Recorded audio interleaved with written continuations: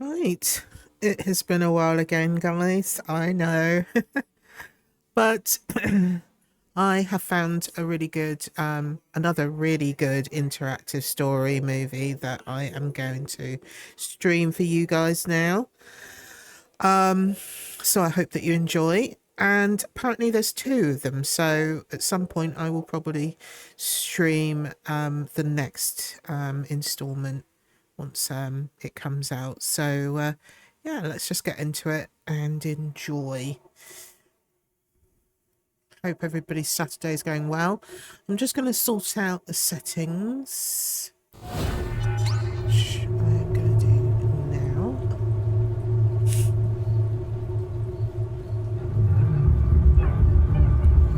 Everything looks good.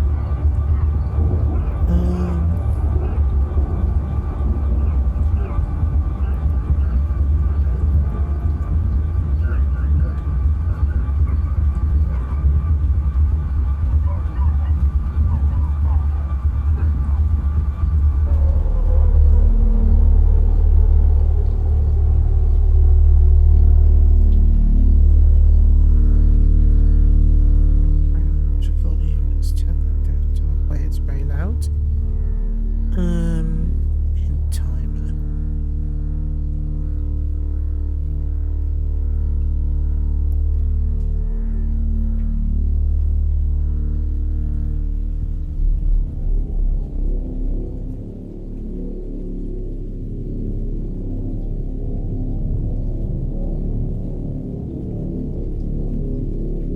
The hint timer is, to be fair.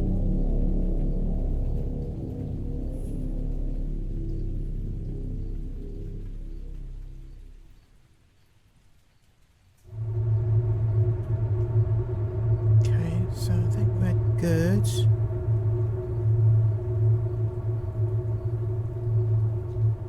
And okay, so the level's already been chosen for me, which is brilliant. Okay. The faculty thinks I've gone loopy, like some kind of spongy Mobius strip. That's why I'm here, isn't it, Dr. Decker?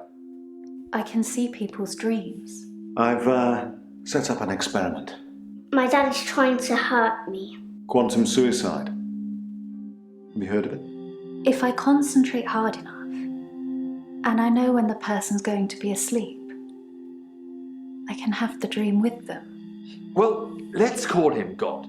He creates this world for his amusement, something he can play with and occasionally alter to suit his mood. It feels like the paintings are watching me.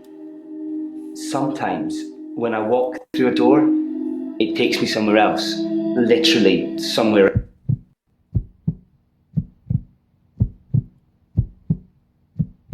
Doctor, you're late.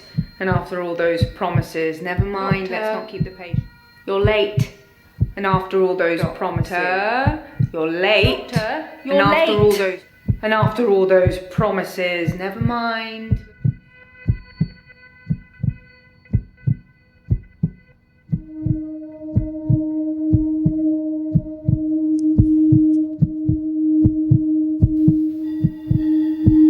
Doctor, you're late. And after all those promises, never mind, let's not keep the patients waiting. And if you want anything, just... Oh, sorry, I forgot. I'm not going to be here. The police still have some questions they want to ask about, you know. And after that, I'm dropping in to see Ben. He's still in shock.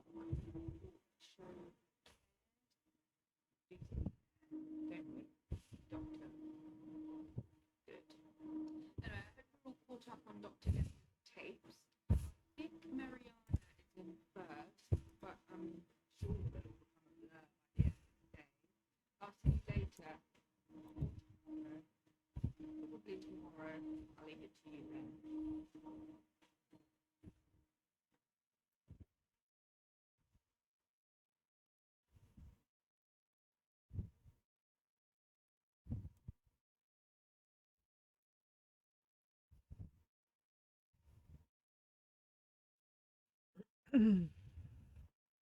Right.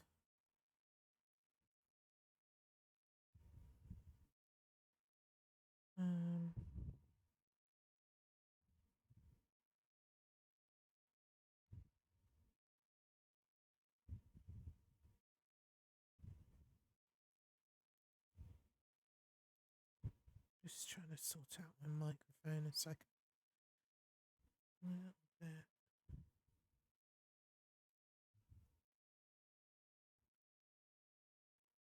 Right.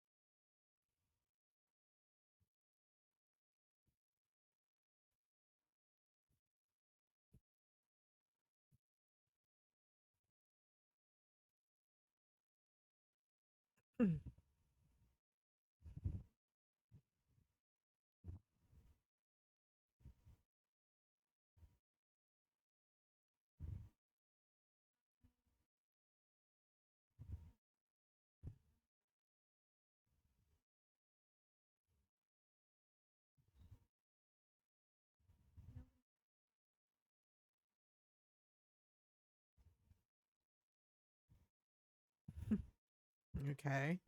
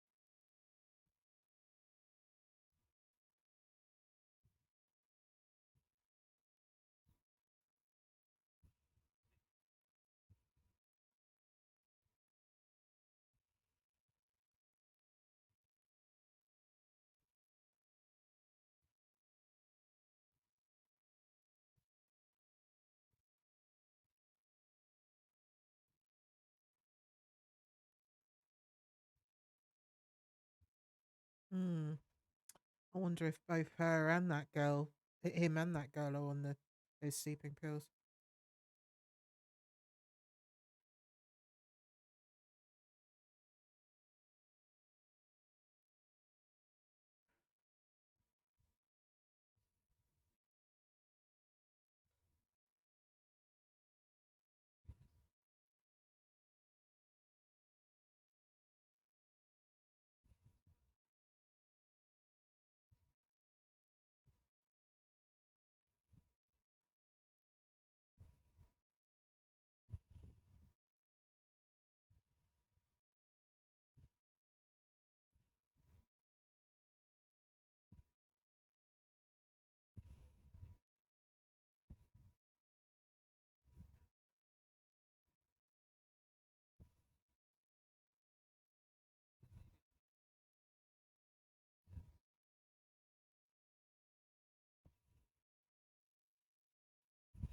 Hmm.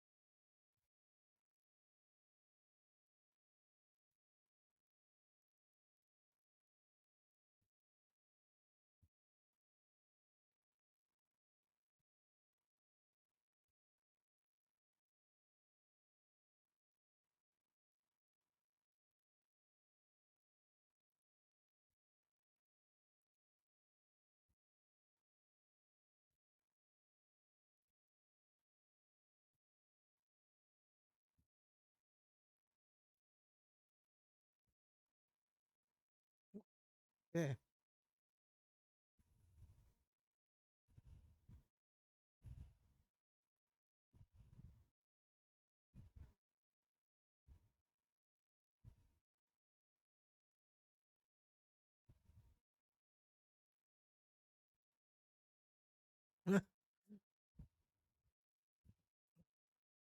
Ironic name, Iris.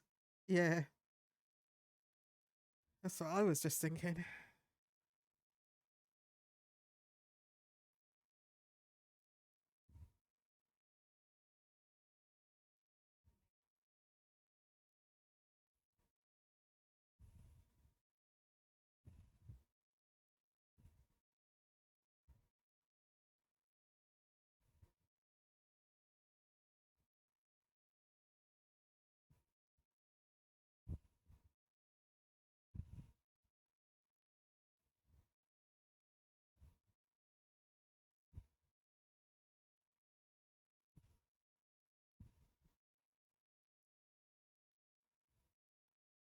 Hmm.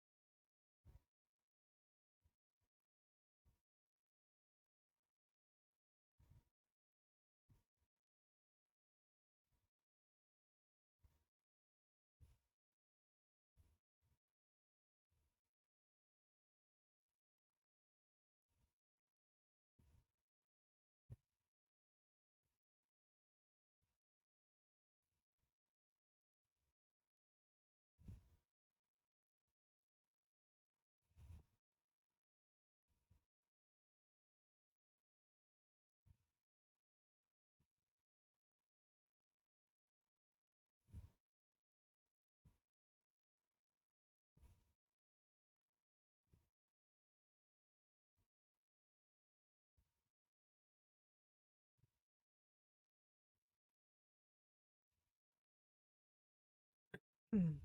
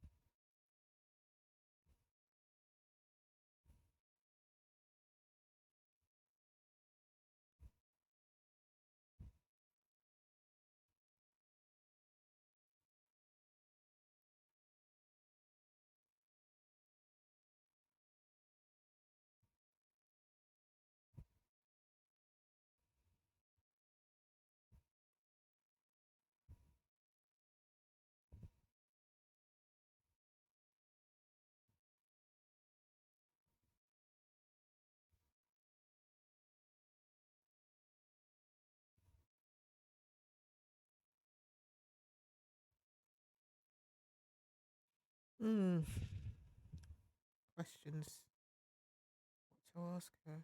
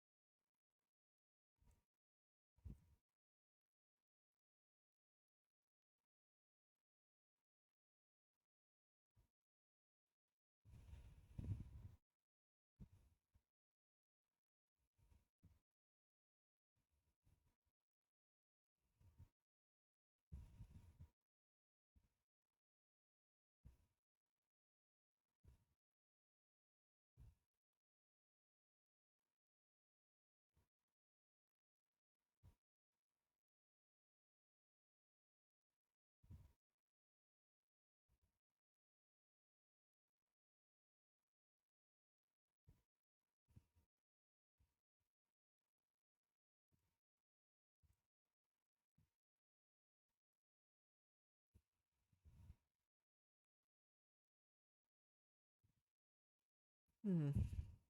This is a lot more complex than I thought. Right, I think I'm going to have to cheat a bit. Go on YouTube.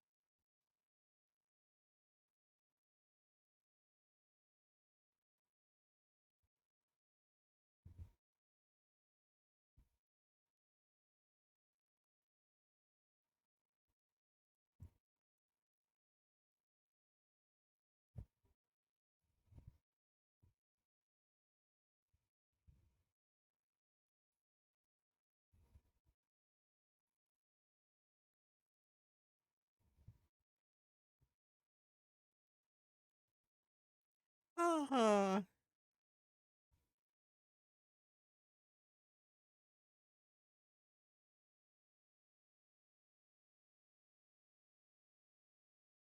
Oh, you're not getting any sound. Oh, that is annoying. So you're not hearing the game at all. Oh. Literally, I've been streaming for an hour and 14 and there's no audio. So you literally, yeah, I mean, you can hear me, but you can't hear the game. And it's important because it's like there's a lot of stuff going on in there. Oh, that is so annoying. Oh well. Well, I'll sort it out now, but apologies for that and thank you for coming in and telling me that. Yeah, I wasn't really speaking, so that's fair that you didn't hear me, but you can't hear the game. That is really bad. Um, let's try and fix that. Oh, I am so annoyed with that. But thank you so much for coming in, and I hope you're well. It's been a while. Can you hear everything now? Let me know because I mean, there's a little bit of background music coming on. Um, I'll go on to somebody else and see if you can hear them talking.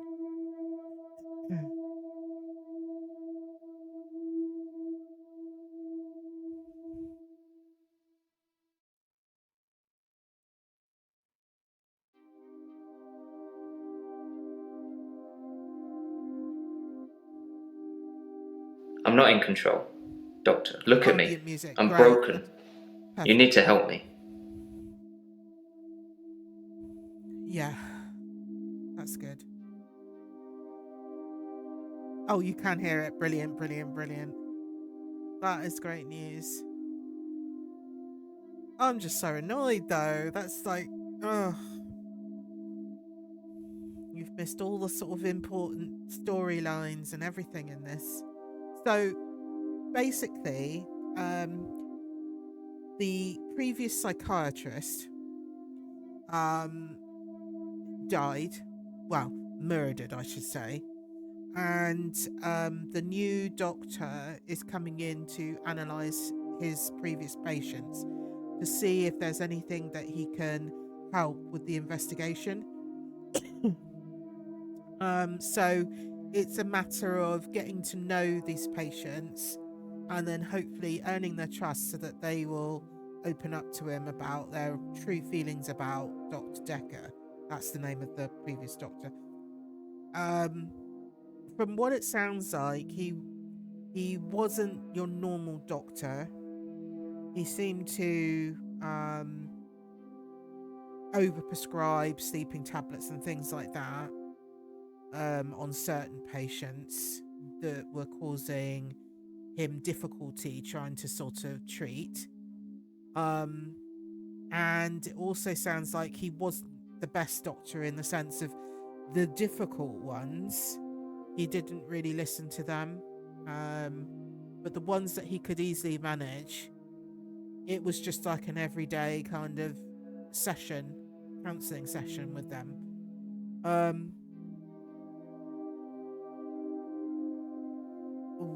So basically, I am trying to analyze these patients to see if there's anything more that I need to know. So I have already gone through all of them, which is why they're all in orange at the side here. But I need to get them all to green, and green will then give me a chance to sort of pick which one I think is the killer. So yeah, I'm just meticulously going through. Thankfully, the game gives you hints because honestly, it's a lot to remember, and I don't write stuff down. It does give you notes, which you can read through, but it doesn't give. I don't think it gives their responses. Oh, yeah, it does. Yeah, there. So.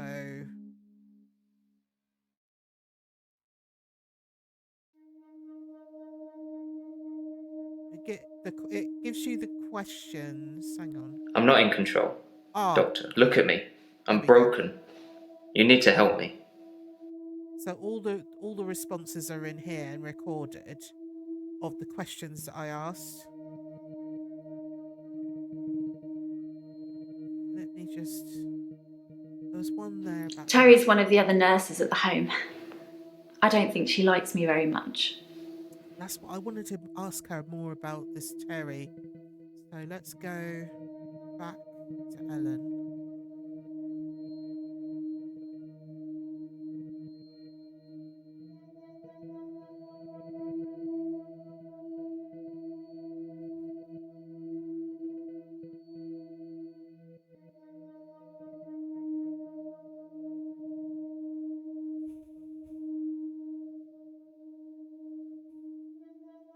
Oh.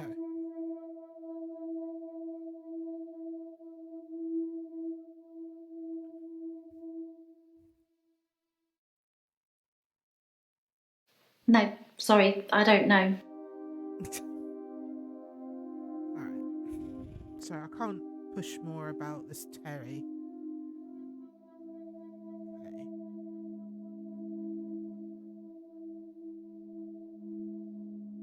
No, death doesn't scare me. It's probably because I've been around it so much, but No worries. I haven't seen anything that's made me feel like it's something to fear. I don't think death is an end. I think it's a doorway to another place. I'm just not sure where. Where do you think we go when we die, Doctor? So Terry's a nurse, end of life care nurse.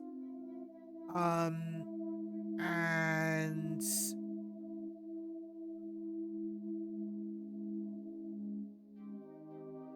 the overlay. What do you mean by overlay?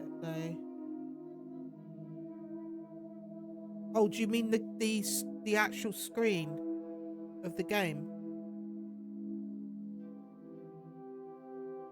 I don't know what you mean by overlay. Oh, yeah. No, that's me. I did that on purpose. I don't want you to see the whole of my face.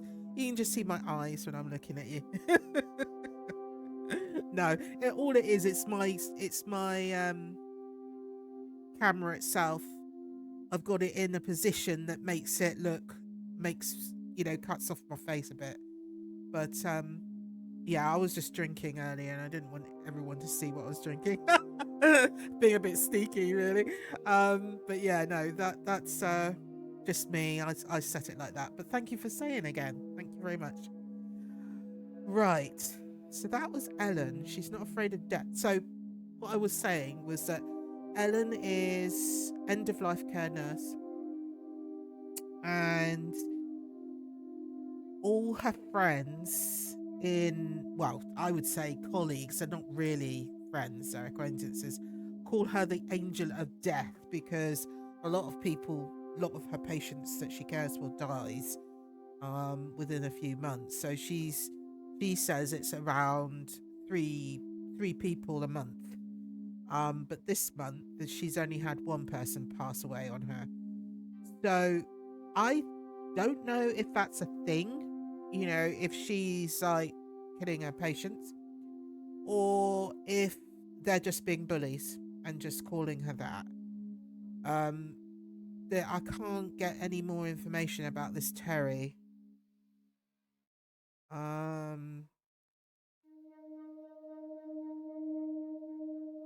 I really want to push more information about Terry. Maybe I should just type in.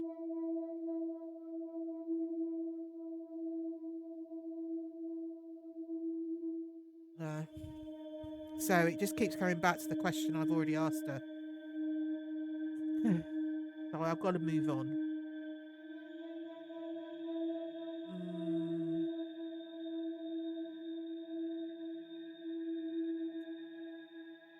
But I'm interested in her. I don't know why. She's coming out at me on the page, and I just think there's something about her that I am drawn to with regards to the murder. Let's go back to who haven't we spoken to recently? Okay, Claire is the obvious, which is why I'm not really drawn to her. She's very obvious killer because she's got a history of violence. So she stabbed her husband with a steak knife. She didn't say where she stabbed him. She just said she stabbed him. So it could have been the hand, it could have been the arm, it could have been the eye. You know, he could actually be dead. But she doesn't want to go into that conversation. I've asked her about her husband, and she kind of says enough. I mean, she makes out that he's at home and she's caring for him, but that could be a lie. You know, he could actually be dead because we've asked her about the police. We asked her why the police are interested in her, and she just says it's probably because of that incident with the steak knife. So very logical, answers everything logically, but I do feel like she's a bit of a red herring just because she's the only one there that is violent in my mind. But I feel like the nurse has everything around her to allow her to be quite violent and to do a murder. I mean, she's in a hospital most of the time. Meds all around her all the time. You know, there's ways and means.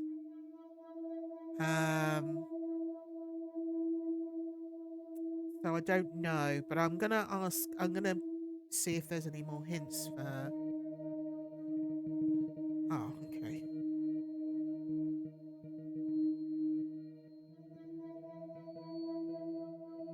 I didn't really know Dr. Decker that well. I never met him outside of our sessions, and we spent those discussing my therapy, not making small talk. You see what I mean? She's very matter of fact. She answers the question, but it's like not offering anything. So she's already sort of told us her diagnosis. So she is a psychopath. She's been diagnosed as a psychopath. But on the obsessive side, she's not what you would class like a serial killer, you know, going around wanting to, you know, murder everyone. So that's why I feel like she's a red herring, because as soon as you see the word history of violence and you see the word psychopath, instantly you'd be drawn to her and think, oh well, she's the killer. I think she's too obvious. It's going to be one of the others, I think. And I don't want to keep questioning this woman because she's annoying because she doesn't give anything away. Which is another trait of psychopaths, which is how they manage to get away with murder. Let's talk to this guy. Now, he talks a lot about freezing of time. So Claire, the woman I was just talking about with the history of violence, she's just a carer. She's a rich bitch, basically, white privilege, only child, so she's inherited a lot of money when her parents passed away. I mean, the woman has a lake house in her house, well, by her house, so this place is probably massive. It really is crazy to me that she said in one of the conversations I was having with Claire, she said, I don't want to get other people in to care for her husband. So it's not like she hasn't got the means or the money to go and get a carer for her husband, yet she says she can't care for her husband anymore. And it's like, that doesn't make sense. Both of those things don't align to me. So I sort of think there's a lie there somewhere, and it is possibly that her husband's actually dead and she's just lying about the fact that she's having to care for him. And it could be that she killed her husband. And which is why the police are, interested in her. So there's that bit. Bryce, this young lad, he's a grave digger, and stress has caused him to come and seek counselling. Apparently, it's overwhelming with the amount of people that obviously have been passing away, and he needs to dig this certain amount each month. I think I don't know. I don't know how grave digging works, but apparently it's very stressful. So he has sought counselling for the depression that he's been getting from all the stress. So he talks a lot about time freezing and that he needs, because of, I think, again, this is to do with his anxiety and his depression, but he feels like he needs an extra hour in a day, and he gains that extra hour at midnight. That's what he believes. And at midnight, he can do all the things that he wants to do. It's amazing. He's got loads of friends. It's basically a delusion, really. But he talks a lot about that, and he can actually do all the things that he is unable to do in reality. So I'm kind of wondering if he could be the one. At the minute, I'm not drawn to Bryce, but I think possible. It's a possibility. So I'm going to ask him a few more questions.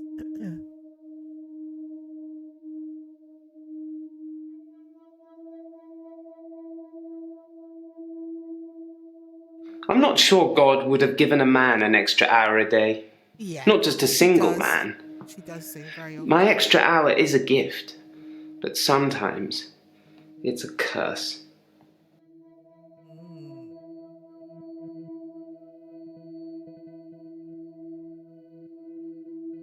I sound like I'm complaining, don't I? I'll stop now. No, please don't. Give us more. Okay, so the extra hour can be quite stressful as well as being pleasurable. So it's a double-edged sword. So I actually think that's more of a delusion rather than he's making that hour up so that he can go out and kill someone, or take control of a situation that's hounding him and do what he needs to do in that extra hour, that so-called extra hour. So I'm thinking actually Bryce could be innocent. So far I'm scrubbing out Bryce, I'm scrubbing out Claire. So all that's left is Ellen, Mariana, and Nathan. Those three. Well, Elin, I should say. She pronounces her name as Elin, not Ellen. So let's go back to Nathan.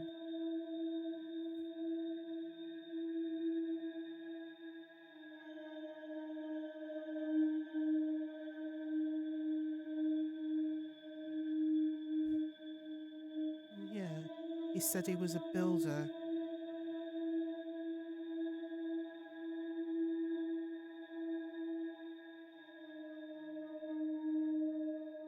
I used to be a builder, a contractor. I had to quit. It's hard watching a house get built only to start all over again the next day. I needed something less obvious. Right. So this guy, this is again just a short outline of his issues. So his girlfriend and him were in a car crash 5 years ago. So that's the foundation to everything. He says he's sought counselling for that and that's all sorted, but I don't think it is, to be fair. And so he's got these sort of other bits that are shedding at the moment. So his main issue is that he repeats a day. So it's a bit like if you've seen the film Groundhog Day with Bill Murray, it is basically that. He believes that he repeats a day over and over again. So his days are basically the same.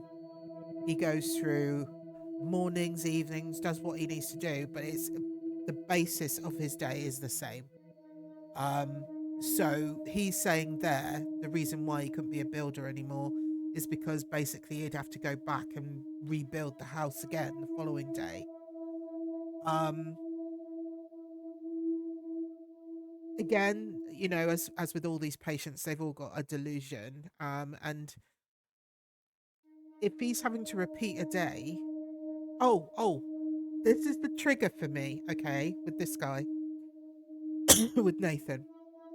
I asked a question early on saying about so why does he feel like what does he feel like could stop that from happening? And he says, well, it has to be something traumatic. So like when Dr. Decker died, he said for a week or two his world was normal. You know, it was a normal day. Some days were different and it was great. But then as that started to wear off, he ended up going back to the way it was before, which is the whole repeating of a day. So he says a tragic event is the only thing that stops him from repeating a day. Now, I didn't ask him the question that was hinted at early on, and I might ask that now. Because I do feel like it's all linked to this. I say girlfriend's actually a fiance, not a girlfriend. So he was engaged to be married, and he did talk in length about Hannah is her name, and how they'd be married now, kids, and all the little house and all of that sort of stuff. So that feeling is still there for him, and it's a deep wound. So I think my next question is going to be, if he repeats a day, can he go back and save Hannah? Or has he even tried that? Can he, when he repeats a day, can he go back and save her? So I'm going to ask that now and see if that triggers anything.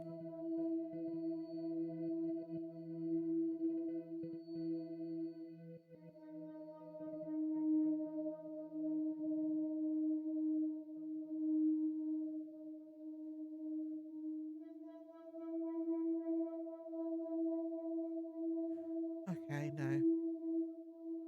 Doesn't allow me to do that.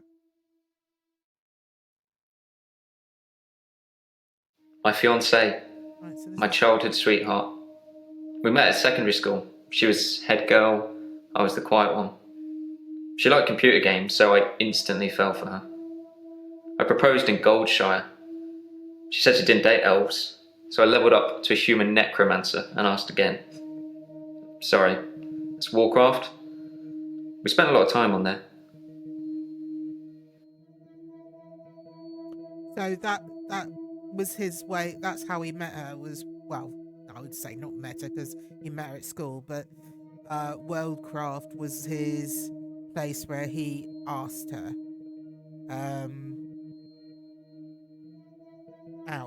asked her out basically. So why it won't let me? Hang on, maybe I have to be.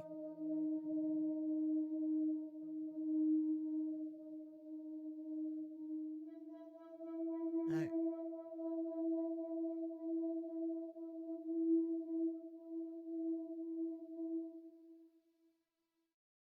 I don't have anything to say about that.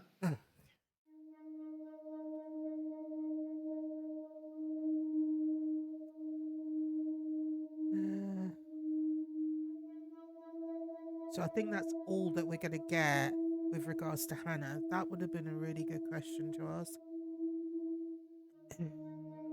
So I've got no more hints for him. So I'm actually thinking Nathan is a big no as well. So Bryce, Claire, and Nathan.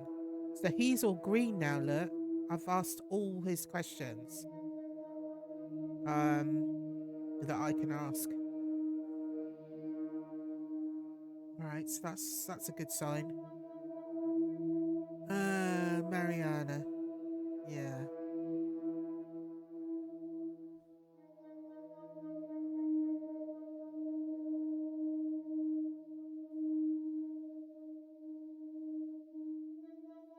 Okay, so the outline of Mariana.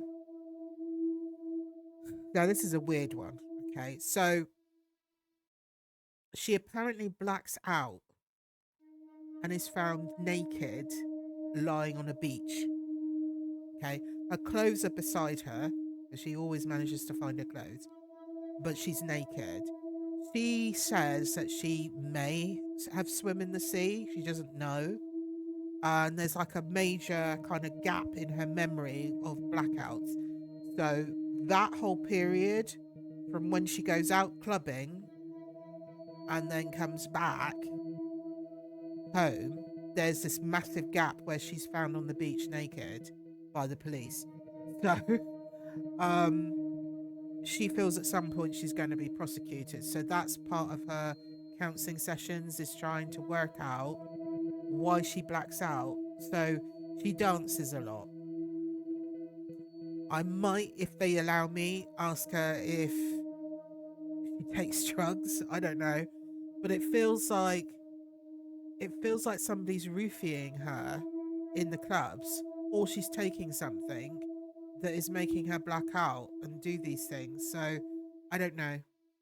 It's a really odd one, this one. I still don't know enough about her to make a judgment. I know she's got a business that is pretty much by the sea. So she makes like jewelry out of shells and things like that, and her business isn't doing very well. She says she could sell stuff online, but she doesn't think that would make much of a difference to profit wise. So that's that little bit about her. But other than that, I don't know anything else. Like, she got friends, or we did discuss the blackouts and said, is there someone that could film her, during the blackout? And she started getting a bit flirty with the doctor, and says that she films herself a lot and all this sort of stuff, which you can only imagine, really. But she said she's never been able to obviously do that because she's blacks out. But then she asked the doctor to film her, and she was like setting up a date basically, which is a bit weird. I just played along and said, yeah, I'll be willing to go on a date with her so that I could film her, but really that would never happen, to be fair. But it's a strange relationship she has with the doctor, and she did actually say that she didn't particularly like Dr. Decker because he never listened. So I'm thinking he's one of the ones that he overly prescribed these sleeping tablets to, and it could be that the sleeping tablets are causing these blackouts. So I don't know. I'm a bit unsure about that one. So let's see what she says. There's more than one question there. Break it down for me. What? What's that?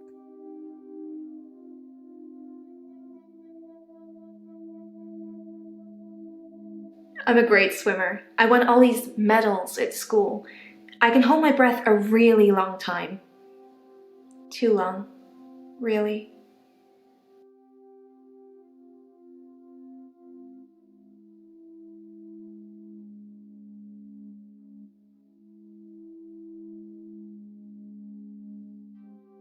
That doesn't really mean anything to me.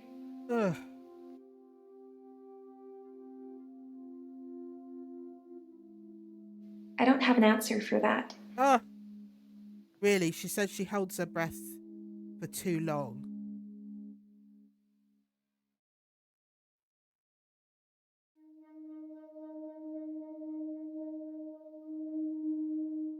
So I did ask some questions earlier regarding her blackouts.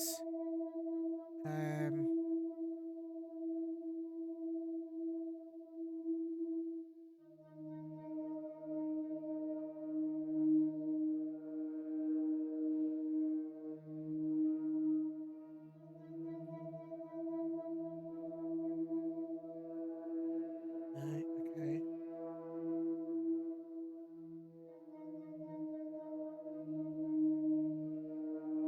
I don't know about that. Can't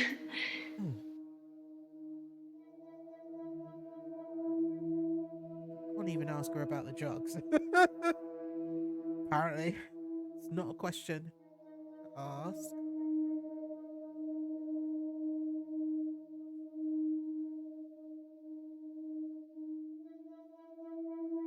It's a shame that's not in any kind of order. There we go.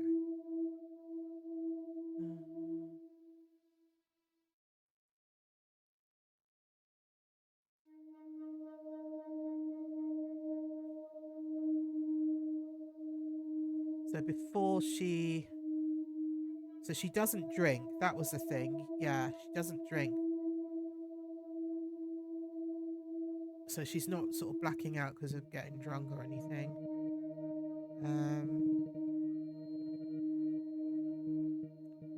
Dances in clubs.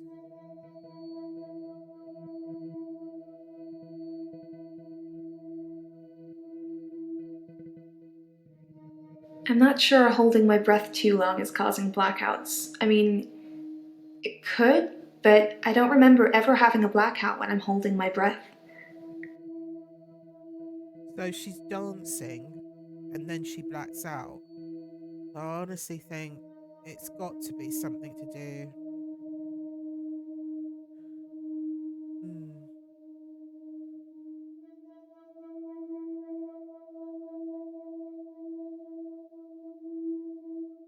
I dance a lot at nightclubs. I know most of the nightclubs around here. My favorite is the Pearl because they sell cheap vodka shots all night.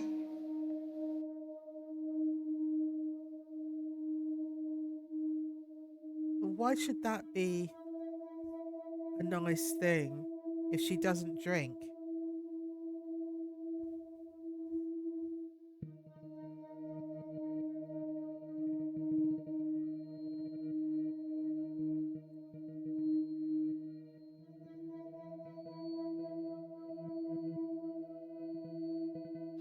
Like I said, I don't really know anyone around here. So she goes clubbing on her own.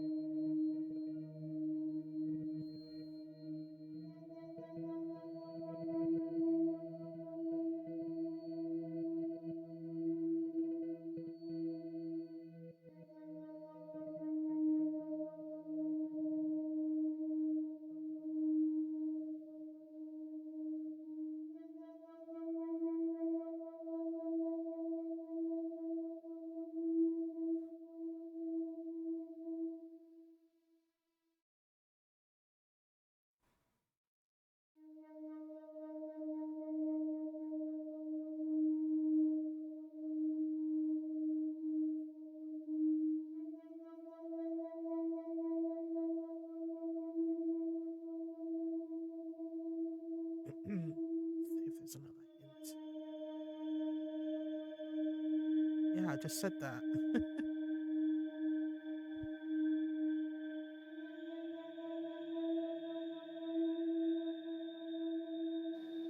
I'm not seeing anyone at the moment, if that's what you're asking.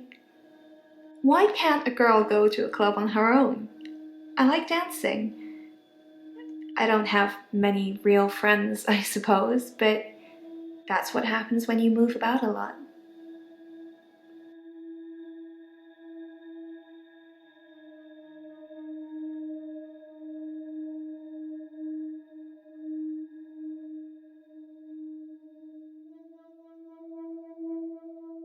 I move around when I dance, and geographically speaking,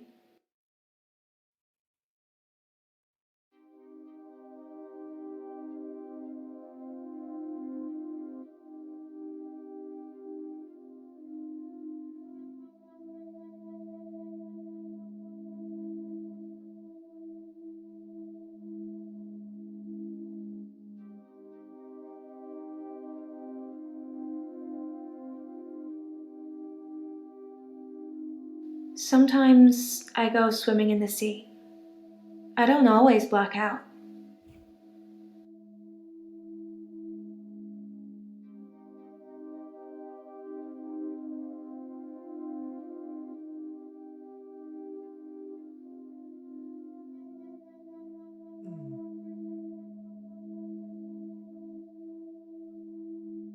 I feel like we're going round and round in circles with this one.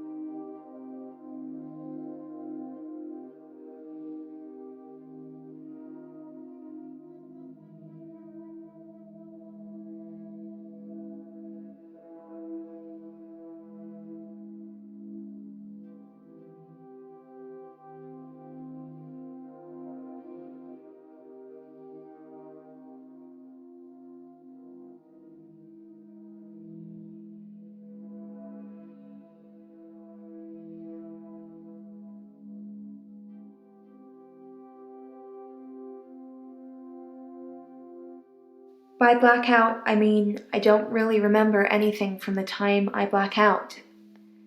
I'm lucky to be alive, I guess.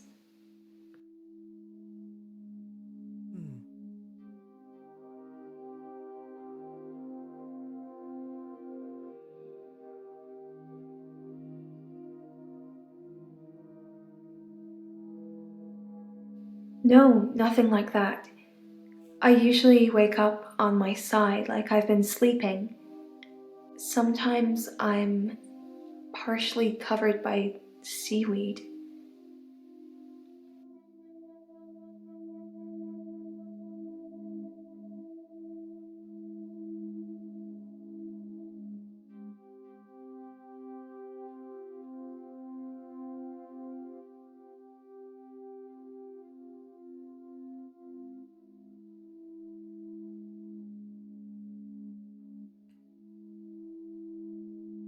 Like you're not listening. Okay. Didn't like it when I asked her how she felt. Crazy.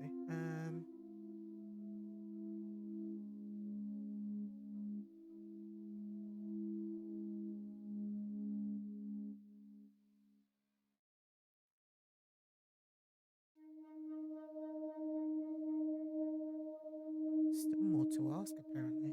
It's crazy.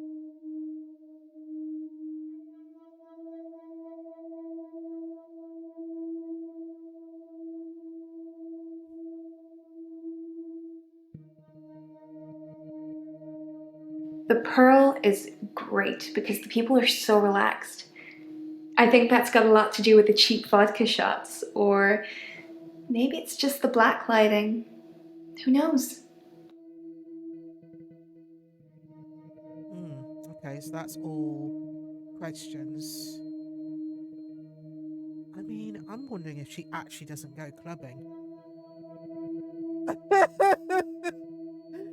So the game is it's called The Madness of, oh, I've got to even remember myself. The name of it is.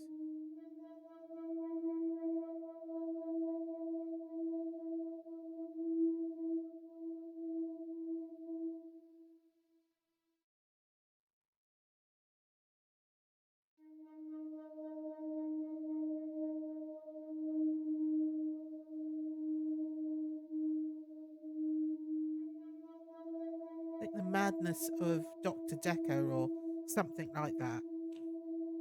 And Dr. Decker is the guy that died. Well, was murdered, I should say. So that's kind of like where we're at with that. So it's basically we're only there because he died or was murdered.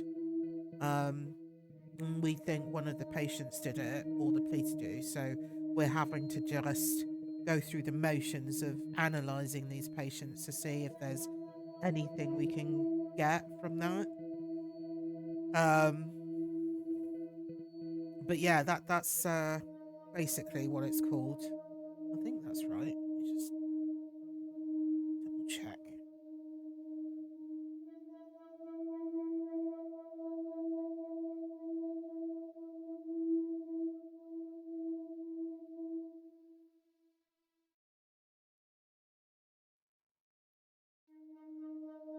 Yeah, the infectious madness of Dr. Decker. That's what it's called.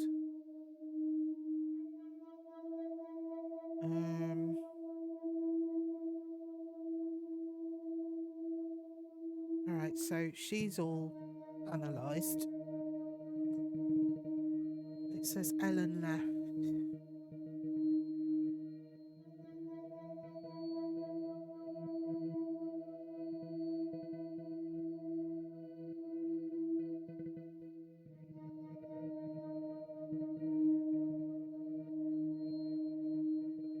When someone says afterlife, it just makes me think of wispy figures floating around in a white haze, like you get in those New Age posters. I don't really go for all that.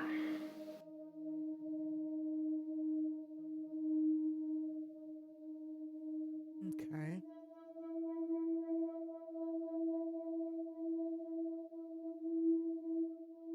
Let's go right back down to see what we've asked her already.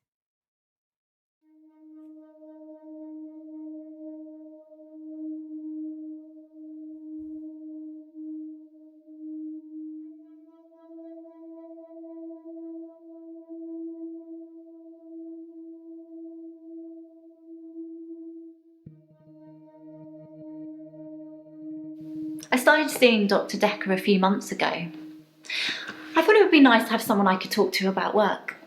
It can get a bit stressful sometimes.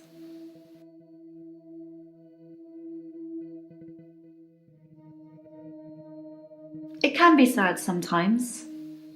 I don't like losing a patient, but that's the job. I don't get stressed about it or anything.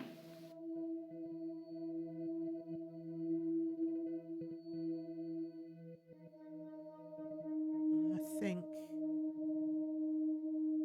It's not the job that stresses me. It's the people I work with, the other nurses. They're mean to me.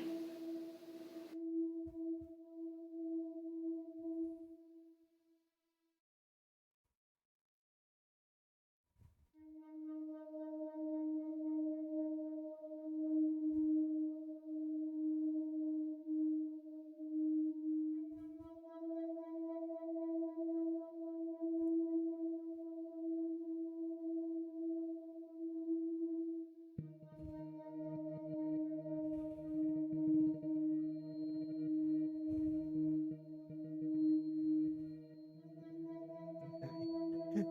So she wouldn't leave there because obviously she loves her job. Just doesn't like the people that she works with.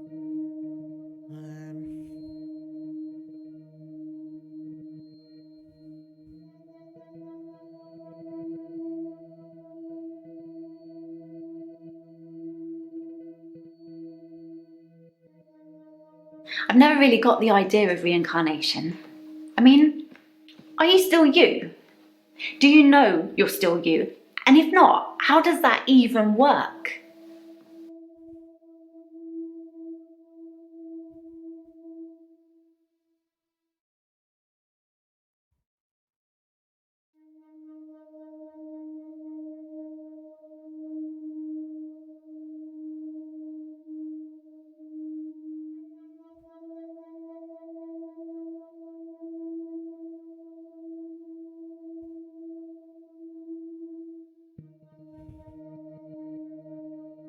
So the other thing is she's a herbalist, and because she doesn't like some of the medications that the doctors put them on, that she will give them a herbal remedy.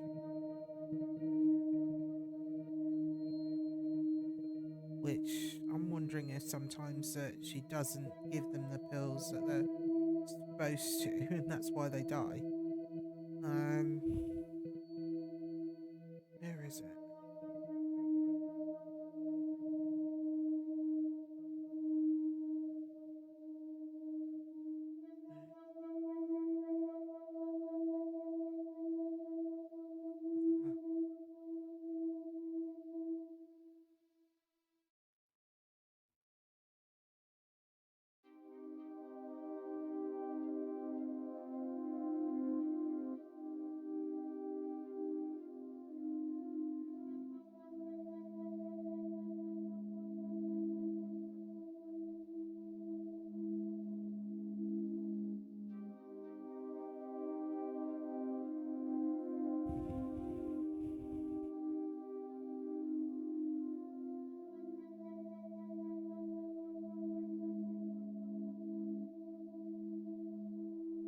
I thought I was stuck in purgatory once, but then I realised I was just watching a really, really bad film.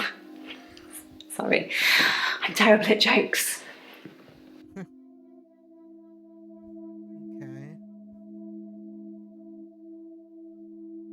Really not answering these questions very well, to be fair. Does make me feel like she's hiding a lot of things. I'm a qualified herbalist. It's okay, you can laugh. Most people think herbalism is a joke, but I'd much rather help my patients sleep at night with valerian or passion flower than lorazepam, temazepam or zolpidem. So she helps them sleep. Herbal remedies, I mean, some of them can be quite powerful if not taken properly.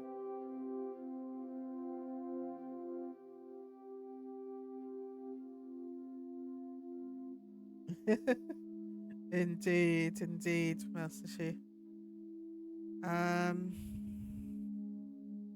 It really does feel like she's not answering the questions. But she is, if you know what I mean. I don't know, it feels like she's holding things back. A bit annoying.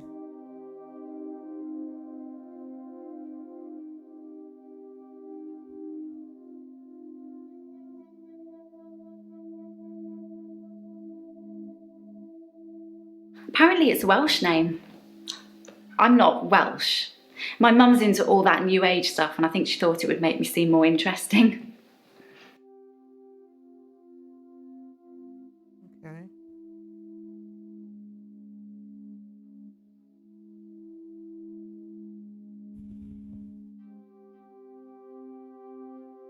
Still got more to ask.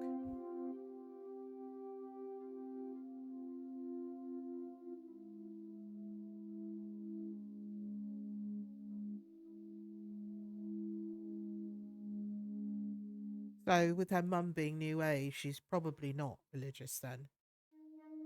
And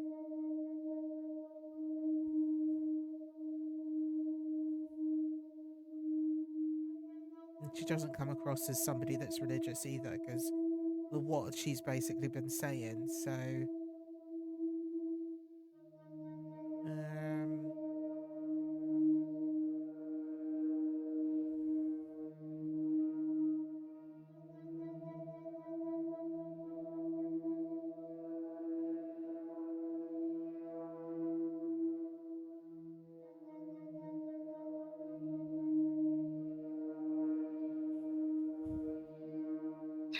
I'm really bad at this, aren't I? Ask me something else.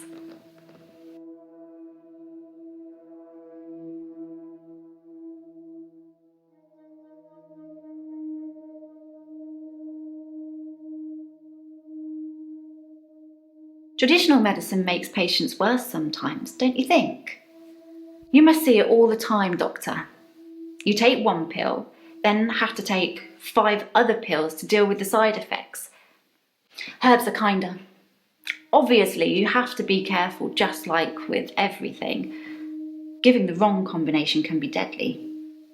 Fortunately, I know what I'm doing.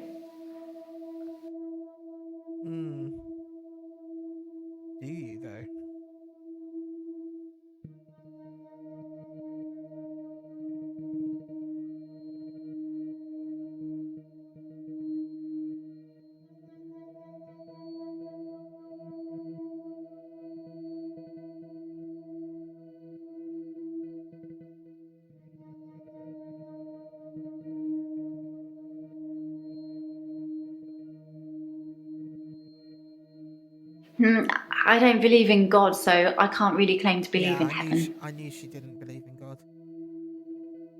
Okay.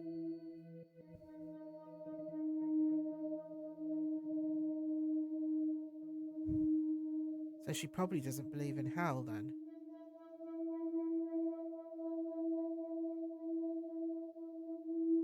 Hell isn't real.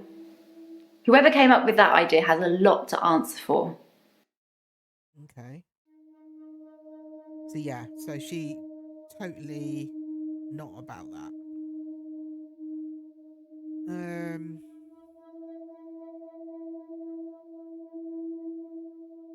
really don't know actually. Is she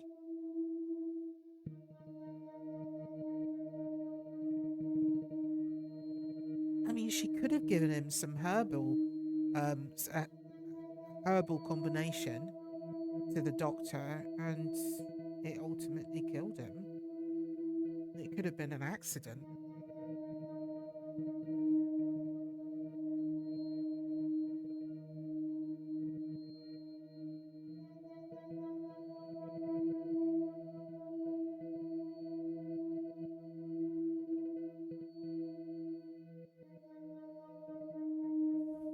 Okay, so we can't ask any more questions about Dr. Decker.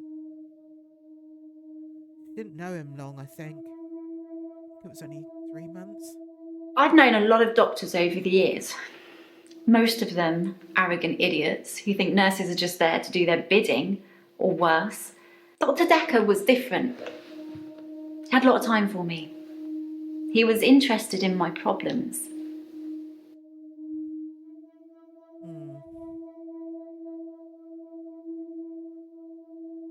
She didn't give me any. There's no reason for her to want to kill him, but then.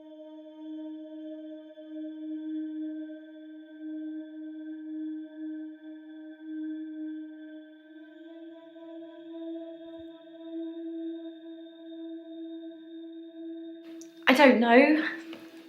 I feel like I'm the weakest link or something.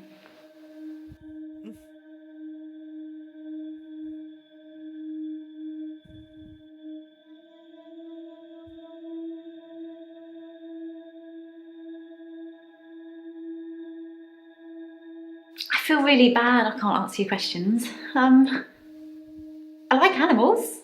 Let's talk about that. All right, so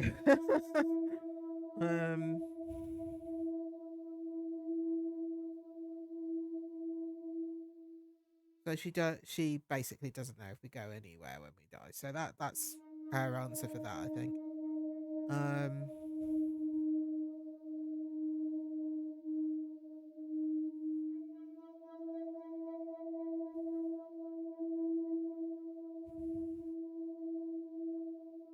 There's a lot of religious questions that seem to be coming up.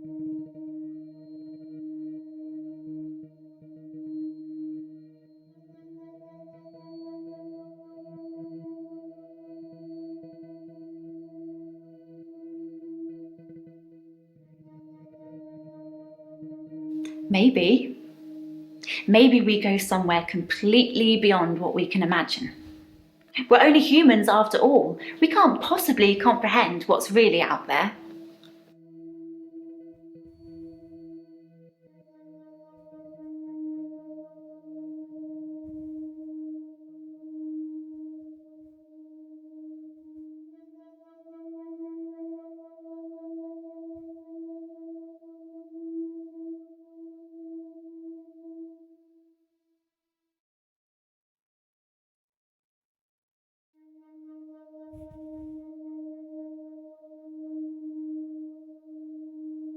Well, we've kind of already answered that question. Why does it keep coming up with the same?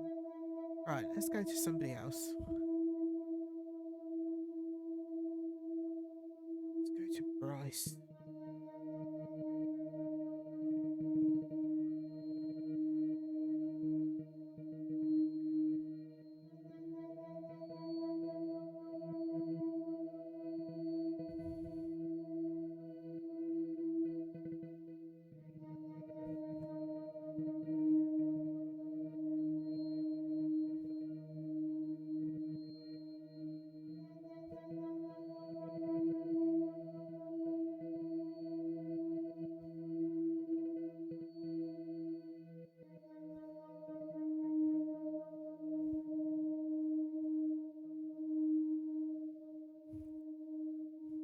Isn't it obvious? I've tried moving them, of course. People are often frozen in the most inconvenient of positions.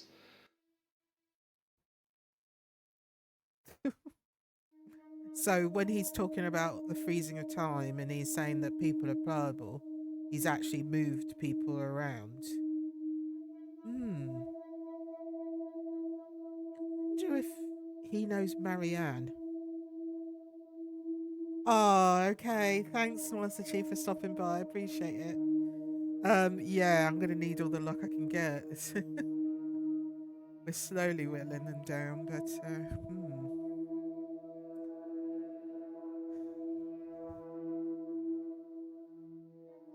wonder if he knows Mariana because he said he's moved people around.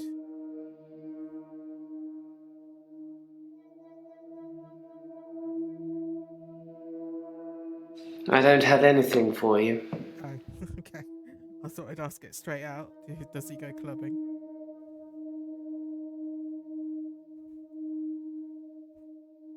I have no knowledge of that. Okay.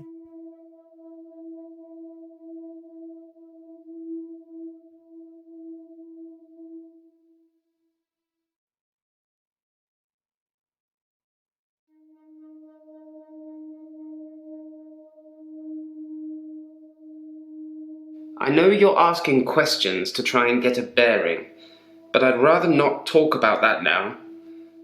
Let's just enjoy the getting to know you phase before the ugliness kicks in.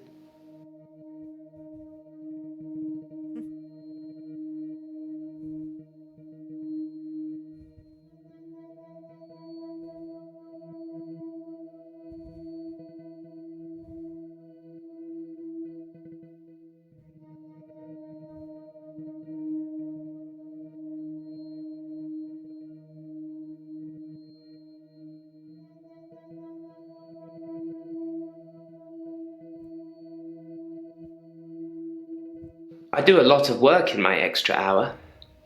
I move people into graves.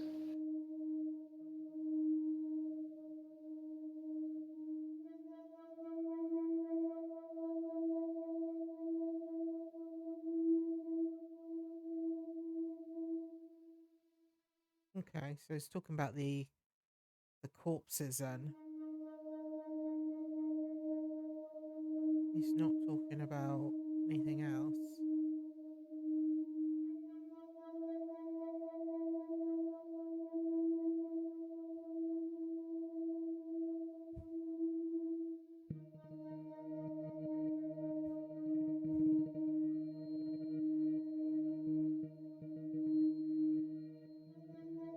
Doctor, pace yourself, please. This is my session. I'm paying.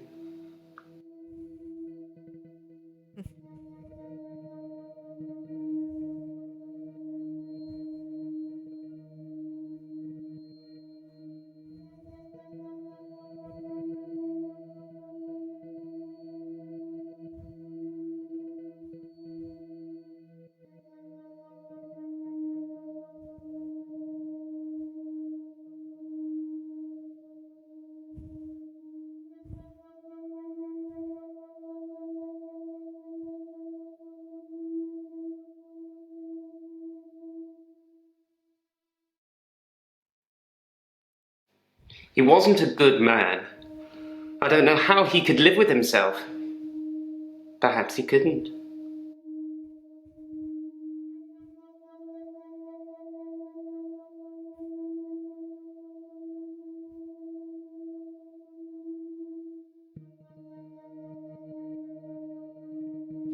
I don't know. Okay.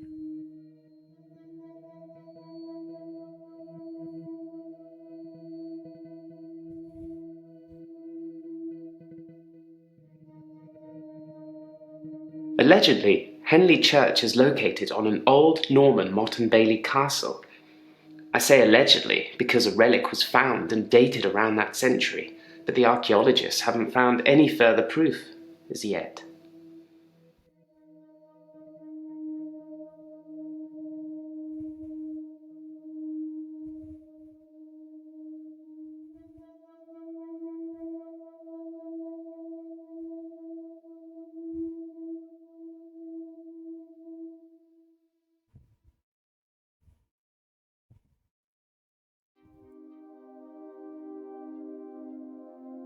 I've taken a lot of pictures. I have great shots of all the tourist sites. It's amazing what exposure you can use when moving cars are literally frozen still. Must be the sharp focus.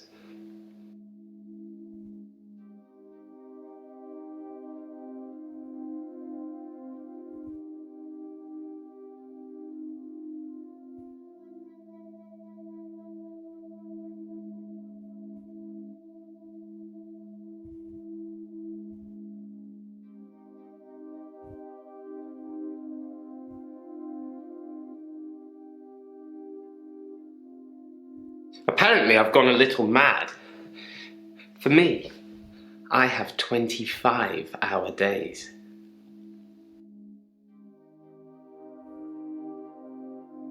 Okay. It's Bryce done. There.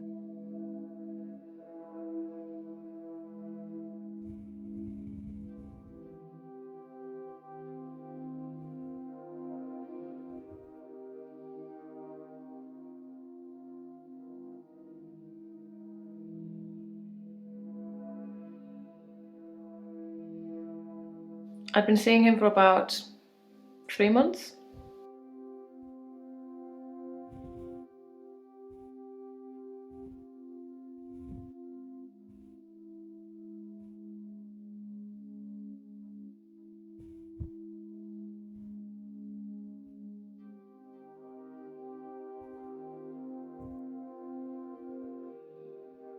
I don't have anything to say about that.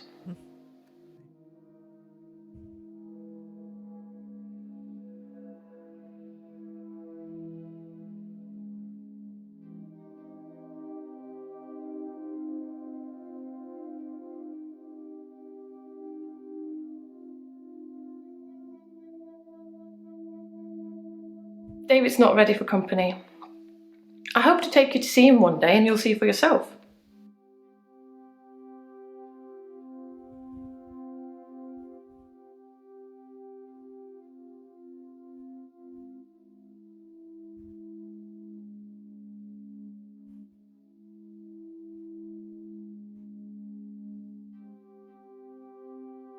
No, that doesn't mean anything to me.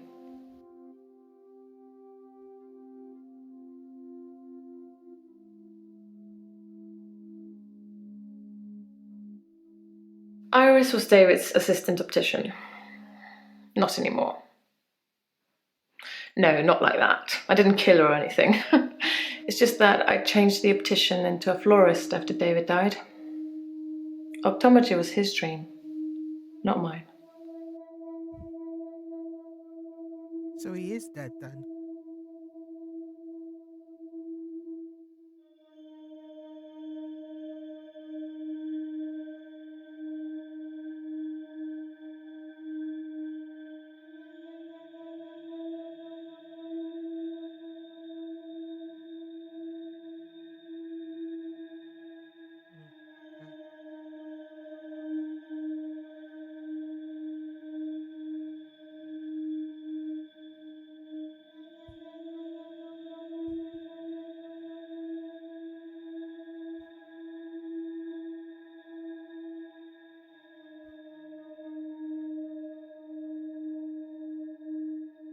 We've been married for 7 years, but we don't have any children. Thank God.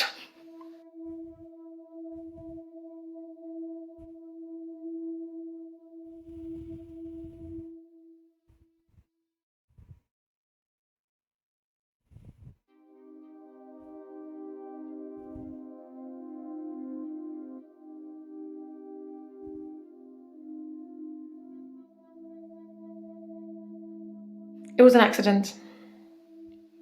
But I don't feel like talking about it at the moment.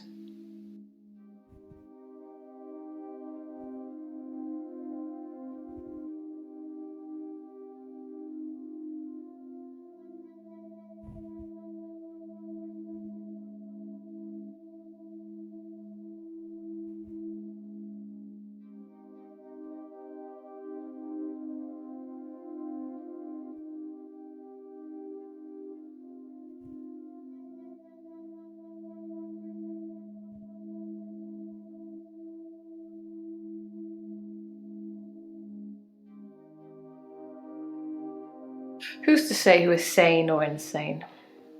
We all see the world differently, don't we?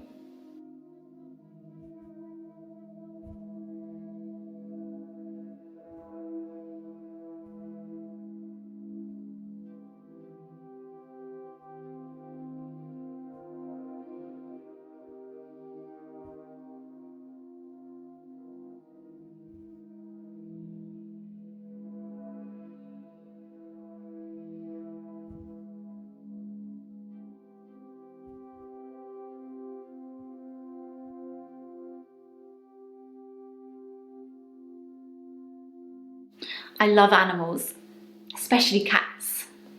I think everyone is either a cat person or a dog person. What are you, Doctor?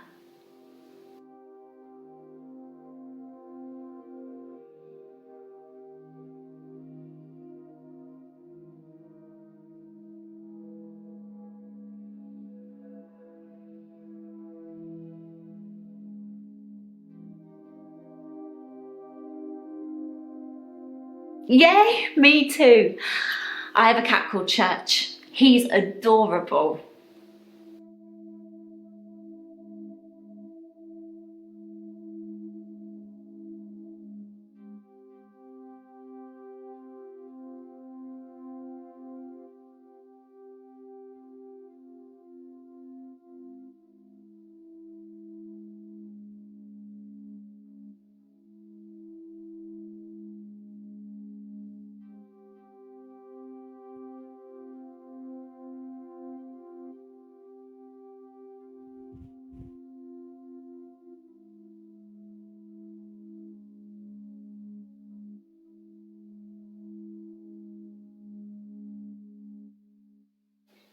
Well, that's bleak, but I don't believe it.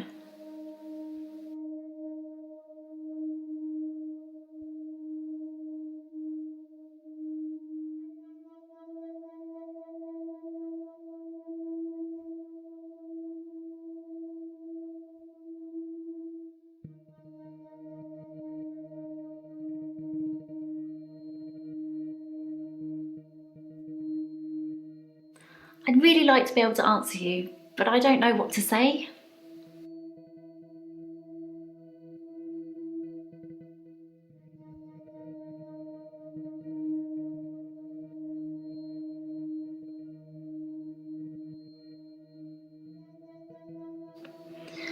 They're old.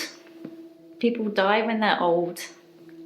I mean, medically speaking, it's heart failure or organ failure or pneumonia. They're all natural causes, though.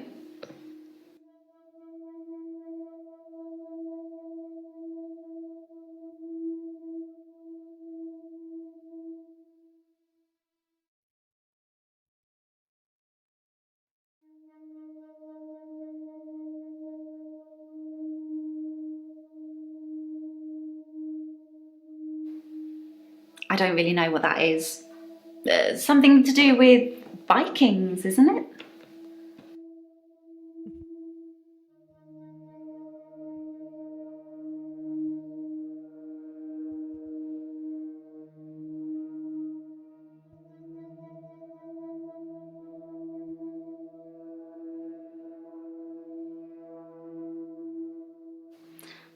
I don't know anything about that.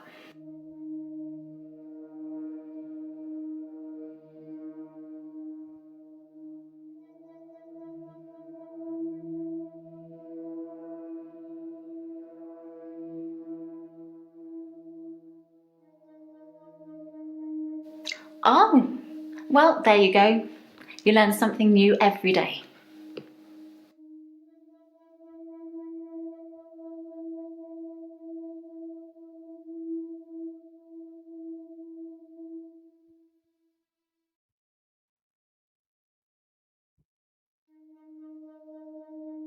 New Age, like auras and healing energy, crystals and all that. It's not really my thing.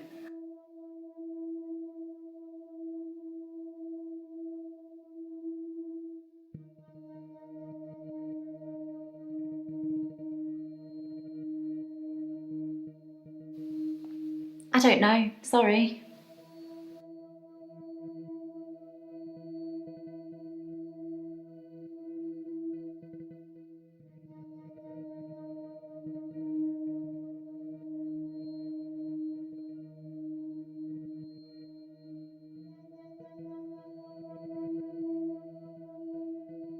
I don't have any kids. Maybe I will one day, I don't know.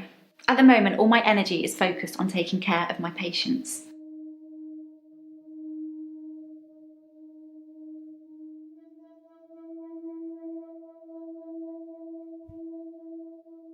Okay, so that's all done on that one. Back to Claire.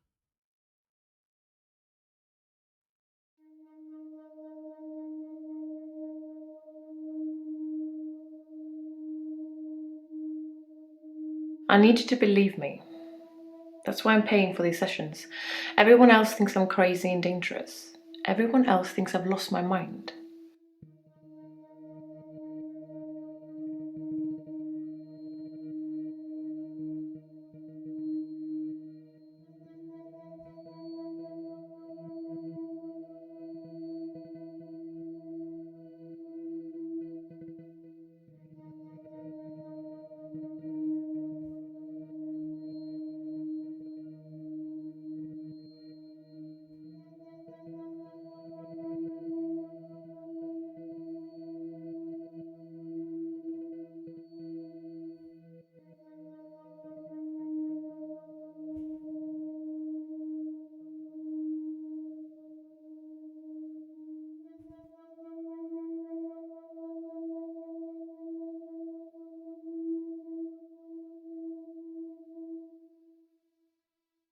They think I'm seeing things, making things up. I don't want to talk about it.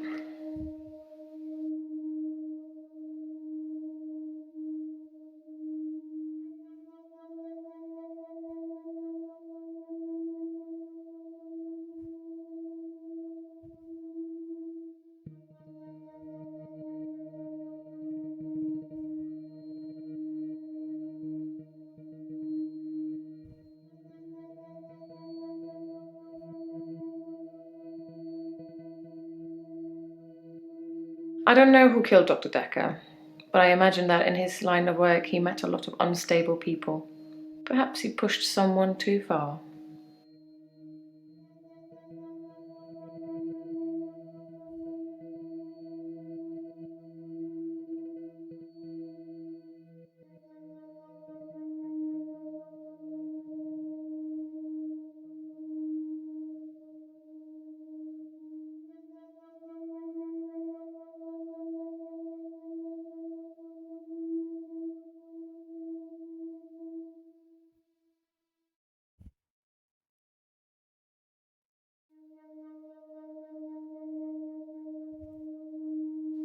I should have divorced him. I wish I had. So much could have been avoided.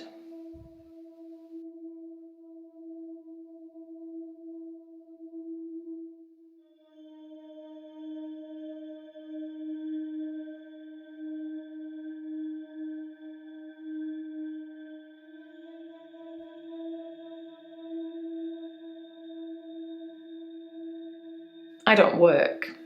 I don't need to. Everything's paid for 100 times over.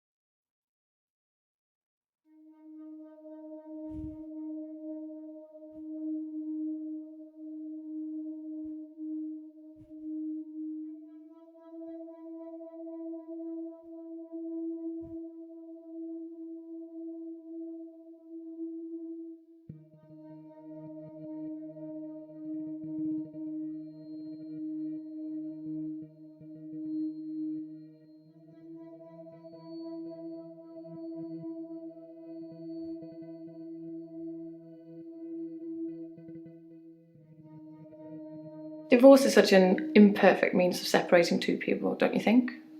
I suppose I don't really mean it. I thought he was my soulmate and that I would do anything for him. That's a weakness that has caused me problems.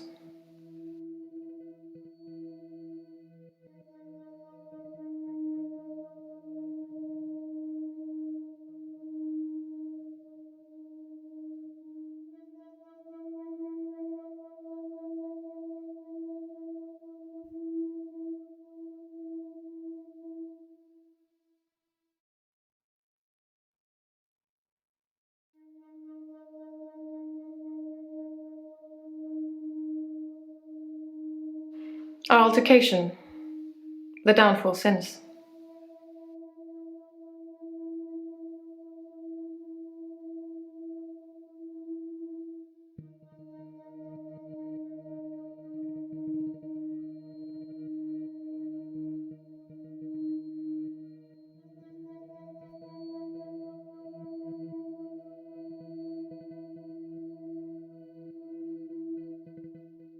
David doesn't work now.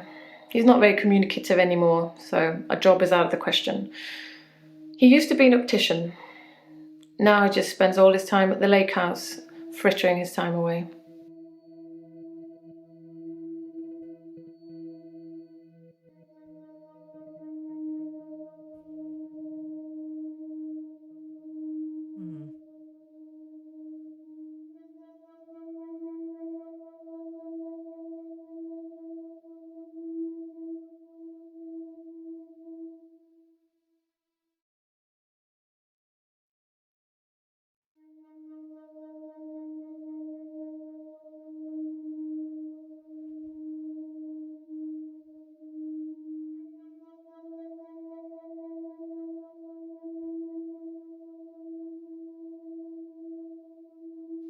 He abhors technology. Mainly he hunts things and then creates huge, unwielding fires that I'm sure will be the death of him and the lake house at some point.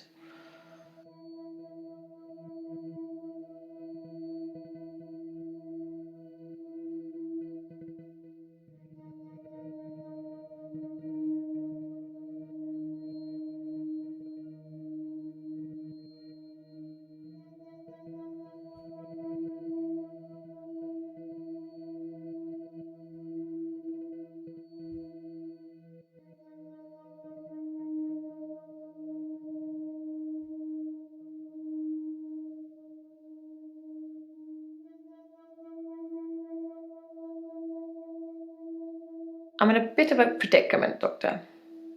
I'll get to that.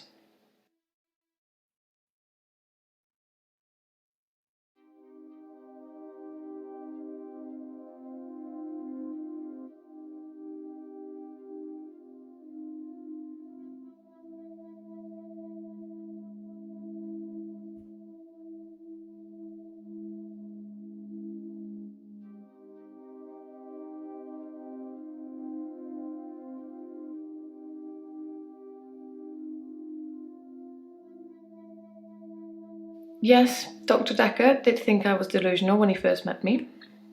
He changed his mind after getting to know me better, as I hope he will too.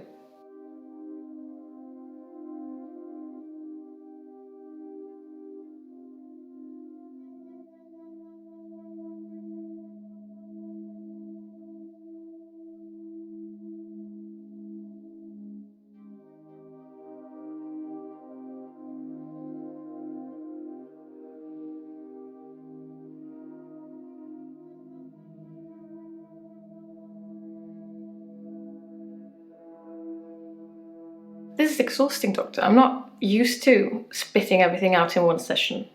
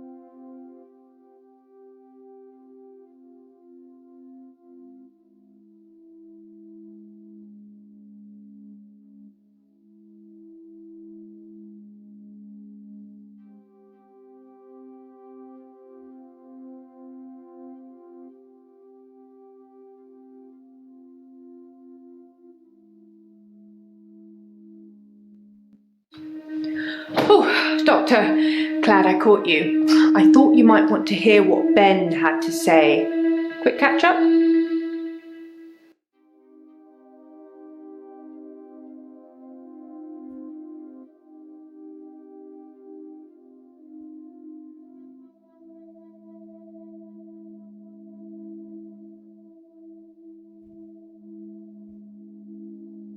I wouldn't say we were best friends, but we did spend a lot of time together. There's only 2 of us that work here.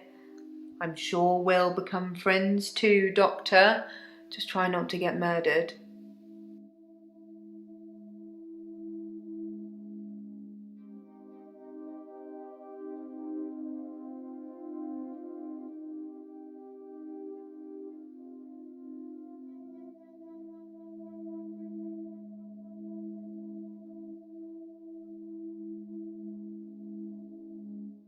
I'm not sure Ben will be coming in for a while.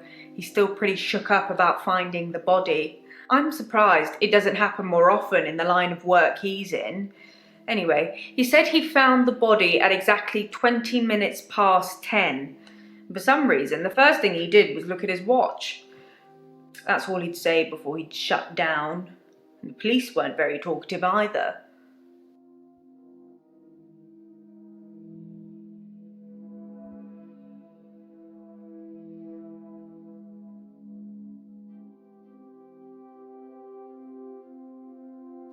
Sorry, didn't you know?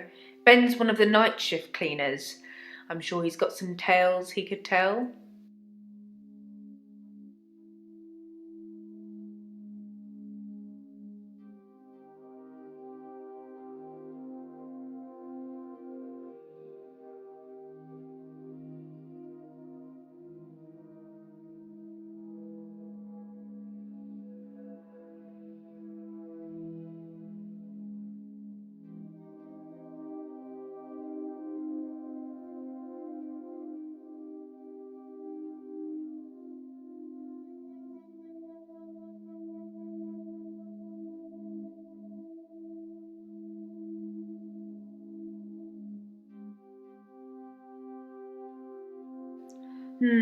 I don't know anything about that.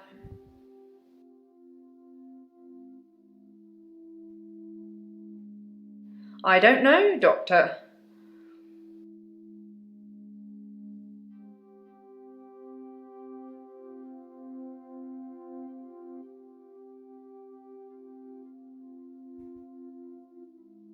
Yes, Ben found Dr. Decker's body on Valentine's night in his office. In your office.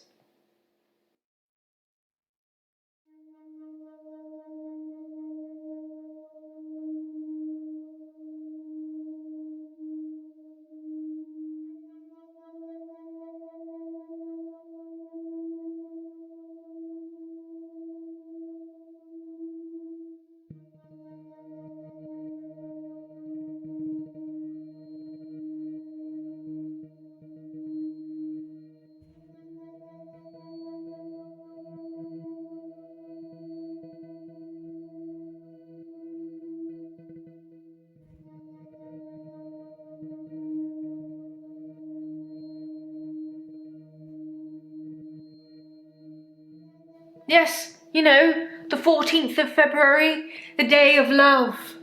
Or remembering a massacre, whichever's more you.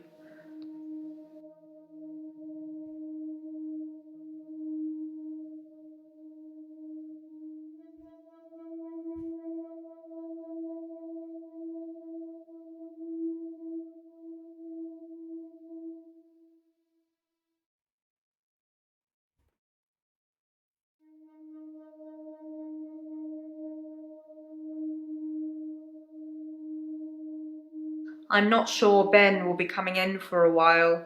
He's still pretty shook up about finding the body. I'm surprised it doesn't happen more often in the line of work he's in. Anyway, he said he found the body at exactly 20 minutes past 10. For some reason, the first thing he did was look at his watch. That's all he'd say before he'd shut down. And the police weren't very talkative either.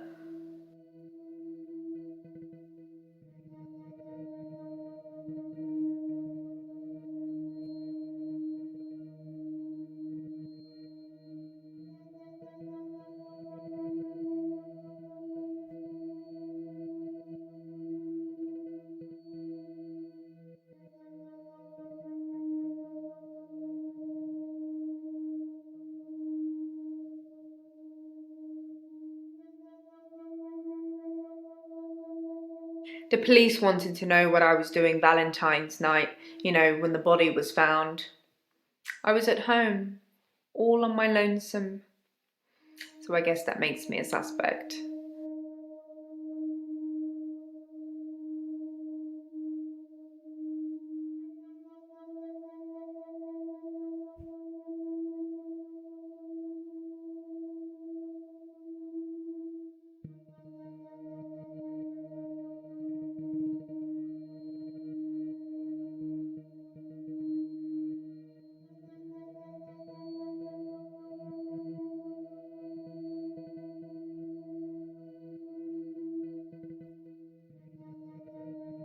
I think the police want you to make a short list of suspects, or maybe even find the killer.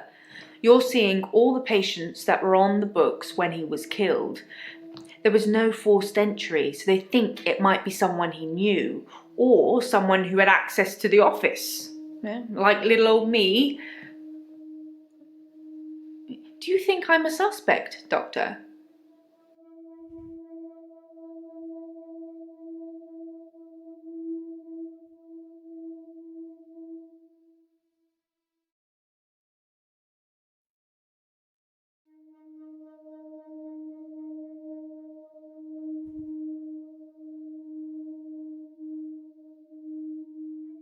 Sorry, that doesn't mean anything to me.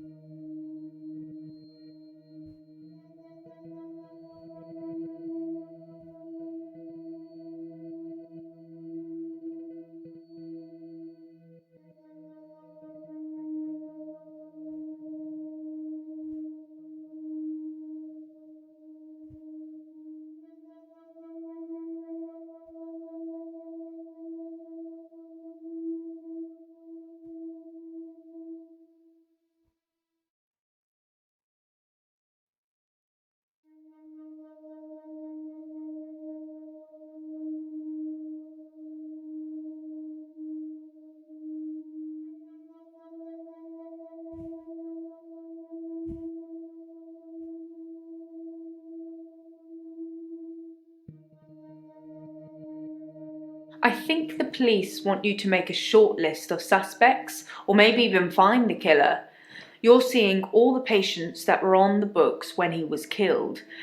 There was no forced entry, so they think it might be someone he knew, or someone who had access to the office. Like little old me. Do you think I'm a suspect, Doctor?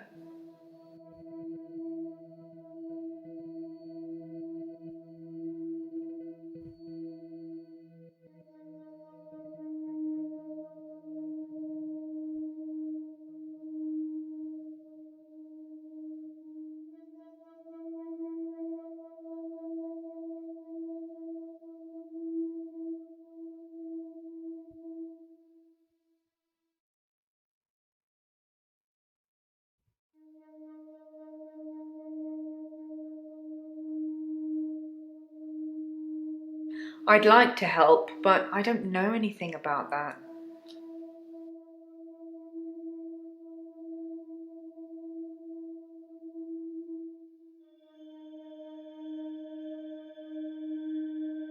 Oh, well, I wasn't expecting that. I suppose everyone's a suspect at the moment, even you. They did mention I needed grief counselling, though, and I said you'd sort me out. I know you didn't agree, but I thought I'd let you know. That's very kind of you.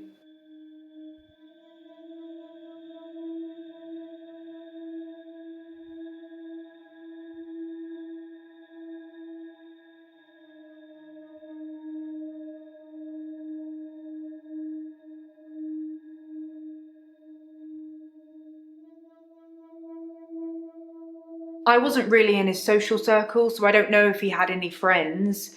In terms of enemies, I heard things get heated in his office sometimes, but I won't name any names.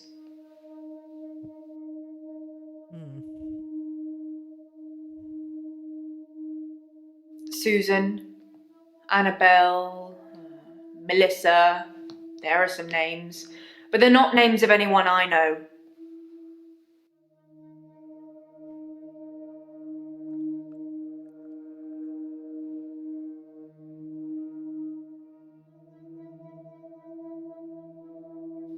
He was stabbed, so that's quite a personal thing to do.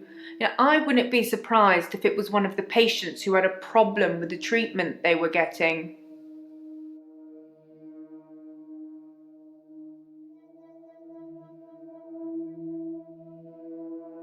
I'm just surmising.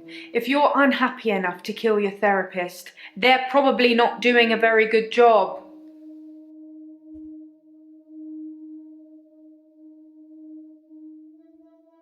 I don't know exactly, but a stabbing of some kind. We'll be getting the autopsy through at some point. I'll let you know when.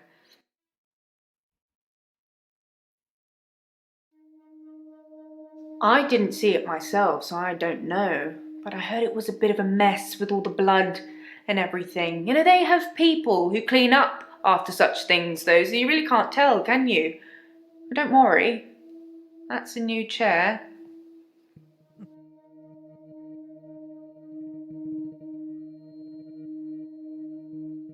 All I know is the police took his chair. Forensics, I suppose.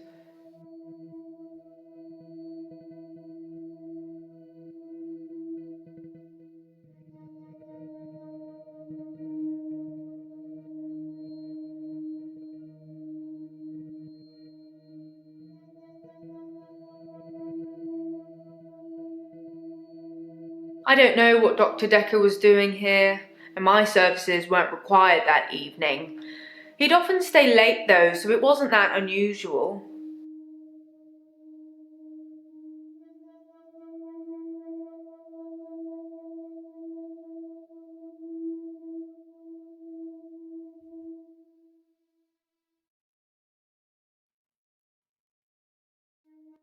I'm having a loop day.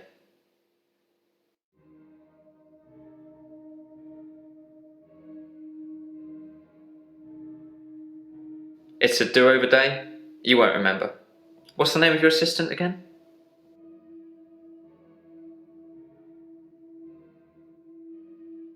You didn't know that yesterday. Can you remember where I met Hannah?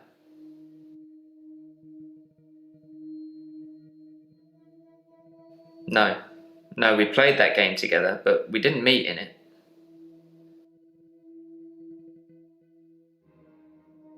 Well done, Doctor. Yeah, we met at secondary. Wouldn't it be funny if my day loops if you fail to get a question right?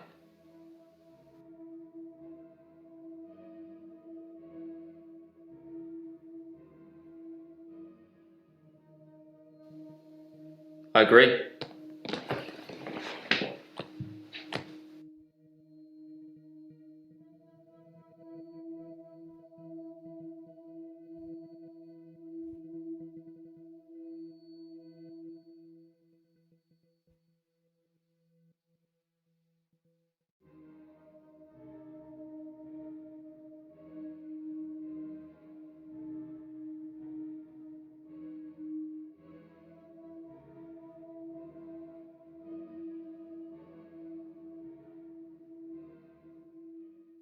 I'm having a loop day.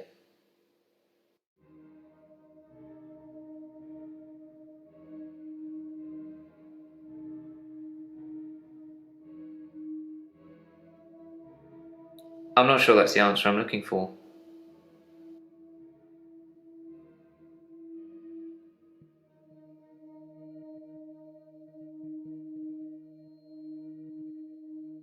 It's a do-over day. You won't remember. What's the name of your assistant again?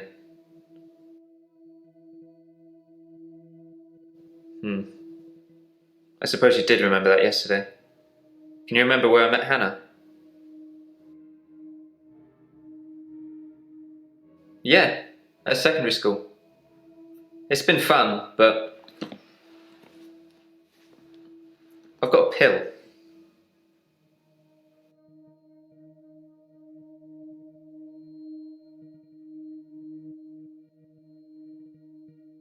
Dr. Decker gave me this pill. He told me if I took it, I'd never have another loop day. It's got a small skull and crossbones on it. Should I take the tablet, Doctor?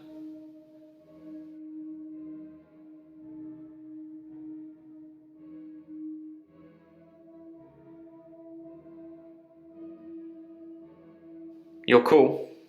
I don't think this is getting us anywhere, though. I'll see you tomorrow. Again.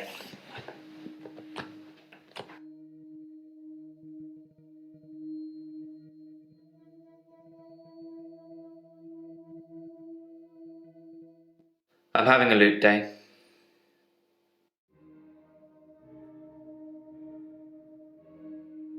It's a do-over day. You won't remember it. What's the name of your assistant again?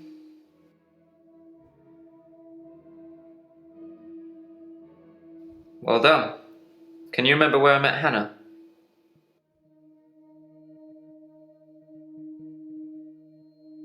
Yeah, great. Is there anything you can say that's going to break this loop for me?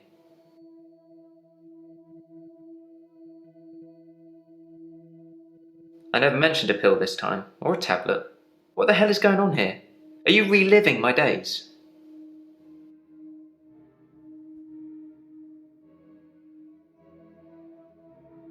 Something somewhere has changed since you arrived. Like some kind of sim theory.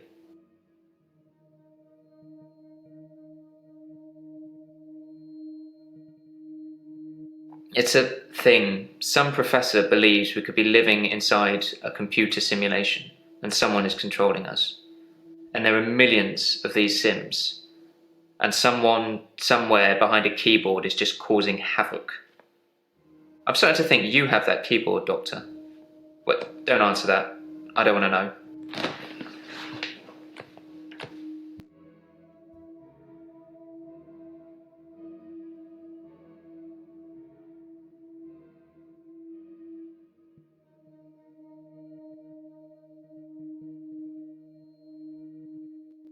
At midnight each day. On Valentine's night, Time as you know it freezes. 20 minutes past 10. Keep up, Doctor. Thinks we're going to smother her in her sleep. I'm a grave digger, Doctor. I was at home, David is my husband. all on my lonesome. Stabbed him with a steak knife. Nothing changes. I'm a qualified angel of death. When I'm dancing, You get this day over and over. Hilda. I black out, I don't think she's got long. And Laurie just... naked on the beach.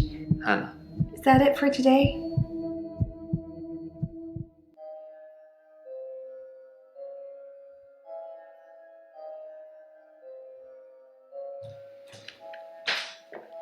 Ooh. Deja vu. Are you sitting in exactly the same place I left you last night? Oh, that's where it all starts, Doctor. Anyway, do you think you can fit me in today? Looking at the diary, it's just the usual suspects, and you must be getting sick of them already.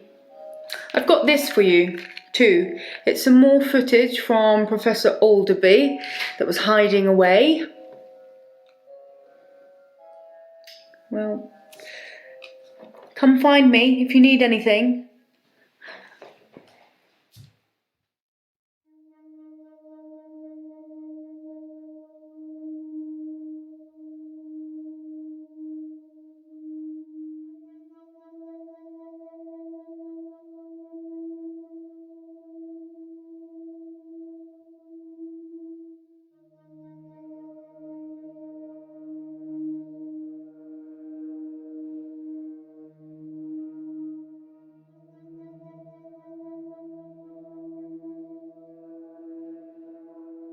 I'm Lacey Hendricks. So you don't know about me then?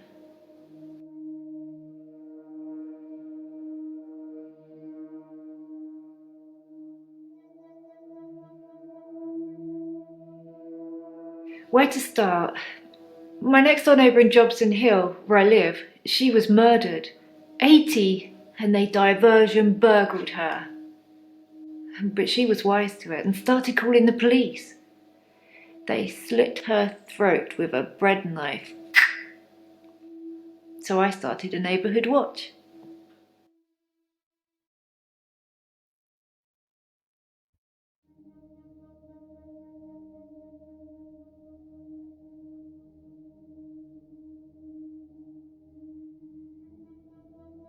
It was me and Agnes. Everyone else thought we were overreacting. If they want their throats cut, that's up to them, living in their bubbles. But Agnes, poor Agnes.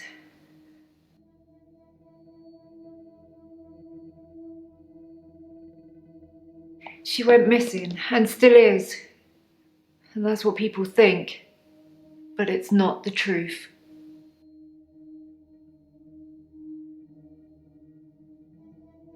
It killed them. It looks normal enough. A smartly dressed door-to-door saleswoman. I know because I heard my other neighbours shout at her, "No Jehovah's!" They think anyone knocking is a Jehovah. But she said she was selling double glazing.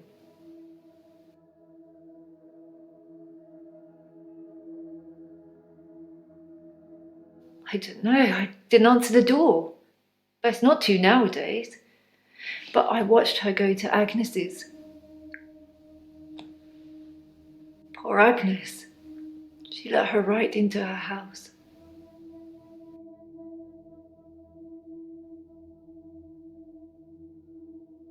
I could only see the silhouette. It turned from a person into it looked like, I guess you'd call it a Medusa. Snakes for her face. And Agnes just fell to the floor. A few minutes later, the woman left, smiling like the cat that got the cream. That was the end of Agnes.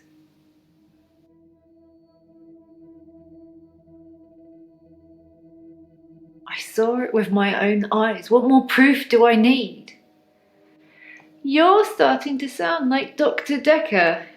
He didn't believe me either.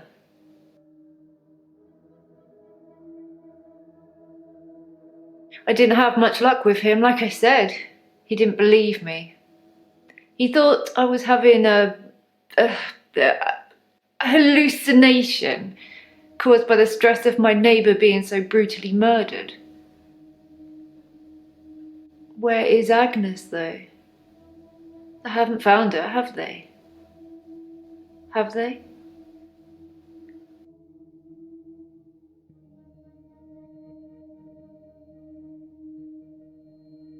What?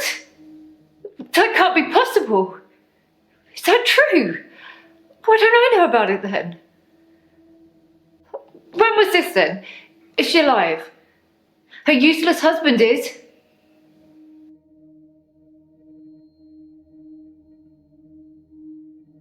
Don't know much about him, other than the fact that he looks at me like I'm 6 foot under every time we meet.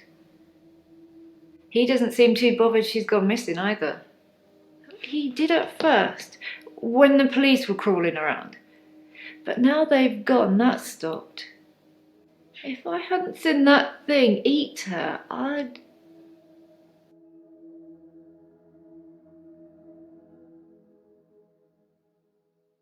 No, he's a weaselly little man who spends far too much time in his garden. It's probably like the National Trust back there.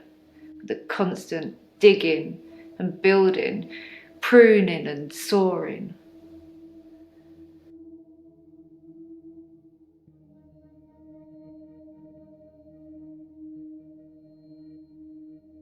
What a thing to say! Why would you say that? I kept watching the front door after that saleswoman had left and nothing. She didn't leave, and you can't get out the back since the council sold the garage block. Ron's a gardener, not a killer. Unless...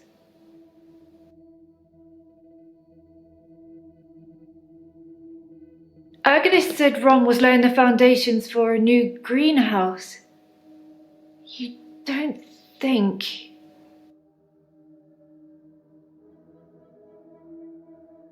I need to call the police.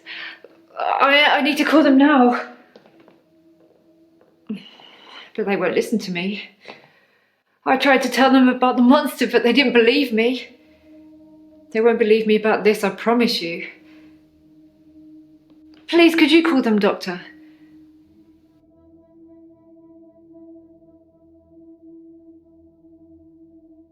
Thank you, Doctor. Now give me a pen and I'll write down the details for you. Don't you want to know why Dr. Decker called me the leech lady?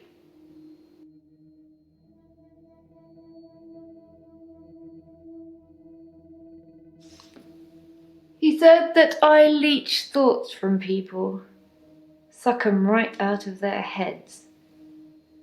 And I can put thoughts in there too. I'm not that clever though, am I, Doctor?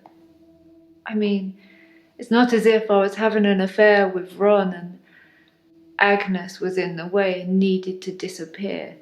So I made this story up. I mean, what do you think I do for a living anyway?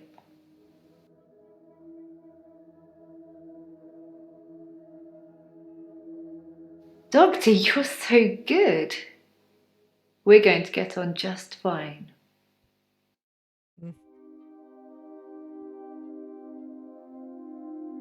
I was at Henley Church. They had a service that ran right up till midnight. For us less fortunates without a love in their life. Well, now. Do you have someone, Doctor? Do you have a love in your life?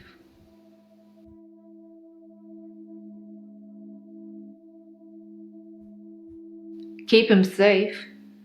You never know who's going to come knocking on your door. Okay then.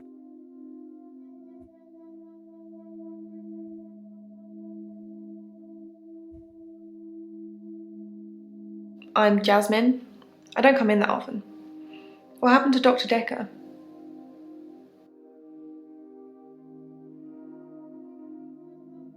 Oh. When? How? Sorry, you probably don't know, do you?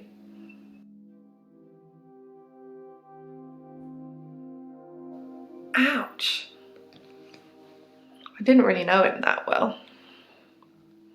I'm trying to remember what I was doing on Valentine's Day now.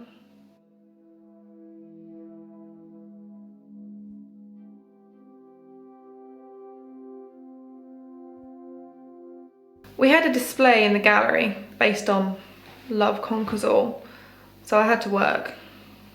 Mainly it was a collection of giant hearts sat on things, but I ran into another patient, Bryce. I'd never really spoken with him before, but he's quite an art critic. I couldn't get rid of him until I finished work at 11. There's actually another guy who takes over on the night shift. I'm not sure if he kept talking to Bryce though. Providence is open 24 hours.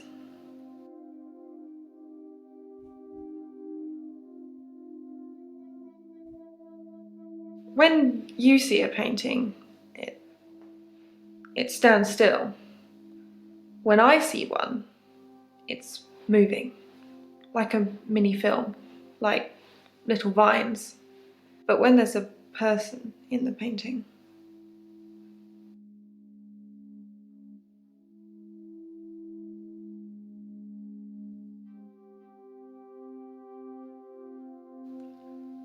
they watch me, normally disapprovingly.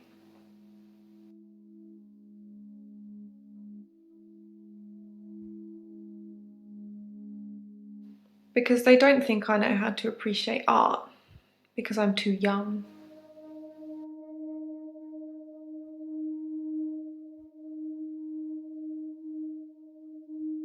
Yes, of course. Otherwise I wouldn't be working in an art gallery.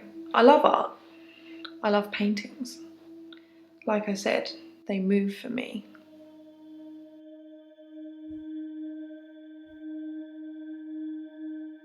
When I want them to, normally. When I want to really get inside what's going on. But some paintings, I can't stop.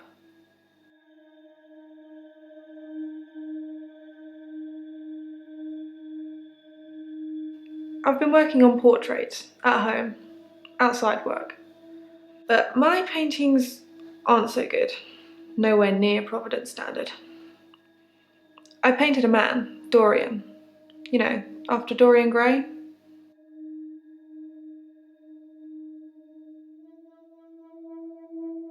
I wanted to try and capture someone aging, so I divided the face into thirds and painted a boy, his father, and his grandfather in each third. It was hideous. And it started talking to me.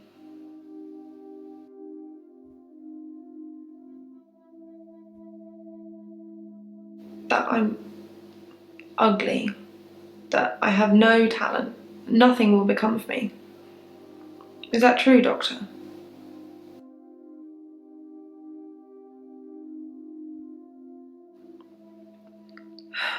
I hear it so many times with that wretched painting. It's in my head. But thank you.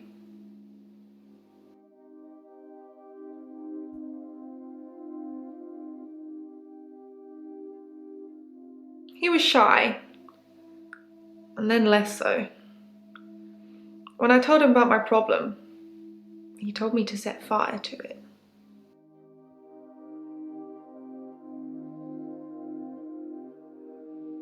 Yeah, he could have been more specific. I tried to set fire to Providence. At that time, I thought the only way to fix my problem was to set fire to the entire art gallery. Several paintings didn't make it. Luckily, my boss didn't press charges.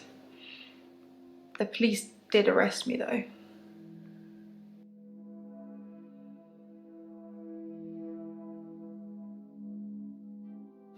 My boss, Petra, she's just lovely like that.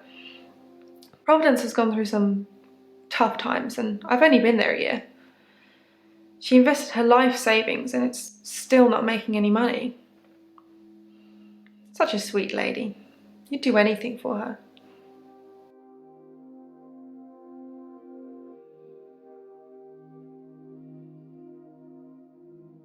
Dr. Decker told me to burn it. It was nothing to do with Petra.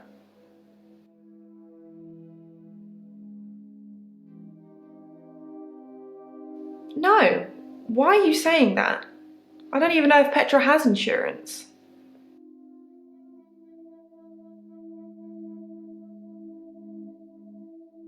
I already ripped up the painting. It screamed as I cut it. And now whenever I close my eyes, I can see it, hear it. I need the tablets, Doctor. I need them.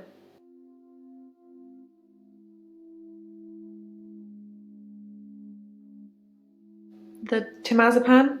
The sleeping tablets. The ones you gave me last time.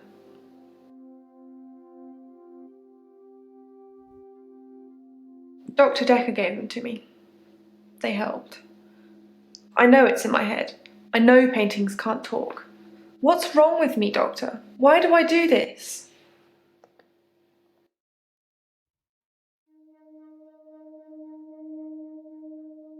Thank you, Doctor. I'll think about that. And the prescription, please?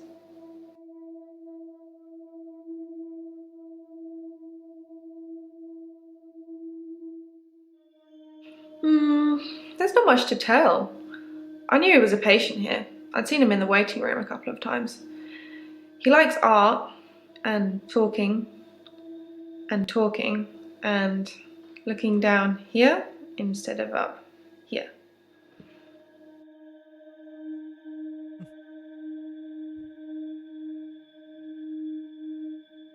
Right. I shall just be right back. Won't be long.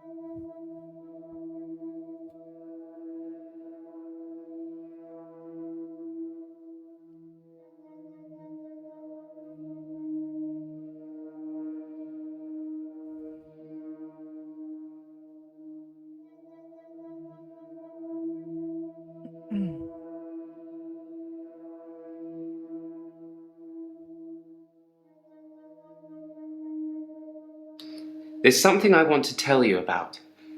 Something else that's wrong with me. I think I've been getting a bit out of control in my hour.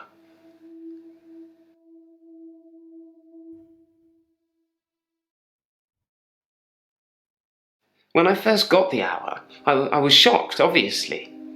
It took me a while to work out that everyone was frozen and only I could move, because I live on my own. What would you do, Doctor, if you had an hour where everyone was frozen? Go to a fairground?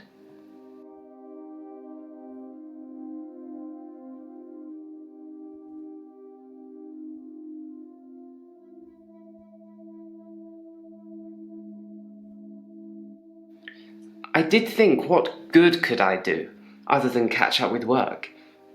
I did see a woman who was having her purse snatched, so I gave her purse back, and the crook, I placed him on a bus a few blocks away. I have no idea where it was going. She'd never really be able to thank me, so I took another picture.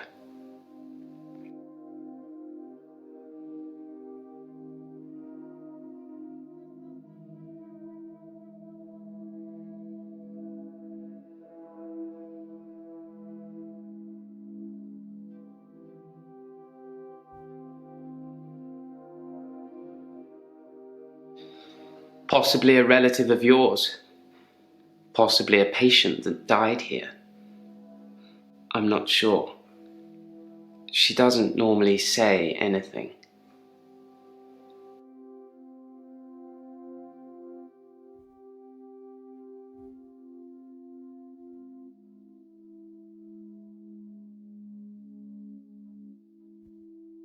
I dug the grave for Dr. Decker. I helped carry his coffin to the burial site. Do you know what? It didn't weigh enough to have a body in it. Why do you think that is?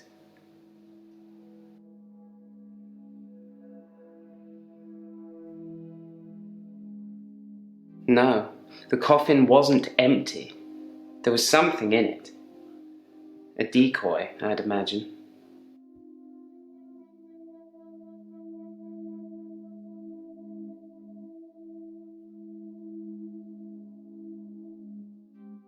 I'm guessing he was buried somewhere else, or cremated. Somebody somewhere didn't want his body going in the ground. Do you want to be cremated or buried, Doctor?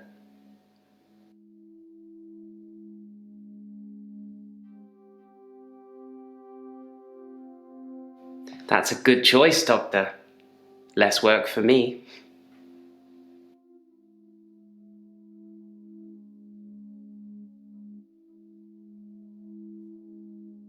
I spent most of Valentine's Day at the art gallery. Well, the evening part, anyway. They had a display with the theme, Love Conquers All.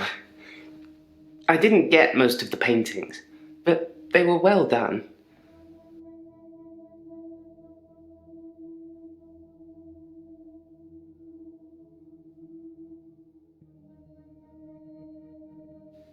Well, that makes me feel a little better. There's a young mother, divorced, who lives opposite me. Jessica. She's friendly and says hello to me, smiles. I've always wondered what she looks like naked. So 1 hour, I broke into her house. She was standing in her bedroom. I took it as a sign. I took off her clothes and...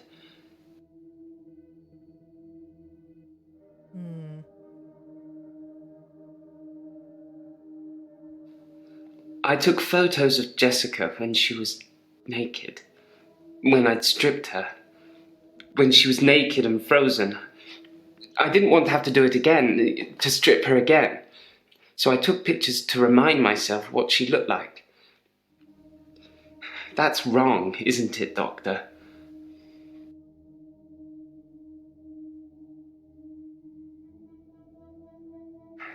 I know. It's that bloody Dr. Decker. He made me this way. It's all his fault.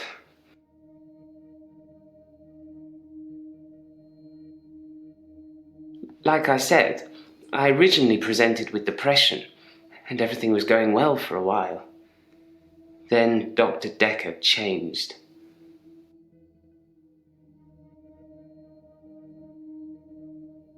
He was easily distracted during sessions, like he wasn't listening. I'm pretty sure he wasn't listening half the time. I don't think he wanted to know about his patients anymore. But when he did give you advice,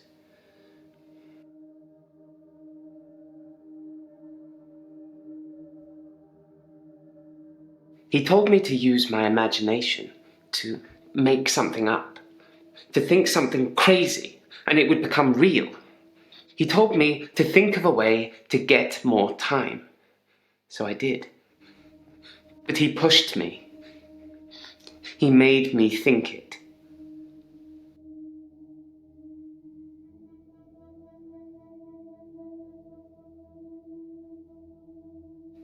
Yes, I would steal too. And I have stolen. I ran out of milk, so I thought I'd go to the local all-night shop and get some more. I was absolutely intending to pay, but when I got there, everyone was frozen. I thought about leaving money on the counter, but that seemed weird. The cashier would wake and suddenly this money would have appeared from nowhere. But I've stolen bigger things.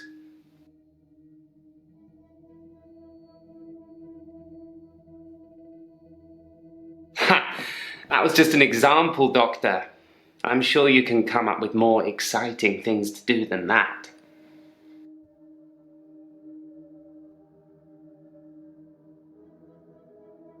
Yes, I suppose I've destroyed a few things whilst in the hour. You can be the perfect supervillain. Nobody knows it was you.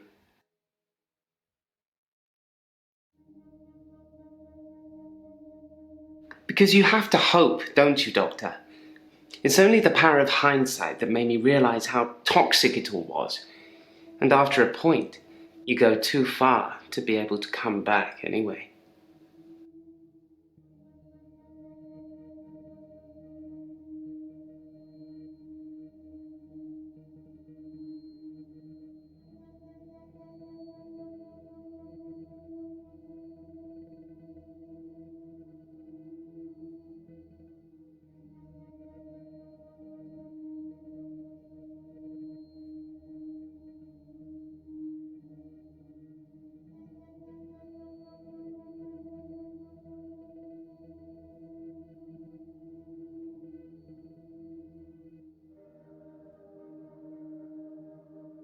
From stealing milk, I moved on to petrol. From petrol, well, all those supermarkets have all kinds of electricals, so I've stolen quite a lot of that. I'm not proud. I think I've been doing it because I can, to prove to myself either way, my extra hour is actually real.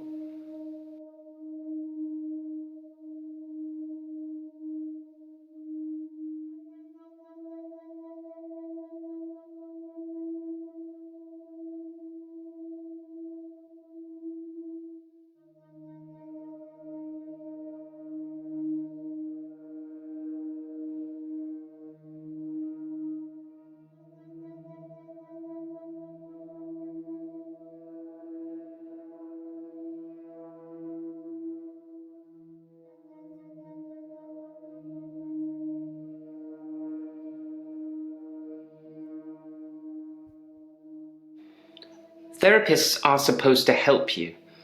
For whatever reason, Dr. Decker had given up the desire to cure my mind, and instead wanted to make me more unstable.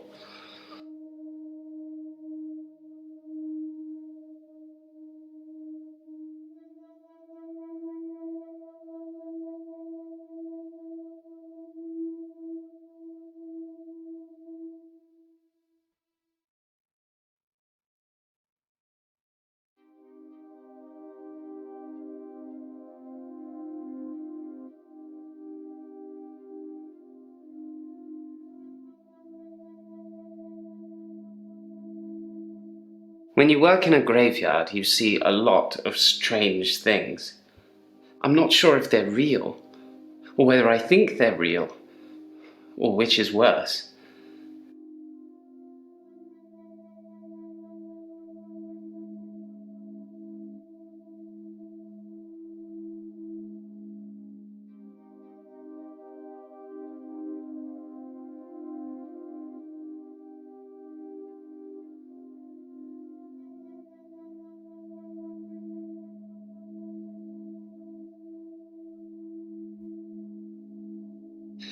I'm a bit of a professional at this grave-filling business, Doctor.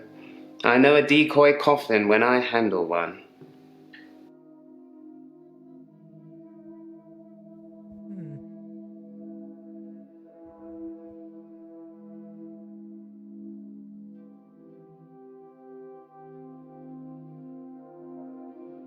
You're laughing at me, aren't you?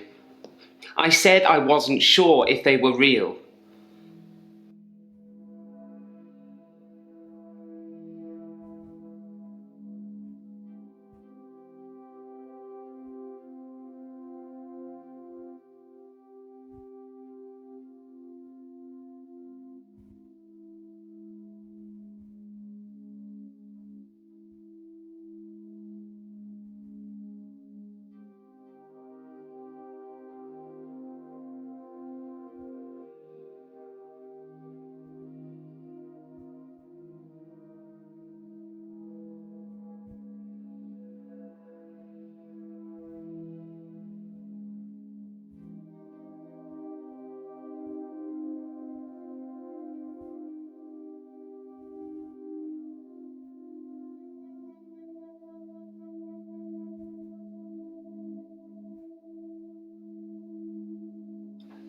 I don't think you would, Doctor. I don't think I would either.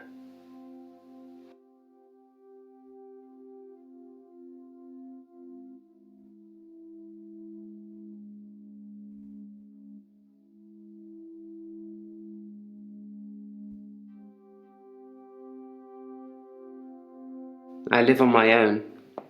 Occasionally I visit my father. He's in sheltered housing. Dementia.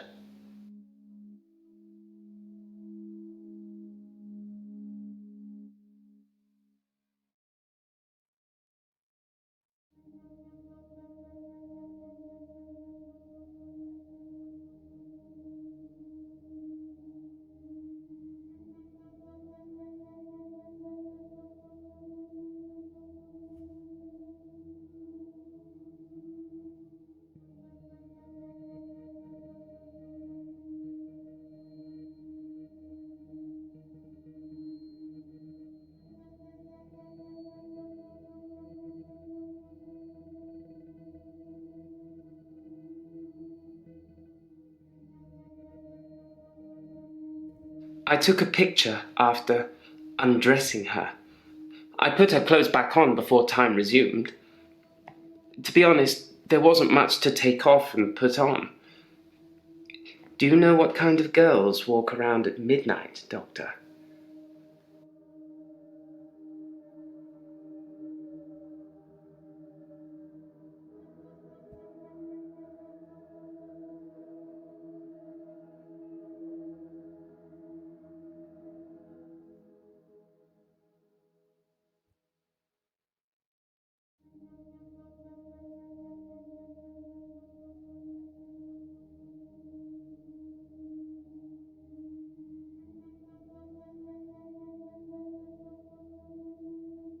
Thinking I had an extra hour at the end of each day did become real for me, Doctor. Maybe Decker was a genie, and he could grant wishes. Maybe he wished himself dead. I don't know.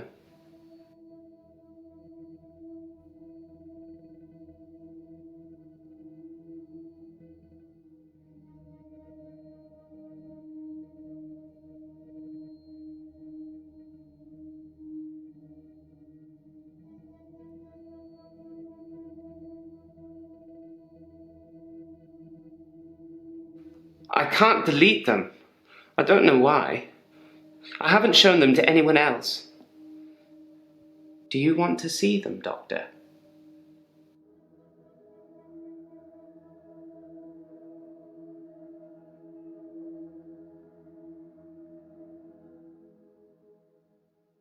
Not something I know about.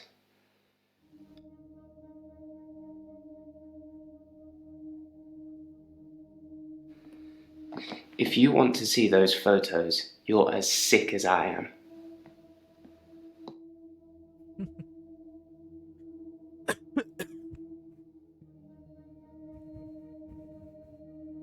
Makes me wonder if he didn't actually take any photos.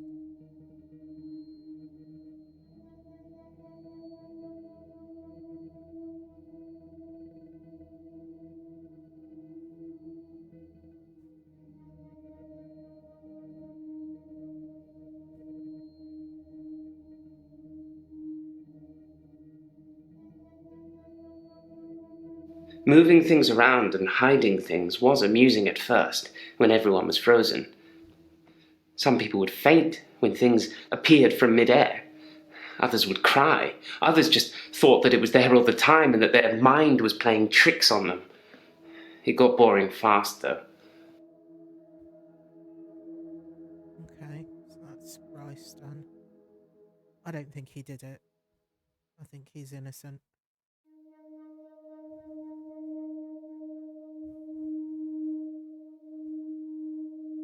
It's the anniversary of my parents' death today. I went to the lake house. I always go to the lake house anyway, but it's also where they died.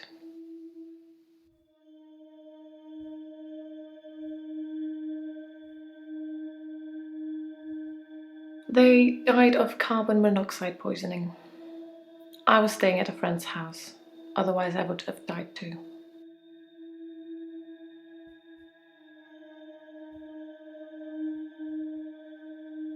I stood for a while, looking across the water. It's peaceful there. It's the place that makes me feel the most.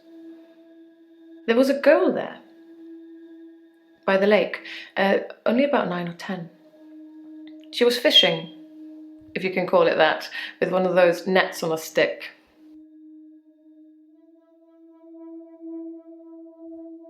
I don't know why I talked to her. She looked sad. I don't usually talk to children, but she seemed different, special. I'm allowed to talk to her, aren't I, Doctor?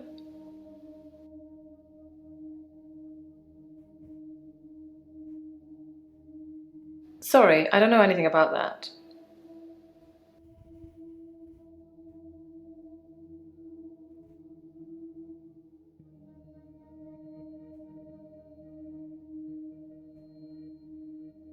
Good. It felt nice. I felt like I was being nice. I felt human. So I can find her and talk to her again, Doctor? Then I will. I'll look for her next time I'm there.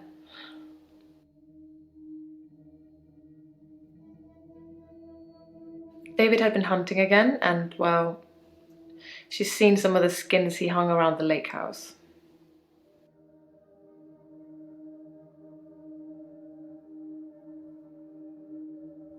Animal skins. David hunts, then skins. It's horrible, really. He's not really good at either job, so the skins still have great lumps of bloody carcass hanging off them. I'm sure he'll get better with practice.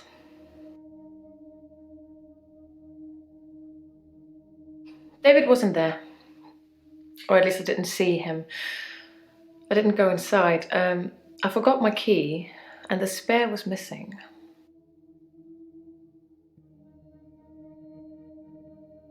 The day Dr. Decker was killed, I had a session with him in the morning at my usual time, 11 o'clock. That was the last time I saw him.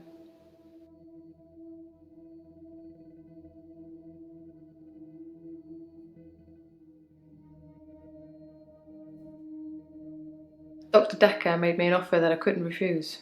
I'll be taking it to the grave with me, though. As did he.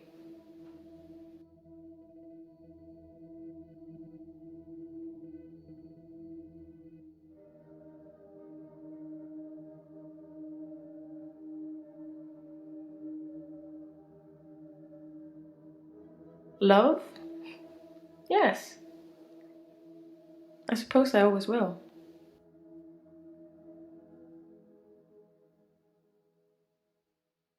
Met isn't the right word. David has always been there, in the shadows, on the periphery. I move in very exclusive circles. You tend to see the same faces.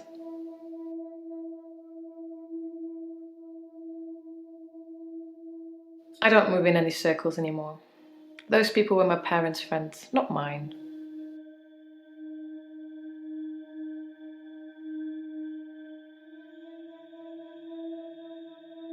It was 12 years ago. I was still very young. Too young to be an orphan anyway. I had to toughen up quickly.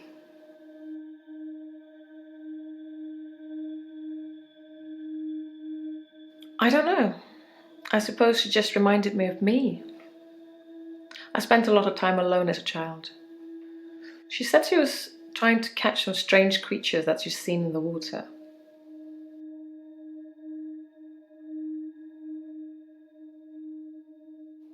I don't know.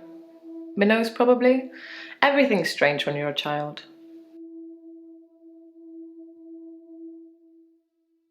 Valentine's Day night, I was at the lake house, watching David, like I always do.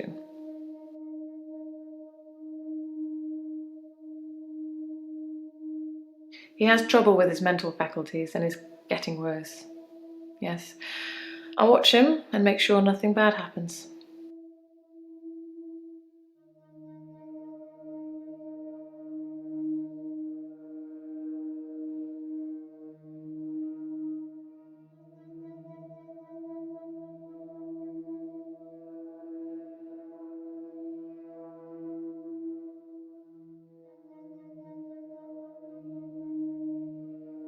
I'm not sure. It was a faulty boiler, I think.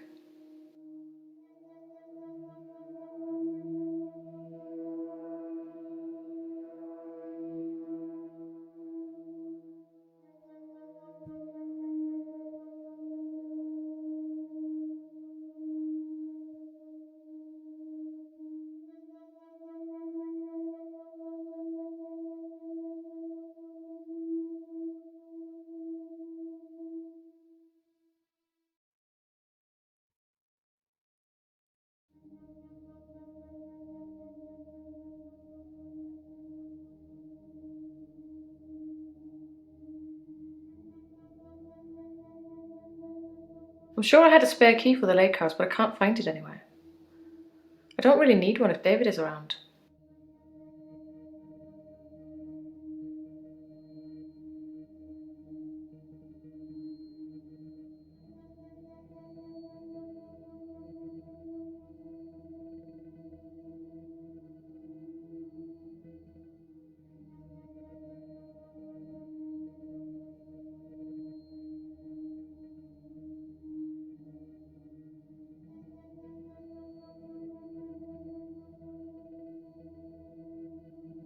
Do you think I killed my parents?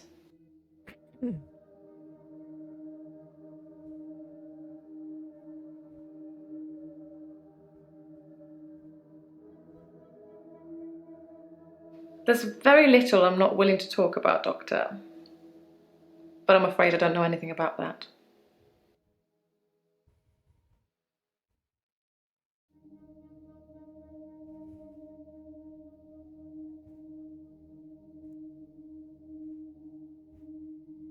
I've known David forever. It seems like he's always been in my life, one way or another. He was a family friend. It's different now, of course, to when I first met him. I felt like he was protecting me then, watching over me. Nothing could hurt me when he was there.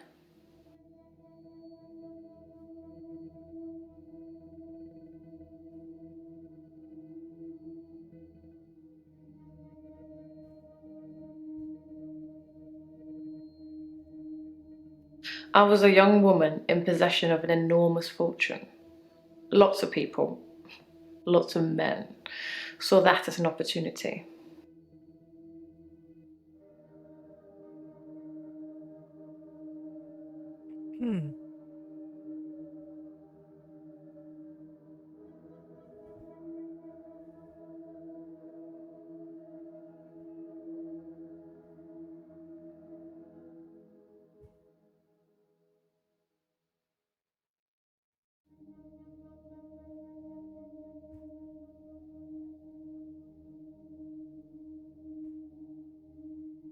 Dr. Decker was more animated that day, excited even.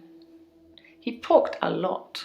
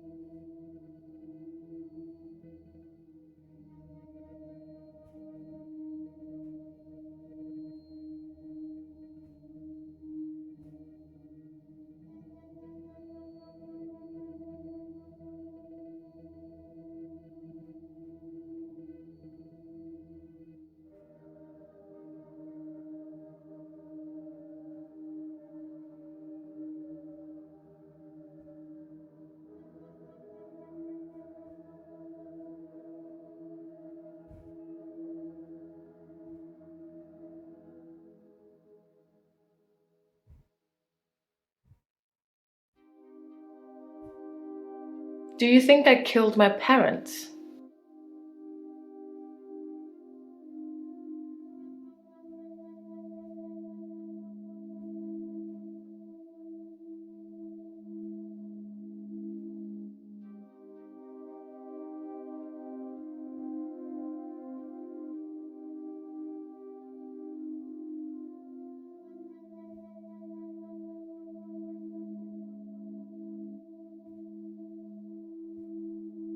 I don't know anything about that. Perhaps you should be taking more notes. Are you bored? Do you want me to talk about something else?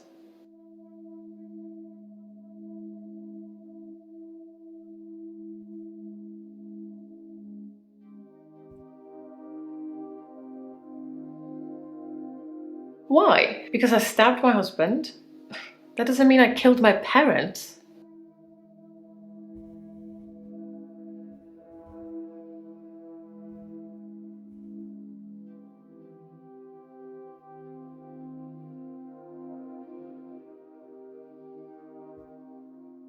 She lives on the other side of the lake. She must be new. I haven't seen her there before.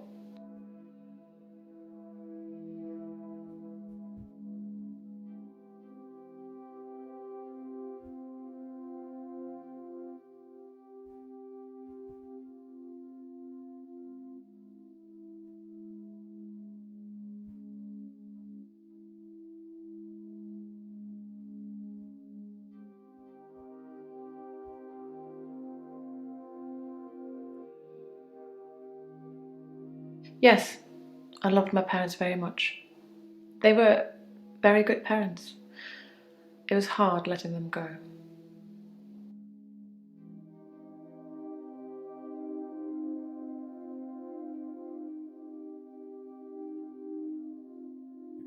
Mm.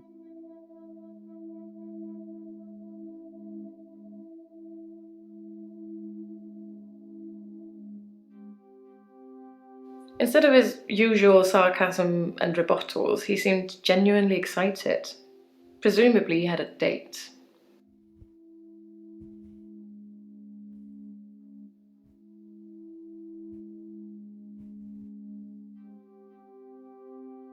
I don't have an answer for you on that one.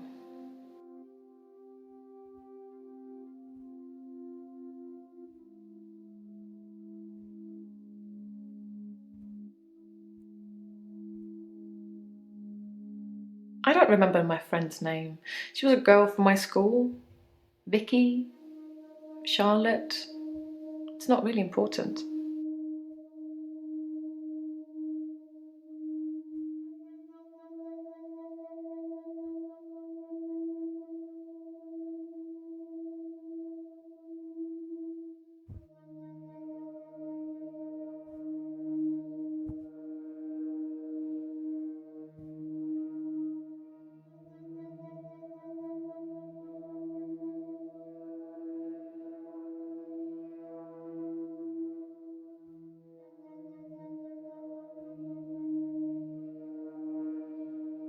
Some tried to seduce me. Some thought I wanted a new daddy. Most of them were the same age as my parents. And yet I'm the one here talking to you.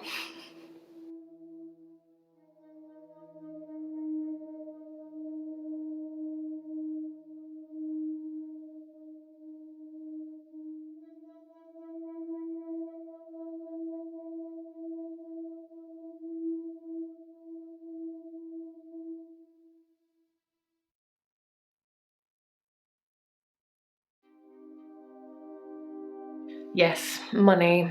Everybody wants it, but what use is it really? Look at me. Am I happy? Am I loved? Am I living?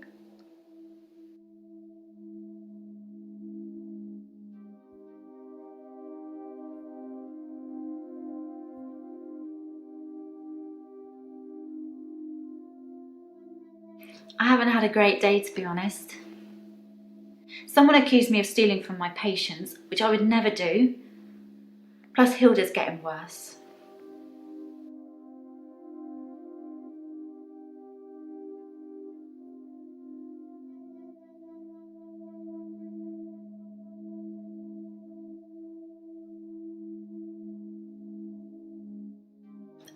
This?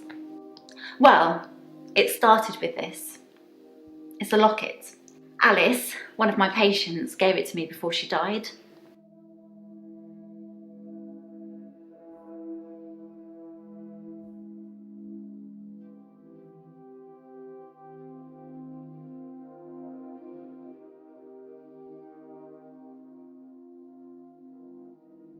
I have a few other things. A watch, a ring. One patient gave me a little china bird. They're not valuable, just trinkets, really.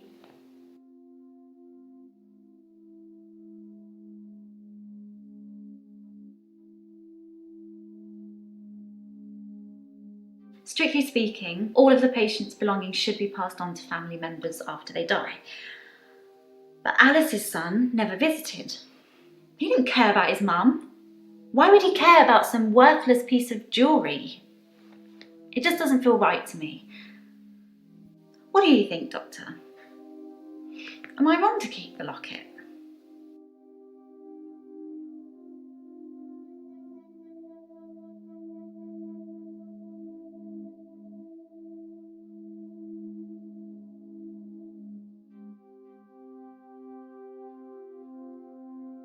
Really?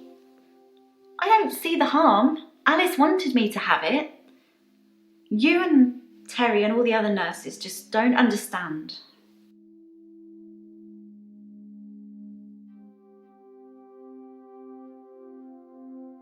Hilda's the one I mentioned in our last session. She's dying. I can tell. I need to see her before it's too late.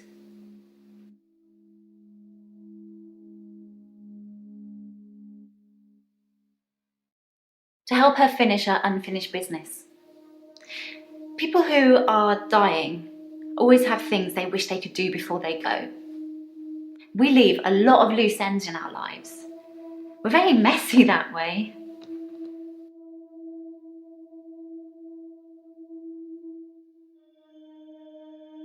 Hilda wants to see her daughter. She's in Australia, so I'm going to have to use my talent.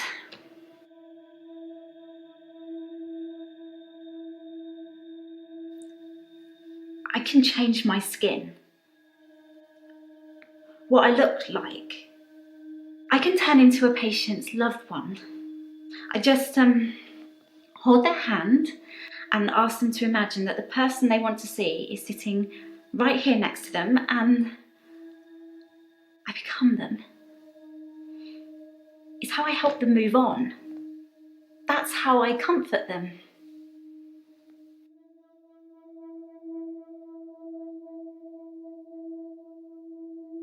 I only shift at work to help my patients. I don't have any interest in using it as a party trick or to deceive anyone.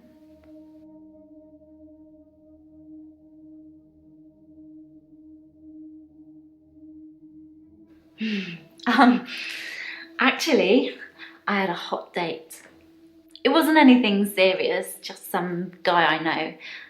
But it was a nice date, different to what I'm used to.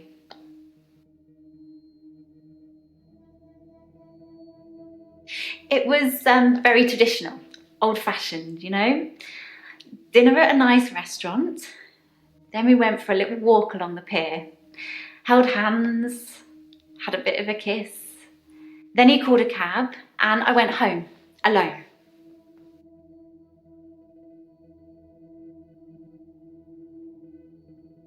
I think it was about 11 when I left Max. I'm sure you could check with the taxi company if you really wanted to, if you think I need an alibi.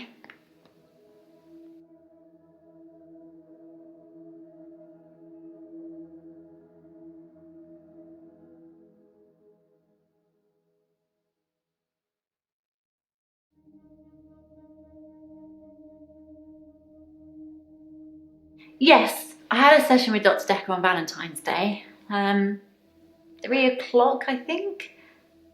Just a few hours later, I still can't get over it.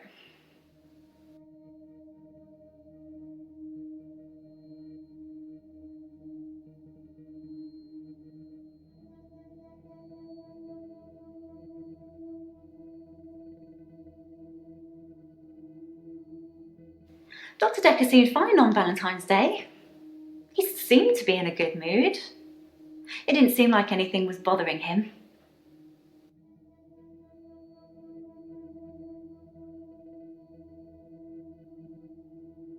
Of course, it was Terry that accused me of stealing.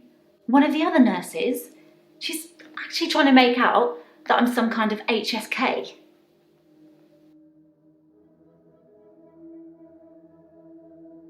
Healthcare serial killer. You know, like those nurses that kill loads of their patients. I'm surprised you haven't heard of it.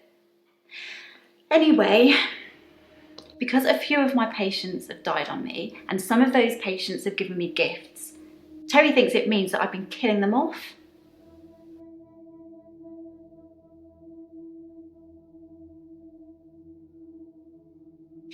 I can sense it, you know? It's like when you're outside and there's a sudden change in the light or the air feels different and you know it's going to rain. It's like that. I always know when one of my patients is fading, even before the doctors know. Their energy changes.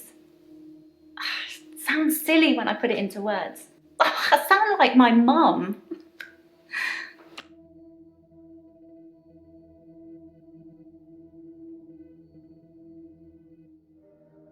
His name is Max. He's really sweet, but I don't see a future between us. He's not really my type.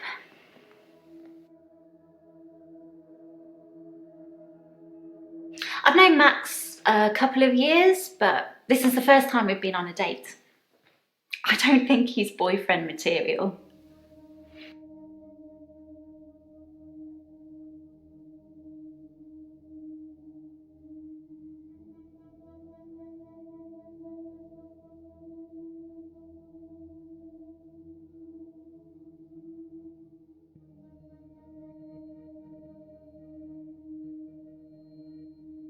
The bond I have with my patients is not the same for the other nurses.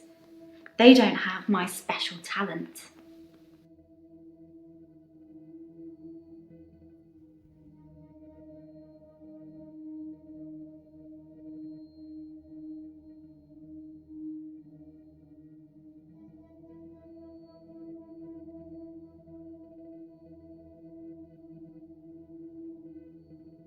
I've shifted a few times now. I honestly couldn't tell you how many.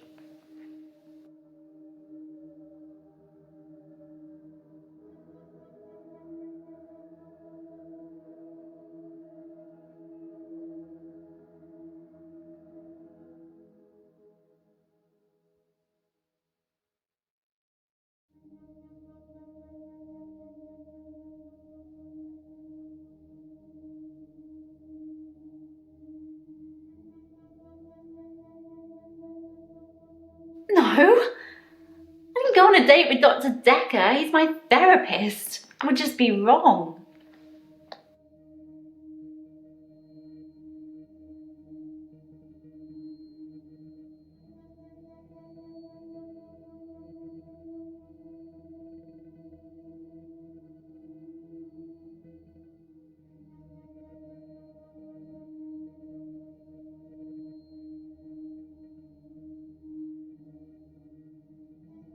I don't think I'm deceiving my patients when I shift.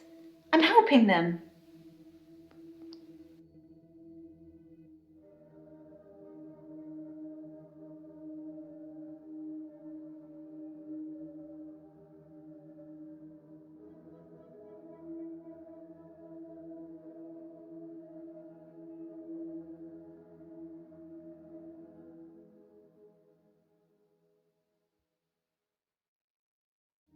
It was the one thing she held on to right until the end. Her most treasured possession. She said she wanted me to have it. You don't argue with a dying person's last wishes.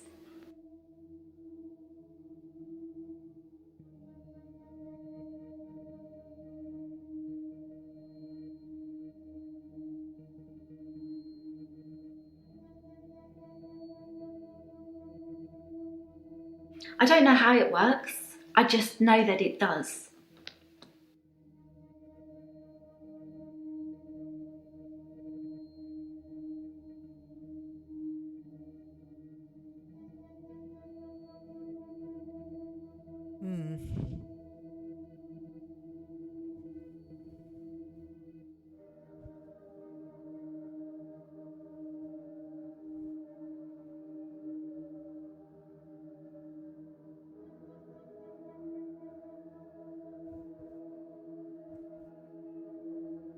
No, it doesn't hurt at all.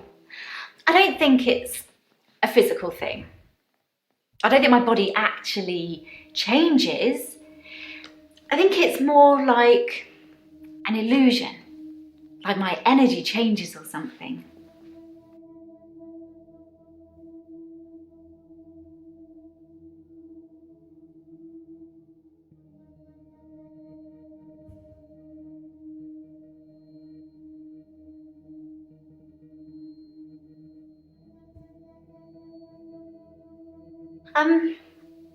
It just sort of fades when I let go of their hand.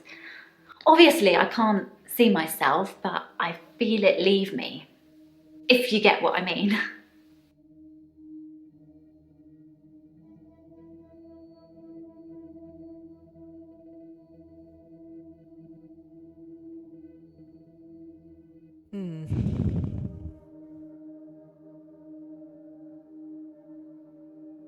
So she knows it's not real, basically, from that. As if she truly believed that she changed into somebody, she would physically change. And she would really believe that. But she's saying she doesn't actually physically change, and she just thinks it's a energy.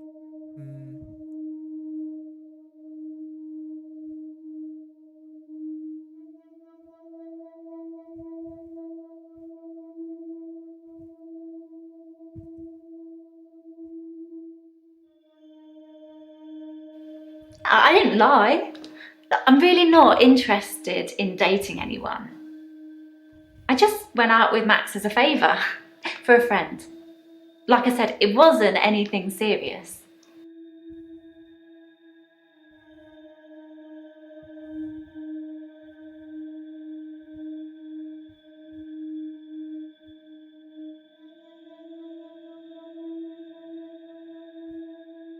We talked about families, I think. Our mums. I probably spent far too much time talking to Dr. Decker about my mum.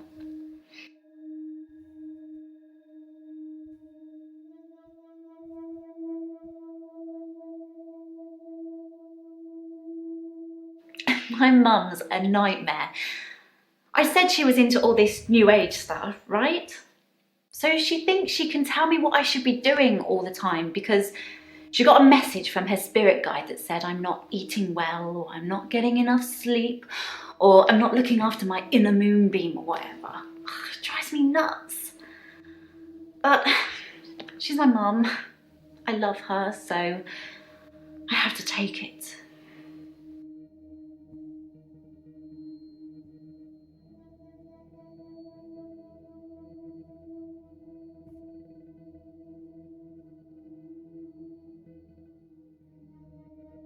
Sounds like Decker and his mum had a few issues. That's what I liked about Dr. Decker. It wasn't just him asking me questions and analysing me. He talked about himself as well.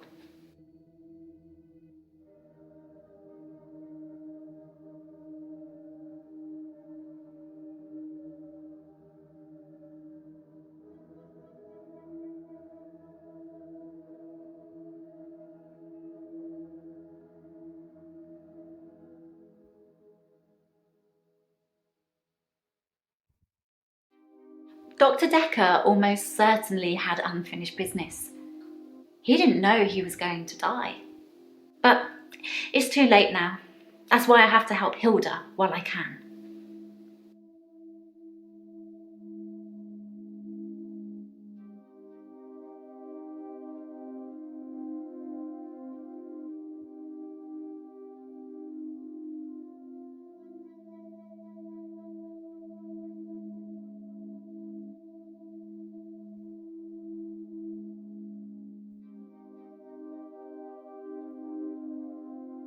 That's a good question. I don't know. I don't think I have any loose ends.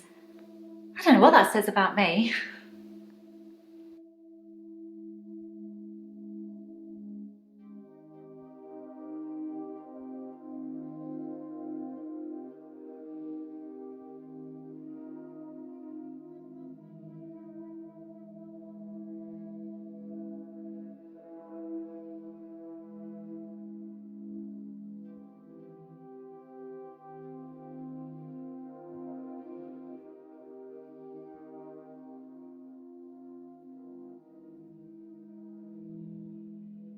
I'm not sure I should talk about that.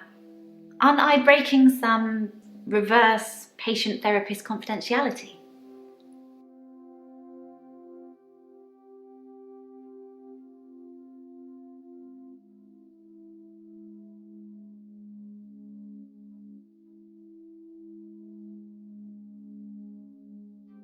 I don't know.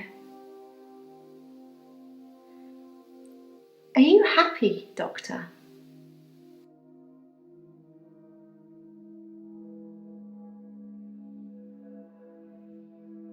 You seem happy. You have a very positive energy.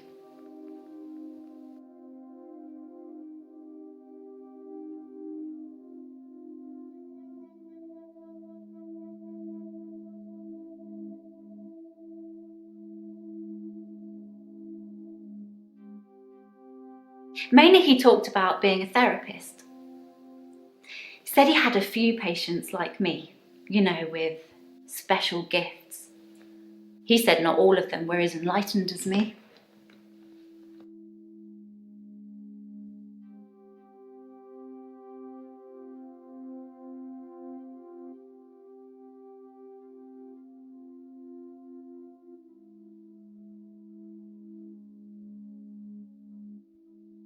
Well, you know, I know what I can do is special. I see it as a good thing. But apparently some of his other patients saw their abilities as a curse. Dr. Decker hated that. He said he wished they could all be more like me.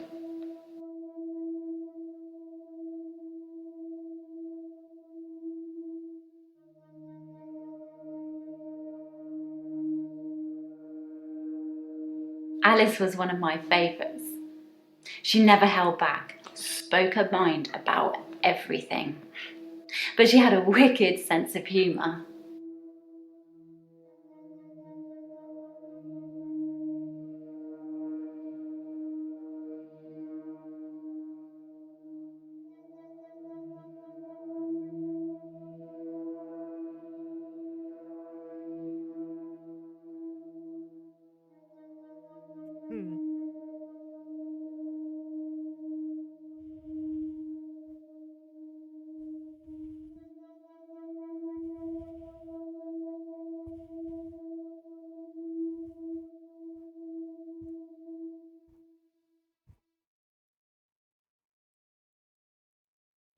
It only lasts for as long as I'm holding the hand. I think it needs that connection.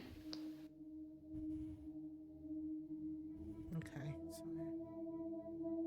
healing done.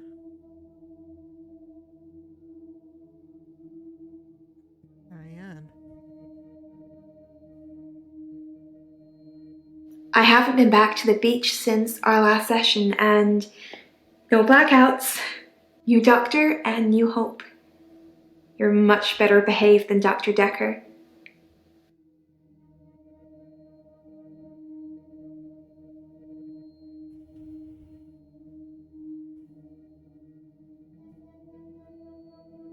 Dr. Decker dated his patients. That's not good behavior, is it?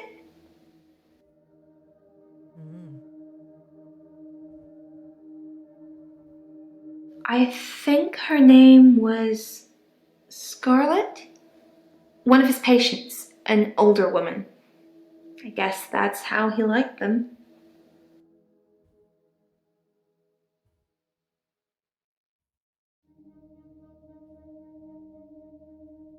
I haven't been back to the beach since our last session.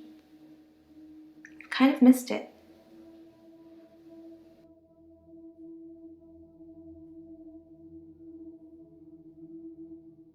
You do something a lot, you're gonna miss it. I suspect I'll go back there soon, but it's helped with the blackouts.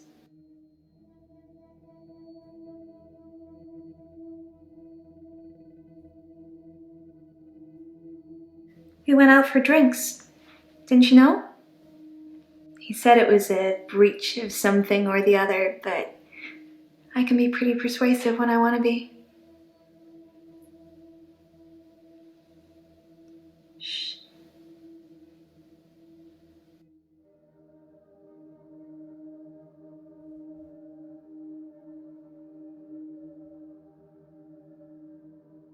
I know, it's pretty hard to believe, isn't it? I feel pretty ugly. But I think I have a nice smile.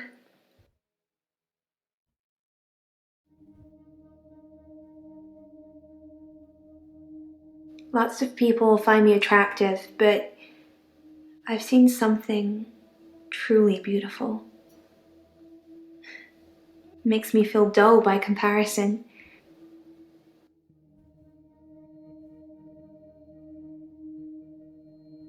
I have a recurring dream where I find something beautiful in the sea. But I don't know you that well yet, Doctor. Let's wait a while before I tell you my most intimate secrets. Sorry to cut in, Doctor. I've just had a phone call from a solicitor. Ben's trying to sue us for nervous shock. Should I go and see him to talk it out, or should I find a solicitor to represent us? Sorry to be pushy, I just think we should act quickly before it's too late. Okay, well, just let me know.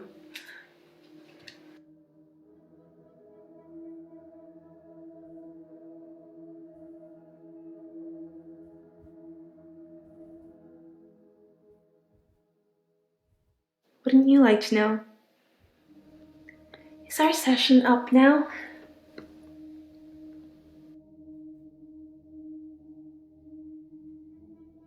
Yeah, drinks. I think Dr. Decker ordered neat whiskey. I had water. I don't drink.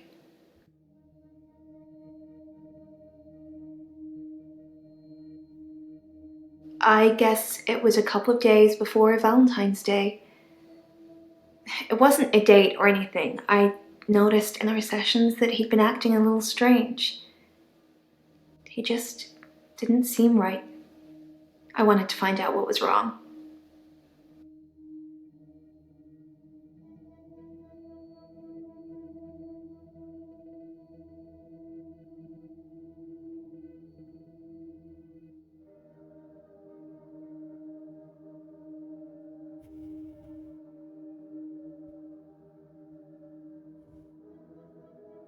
I didn't do anything on Valentine's Day. I washed my hair and then I walked along the beach for the whole night. It's actually true. I saw one of your patients actually. The nurse. She was on the pier with someone.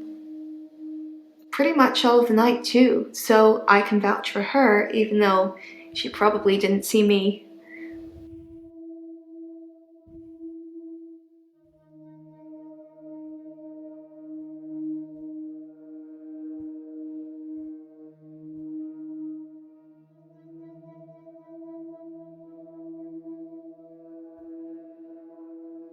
For a lot of our sessions, he would be pretty impartial, a passive listener. But towards the end, he liked interfering. Like, He wanted to push me over the edge.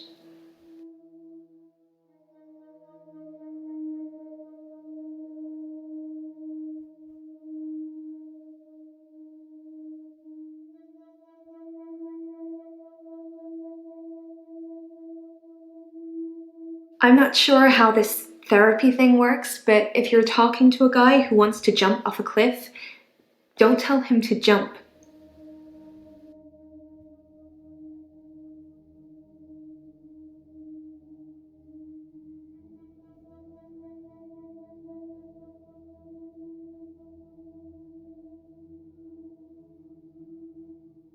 I just felt like I had some kind of special power, and part of me wanted to use it, and he urged me to do that.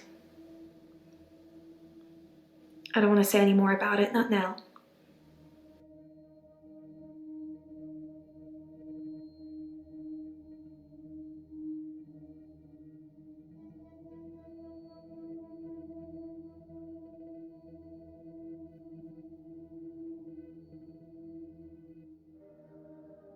You know, like a breach of ethics or something.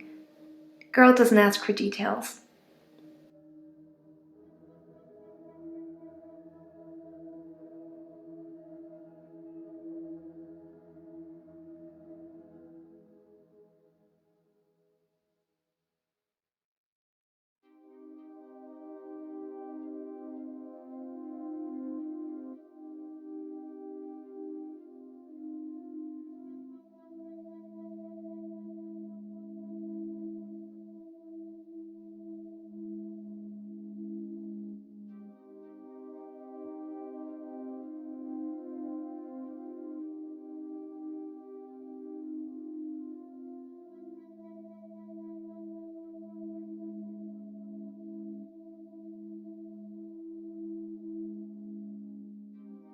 Some girls say that they're washing their hair when they don't want to go out, but I was genuinely washing my hair. Do you think my hair is pretty, Doctor?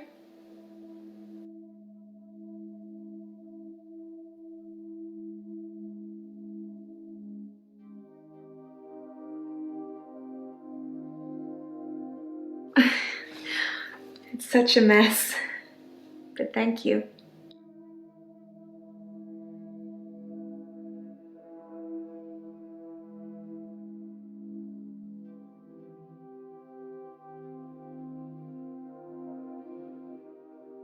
People are quick to put labels on everything. I suppose Dr. Decker was more than just a therapist to me. We had a lot of things in common, but we weren't seeing each other.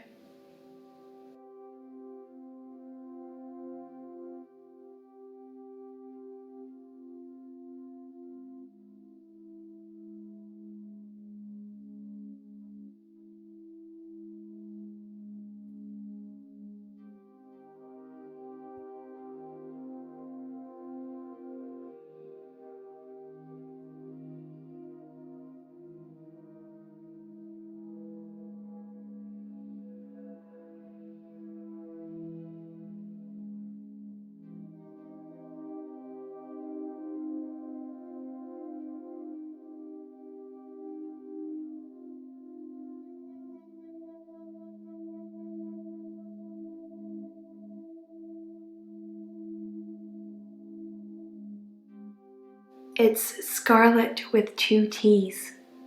Pretentious.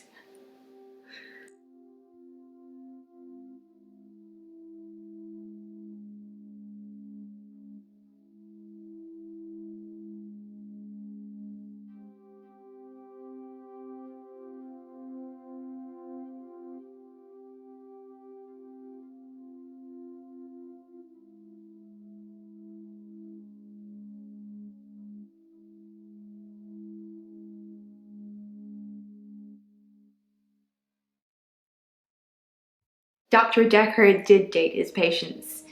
Not me, I'd never agree. A drink is not a date.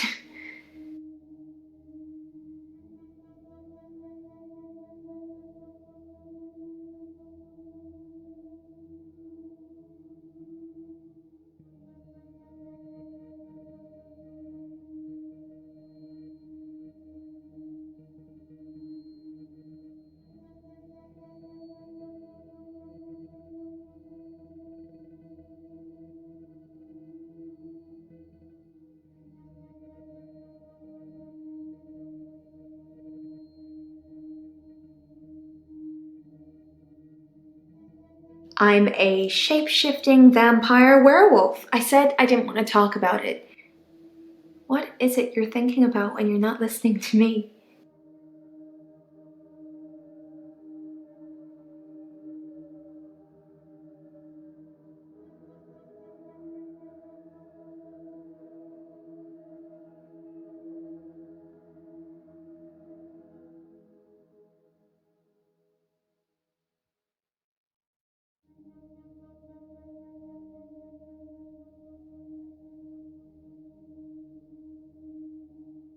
A hope for a cure, of course.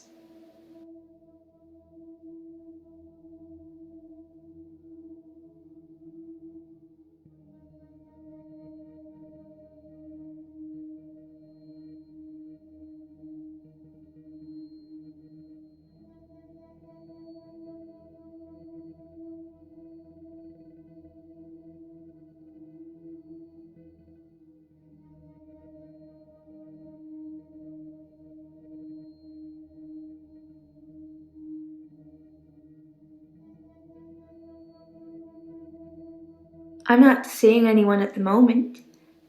Are you offering, Doctor?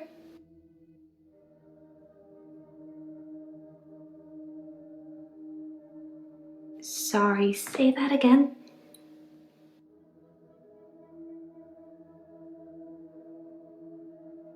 It sounded like an offer to me, Doctor.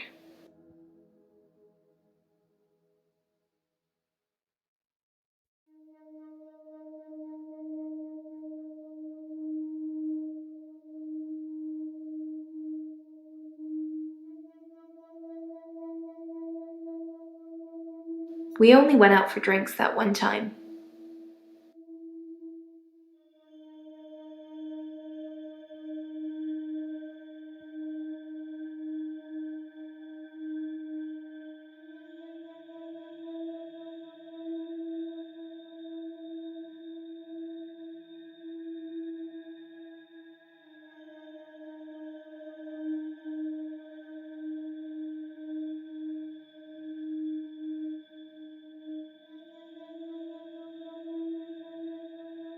I've danced around in my living room, but no clubs since last time.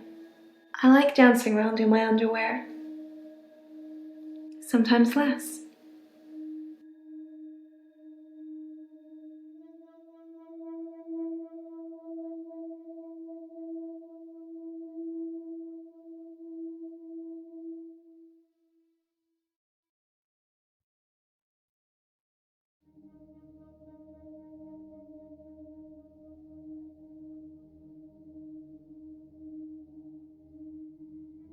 Doctor, I don't think our relationship has got to that point yet.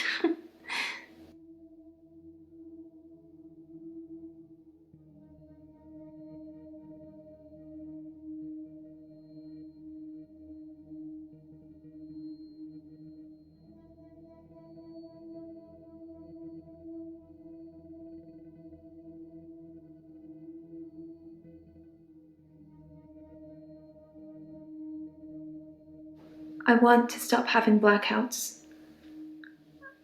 I want to be able to remember. I want you to fix me.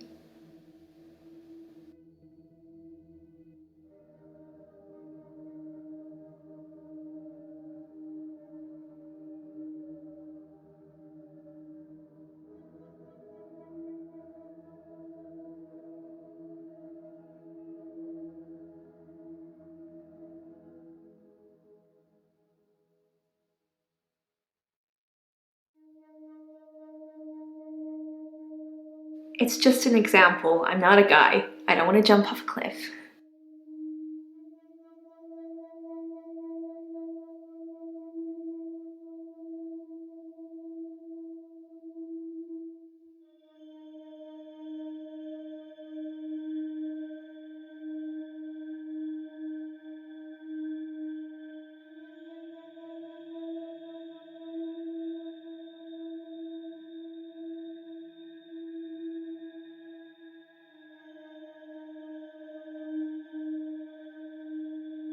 I'm insecure, Doctor.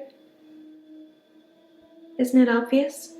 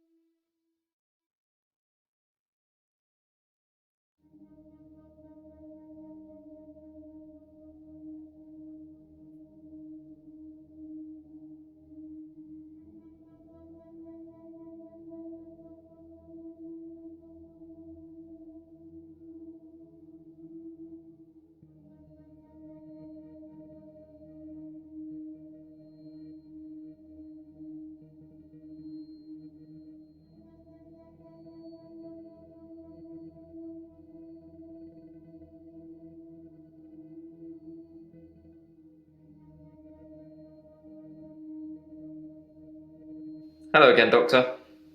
I had a bit of a shaky loop incident, but let's not talk about it. Yesterday, I set fire to Hannah's clothes in the garden. I just wanted the day to move forward. I instantly regretted it. And lo and behold, here we are, a new day. Hannah's clothes are a pile of ashes.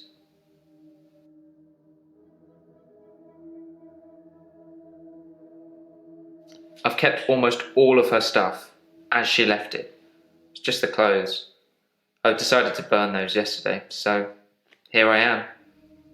Hannah loved clothes. Every season, she'd donate her entire wardrobe to some charity or another, and only buy stuff she loved. I was left with winter. I don't even know what her favourite season was. Does it matter? What's your favourite season, Doctor?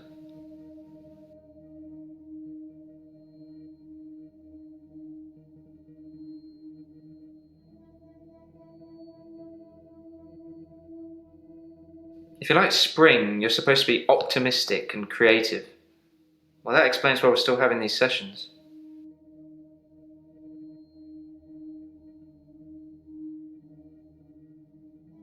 Dr. Decker felt that Hannah was holding me back. The memories of Hannah.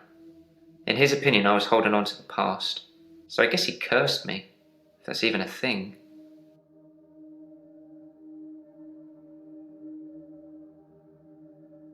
Yes, Dr. Decker cursed me. I don't really want to talk about it, but let's just say I blame him for the way I am. Can you give me some advice, Doctor?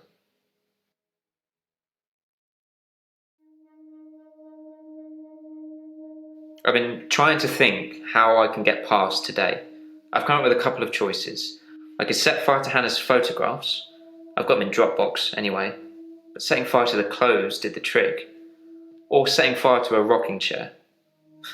She sounds like an old lady, but she loved that rocking chair, which I've not sat in since. Which one do you think's best?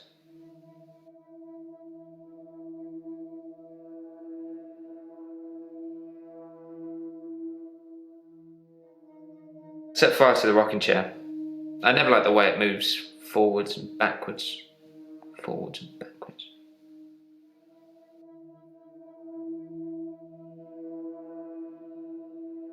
I was at Henley Church on Valentine's Day, visiting Hannah's grave. It was the anniversary of her death. Her parents wanted a huge funeral with all the trimmings. Hannah would never have come for it. It does give me somewhere to visit. I got to write the epitaph.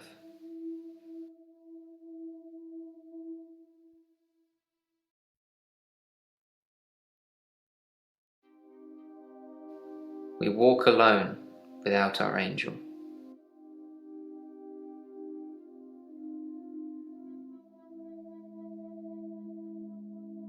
I'm not religious, but when I wrote Hannah's epitaph, I knew her parents would want some acknowledgement of the great bearded one. But she was an angel to me. She was an angel to everyone.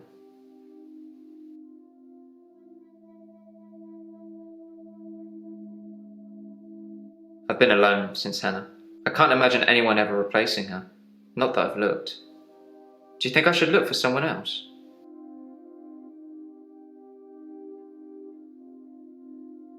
Okay, fine. I'll try. I'm not really sure what I'm looking for though. Just sign up to Tinder and start swiping. Maybe it's just company I'm missing, although I don't really want any.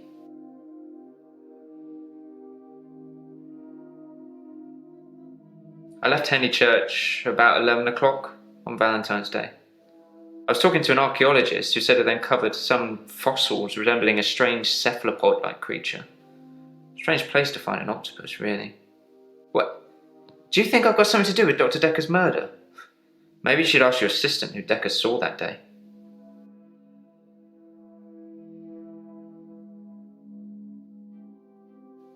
Yeah, I did get a call from him.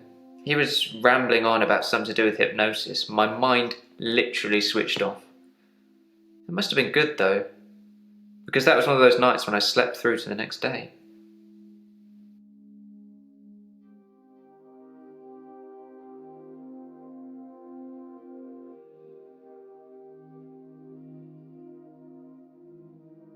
It's a sea creature, like an octopus. I suppose they find dinosaur bones everywhere. Just because we're on land now doesn't mean millions of years ago this place wasn't at the bottom of the ocean.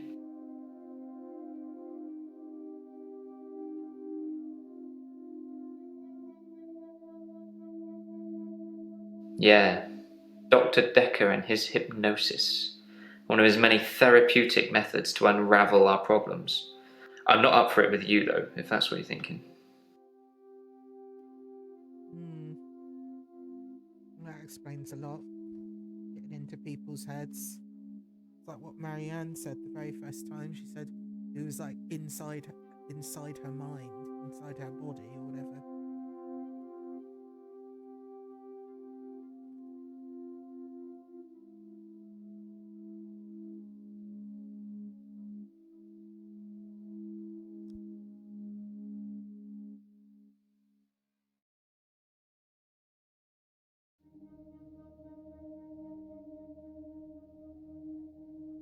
She's dead.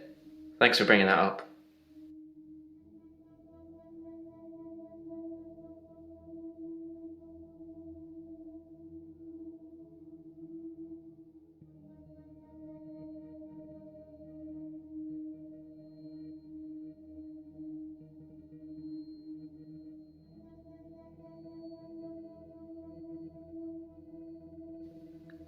I've got nothing.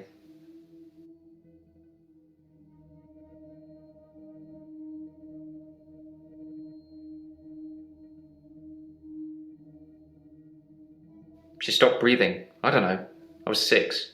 Something to do with her lungs.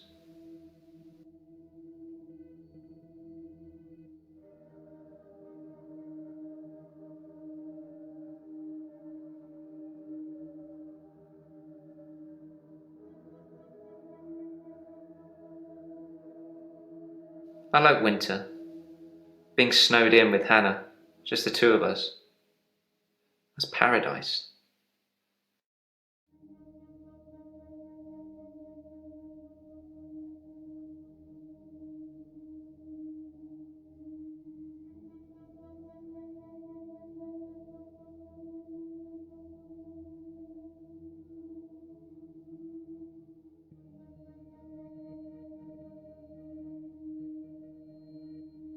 I think fire is very primal in terms of energy.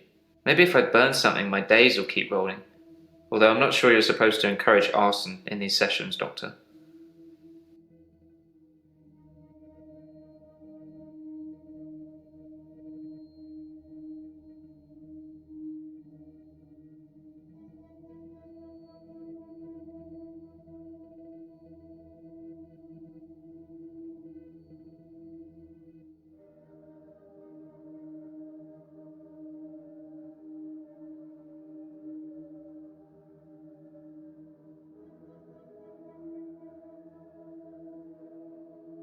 Hannah was forever giving to charity.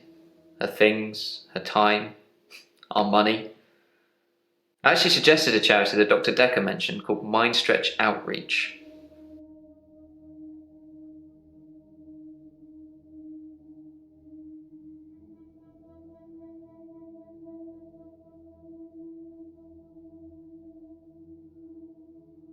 Mind Stretch Outreach arranges programs for gifted children.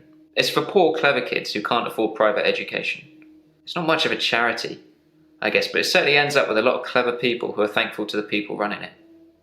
Which, in this case, is Dr. Decker.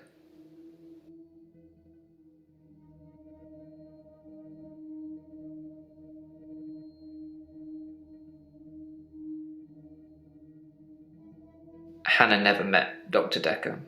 She did donate to his charity once, though.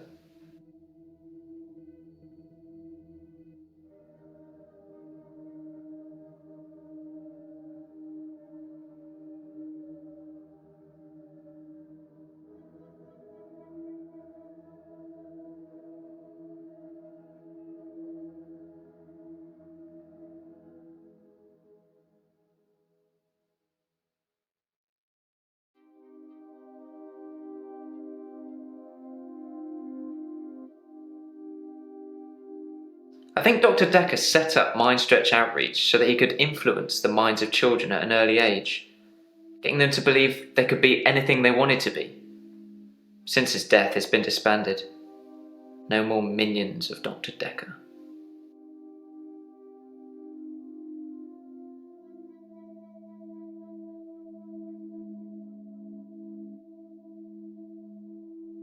It just felt like he was growing this child army of intelligentsia.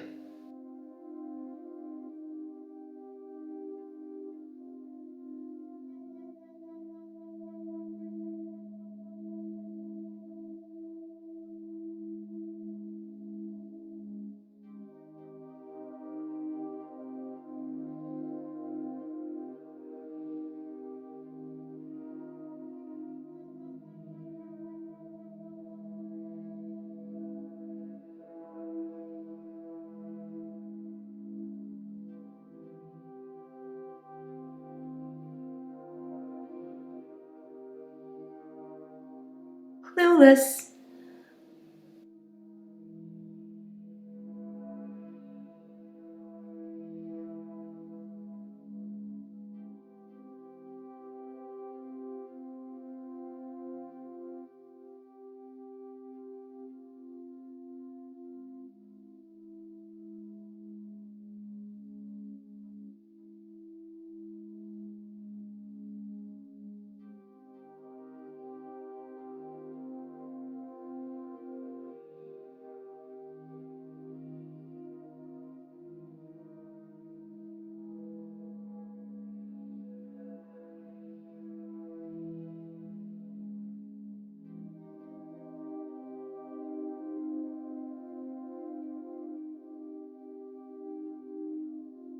So, should I get a solicitor or shall we try and talk it out with him?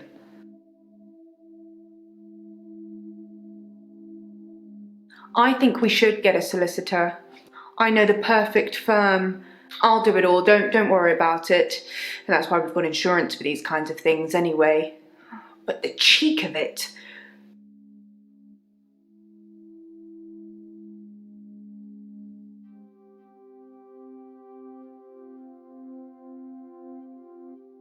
Hey you, thanks for helping me with this grief thing.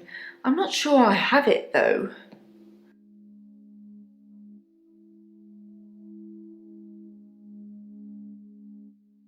Oh, I don't really know where to start.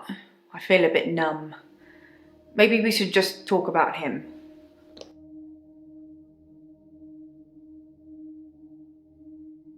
It hadn't even been a year. He was a quiet, solitary man. A good listener, as I suppose you'd need to be. His confidence did grow as time wore on, but that's what you'd expect after you've fitted in. I mainly miss our chats. He used to work late with me and tell me things about the patients, things that I probably shouldn't have heard, but did. What do you think of the patients? Nah, perhaps you shouldn't say. You can ask me, go on, I'll tell you what I think.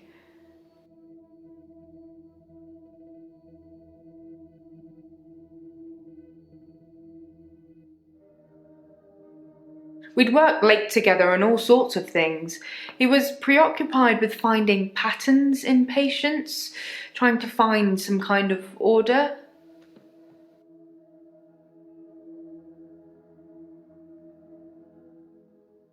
Mainly he was searching for a common experience the patients might have had. That's what led them to his office. He'd study everything, even the referral letters.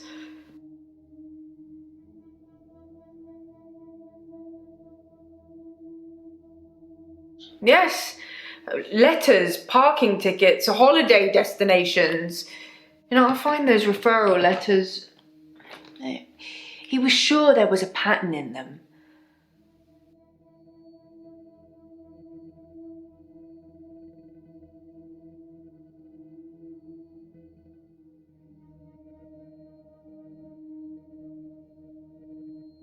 Mariana is a special girl. You know, there's something about her that just makes you want to follow her. Maybe that's what a trendsetter looks like.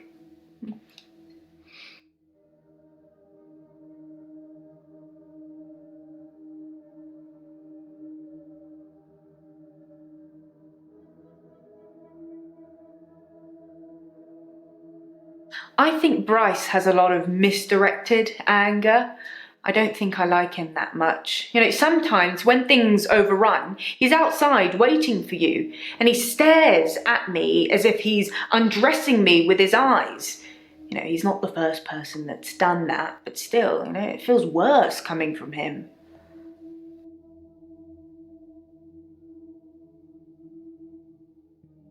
Claire seems to be shaken by something. You know, I offer her drinks every time she comes in, but she always refuses them. It's as if she just wants to come in, get her session over with, and then run off to do something else. It's a bit rude, isn't it?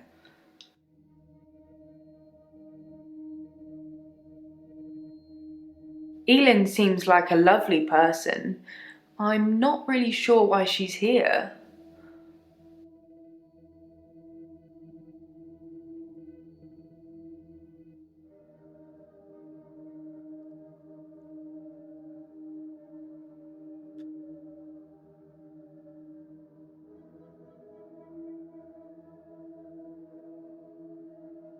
Oh, I just want to cuddle Nathan all up. He's such a mess. He's always in the same clothes. You know, he barely talks to me though. It's the same hello every time. He reminds me of Tom.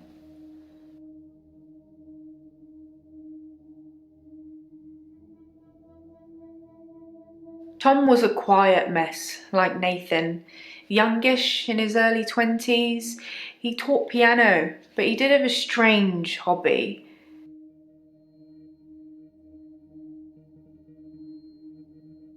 Tom liked to base jump. That's basically falling from a huge building or mountain and pulling your parachute before you hit the ground. He started to think he could fly. Dr. Decker tried to talk him out of it, but Tom had to prove his point. So one day, Tom decided to base jump without a parachute. Can you guess what happened? Okay.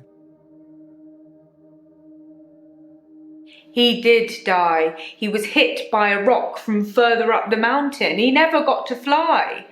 Nathan thinks he knows what his problem is too, but if he's not careful, he'll get hit by that rock. I wish I'd said goodbye.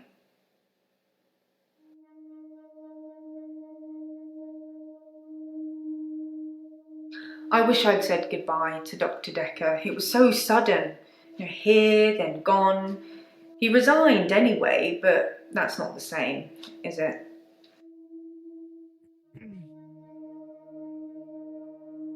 Dr. Decker resigned shortly before his murder. It's sad, but doctors come and go and only poor Jaya remains.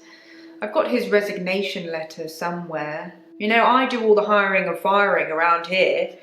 Well, Professor Alderby and the Trust technically do that.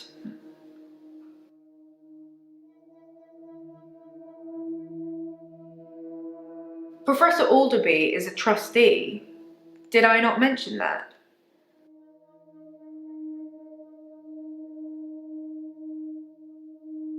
On Valentine's Day, Dr. Decker had a session with Claire Castleford at 11 and that nurse Elin at 3. Everyone else cancelled. You should see this place Christmas Eve. I was at home though, so I don't actually know who came in. Dr. Decker did phone and ask me for Nathan's number, which is a bit strange.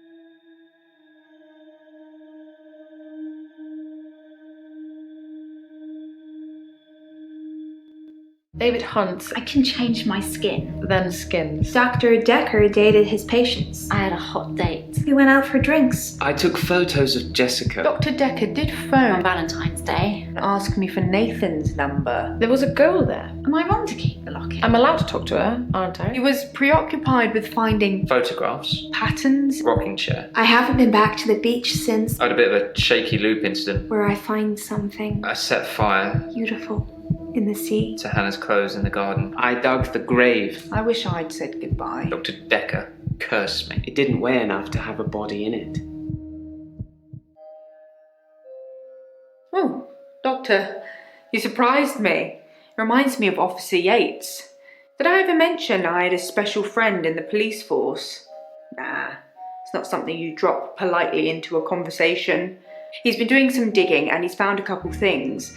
There's a crime scene report that goes into all the gory details and another report that's about a patient you're seeing today, Claire. I'll put them both on the desk for you. And thanks for the grief counselling, by the way.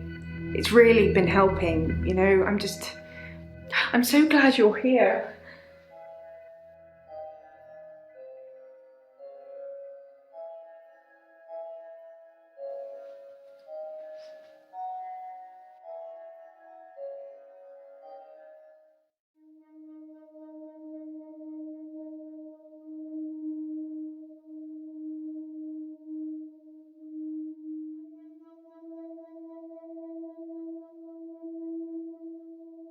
Professor Warwick, I'm a physicist.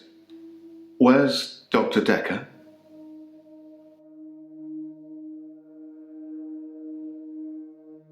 Is he really? Actually dead? Not a worthy adversary after all, then.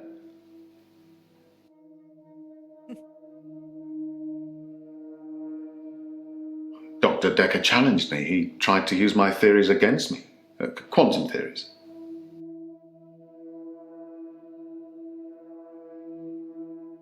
Do you really want to know? Decker's eyes used to glaze over whenever we talked about that. He didn't believe in quantum physics. As if it's something that you can optionally believe in. Well, it started with an experiment.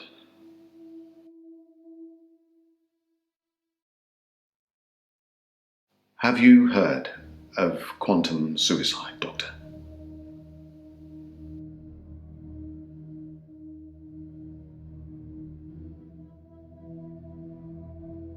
Quantum suicide is a thought experiment that tries to explain the many worlds theory.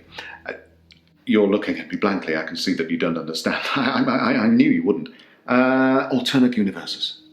Essentially, if I were to shoot myself, then in some alternate universe, I'd still be alive.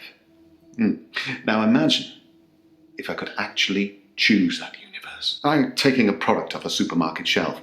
Well, I simply applied that logic to something different.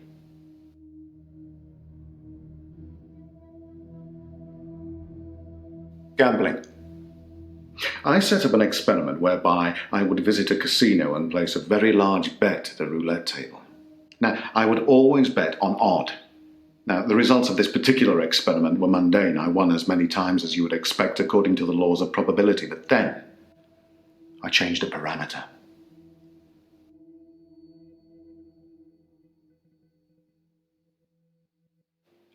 Quantum suicide required a loss of life to make it a realistic thought experiment. So I simply upped the stakes. Every time I bet on odd, I would place everything I had on that one spin of the wheel, and it worked.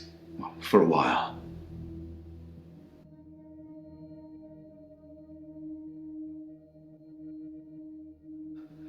Dr. Decker killed it, and I can't get it back.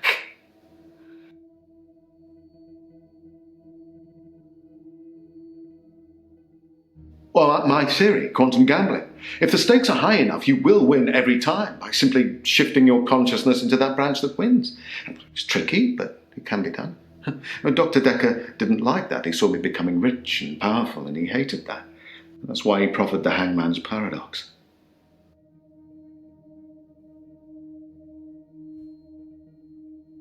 Well, imagine a judge sentences you to death. Now, it will be Monday or Tuesday next week. but it will be a surprise. Well, which day do you think you'll be executed?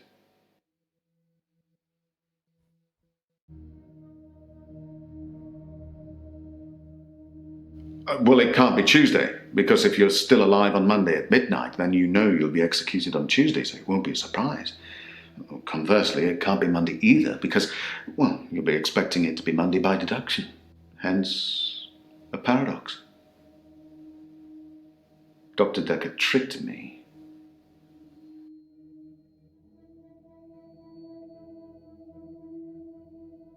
He told me that sometime in the future I would lose a bet, that I would lose all of my money. Now, this didn't seem likely because I had quantum gambling on my side and it was working. But he unnerved me, he made me doubt myself, and then it happened. Recently, I lost everything that I'd managed to build up since Vanessa left me.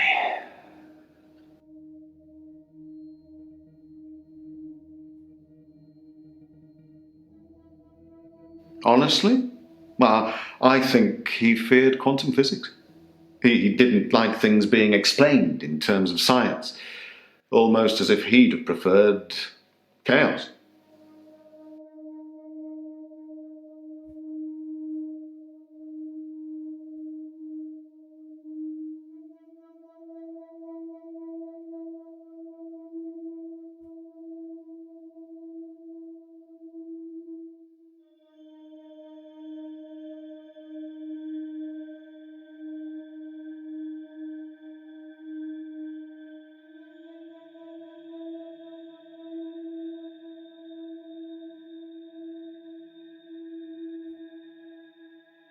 Why not gambling? My wife Vanessa left me for a neurosurgeon. She emptied our entire combined wealth into her barrister's wallet. I needed more money. Physics provided me with a solution.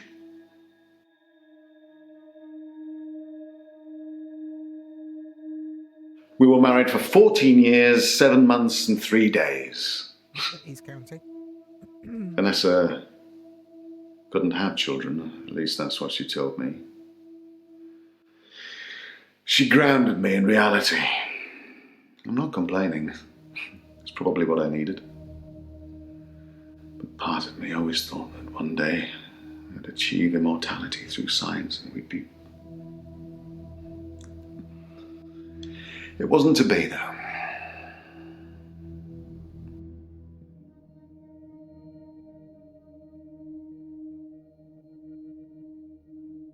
Well, yes, it bothered me, especially now that I find out that she's pregnant. Oh, no, it wasn't a rocket scientist that was required, but a brain surgeon, it seems. I have considered putting that neurosurgeon onto his darkest timeline. But I'm not a killer, it would seem.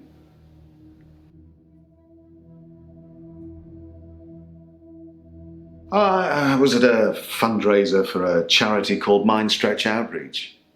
Don't know how I got roped into that, I can't remember. But it was full of very clever children with bizarre outlooks on life. And Jaya. It was Jaya who asked me to go.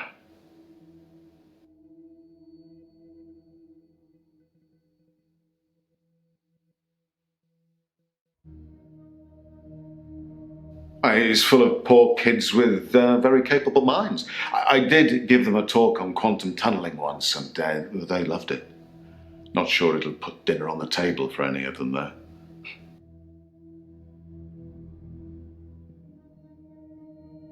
Oh, you're going to have to Google that, Doctor, I'm afraid. I'm not a walking Wikipedia. I'd love to tell you, but I am paying you by the hour.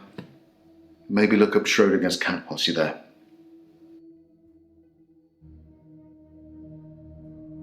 Oh, she's Dr. Decker's lovely assistant. I imagine she's your lovely assistant now. Yeah, she always smiles and makes me a cup of tea before a session. That smile. Which reminds me, my session. Can we talk about my problem now?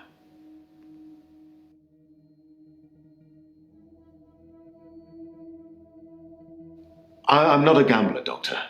I'm a scientist. I need more money. It's true I've run out of money for my research. An opportunity has arisen.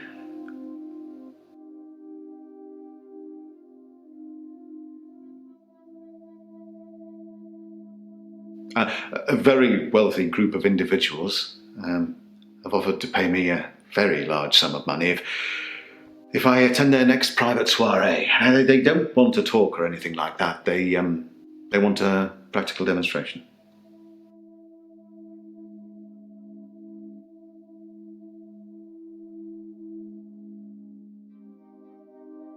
They'll pay me £1 million if I can successfully survive 6 rounds of Russian roulette. Now, I am worried because of what Dr. Decker said, but, well, I can't help but thinking that the stakes are so high I can't possibly lose. Oh dear. What do you think, Doctor? Should I take them up on their offer? No. Hell no. No, I suppose you're right. In a darker timeline, you probably said yes and I'm dead now. I earn good money where I work. How do I stop losing it? Stop gambling. Get some help for it. I take your point. But I suppose to decide whether to continue gambling or to stop gambling is a gamble within itself, isn't it? Well, my time is up. Will we be having another session or... No, don't answer that. It'll turn you into a gambler like me. Infectious, isn't it?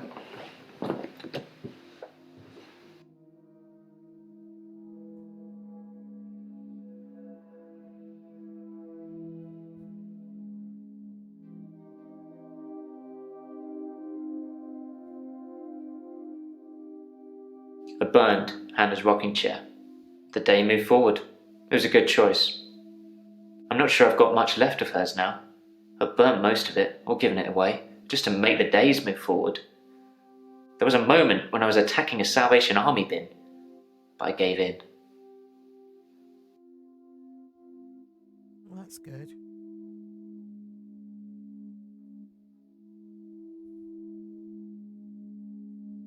I accidentally put Hannah's diary into a Salvation Army donation bin. They're like huge post boxes with a circular tray that makes sure things spill to the bottom. I tried to get in to get it back, but I gave up.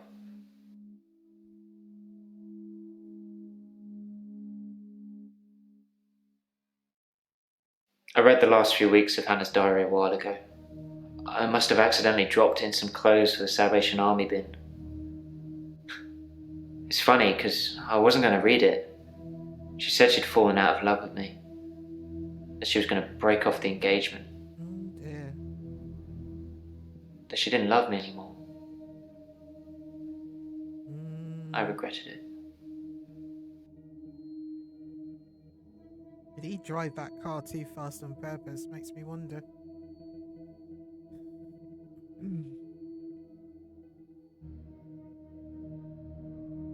I regretted that I mourned for Hannah so long.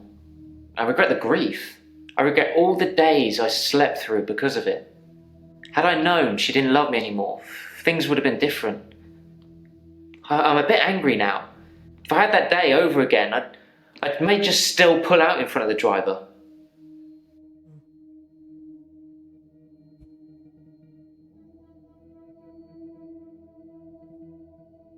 I remember the spike. It was very sharp. Decker used to fool around with it during the sessions, but I mostly just kept my head down. Most of the time it paid not to look at what he was doing.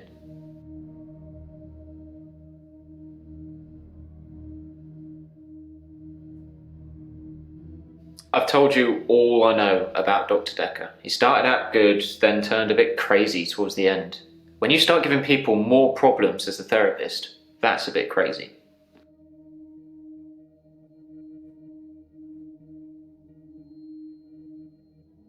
I started out with depression. Now I seem to repeat days. Even if you don't believe the repeat days, then I clearly have extra mental health problems that he's given me.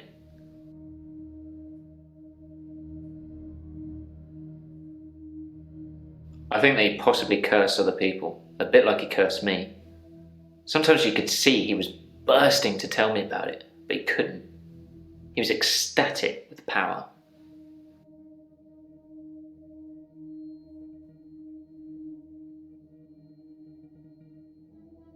Ah, the curse. Well remembered. I was hoping you'd forget. It's going to sound crazy.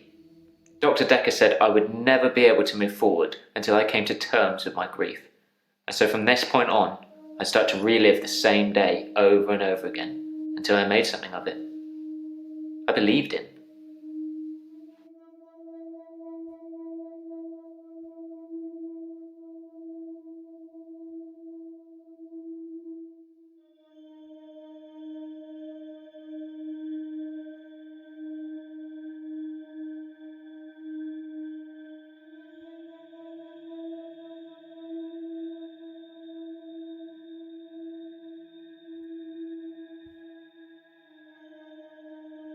I didn't forget seeing the flame.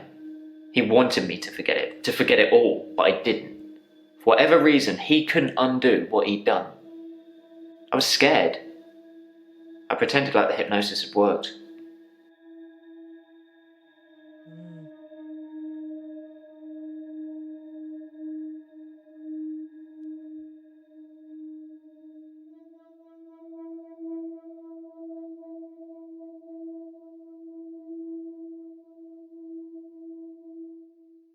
When you live life as I do, you don't really know what's happened and what hasn't anymore.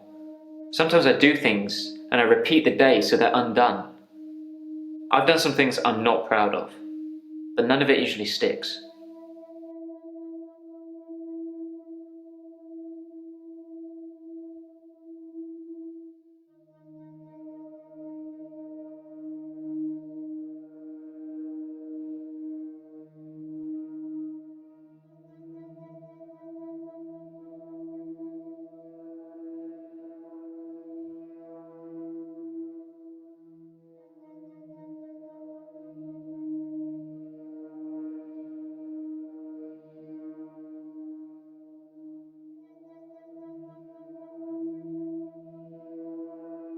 I was scared what Dr. Decker would do to me if he found out I still knew, so I had to play along, keep coming to the sessions, pretend I hadn't seen what he'd done.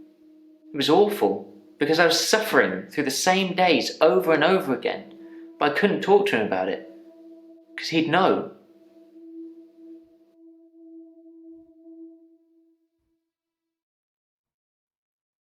I didn't want to believe him. I remember I said, "You can't just say things and they happen." He laughed and laughed. I think he was going mad. He said he'd give me a demonstration.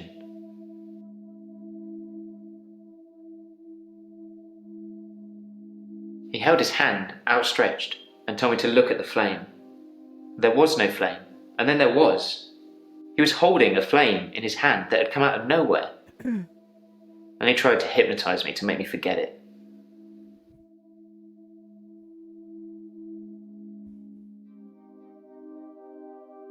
He'd become bored of me, so I got much of my insight from calls or messages he'd take during our sessions. I think because he hypnotized me, he didn't want to play with me anymore, so I got basic therapist. Interesting.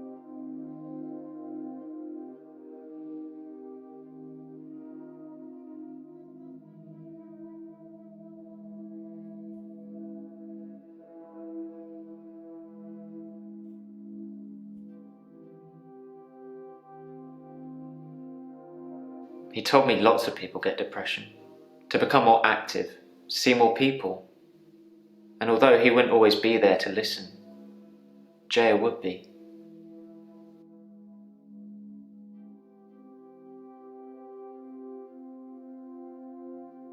Yeah, I talked to her quite a lot.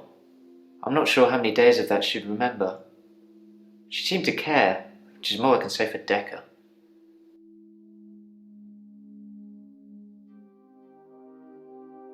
Can we maybe not talk about Hannah anymore? And thanks for the dating advice, by the way.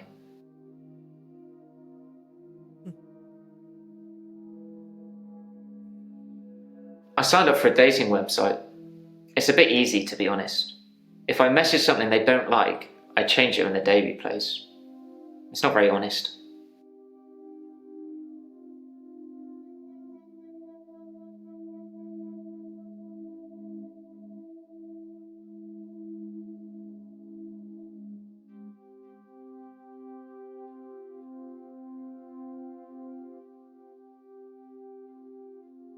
If I'm being honest, I'd probably rather ask out one of the patients I've seen here. The friendly redhead, with the accent.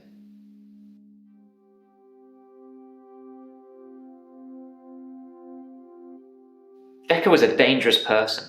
I'm glad he's dead. You'll get no glowing references from me.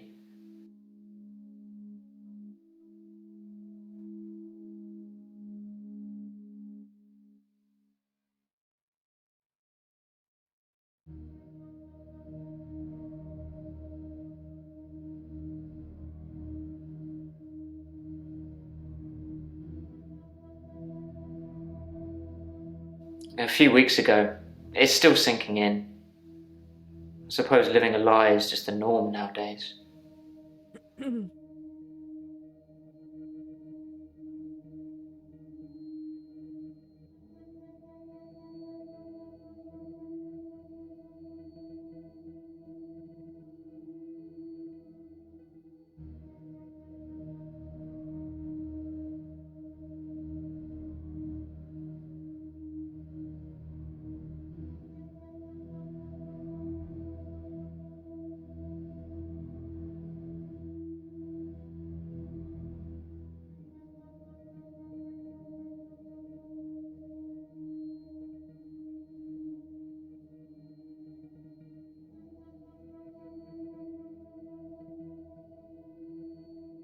I'm okay.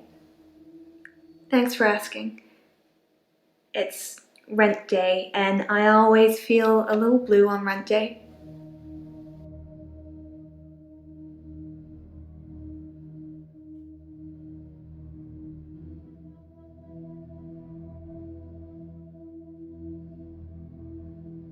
Rent day is the day I pay rent to my landlady.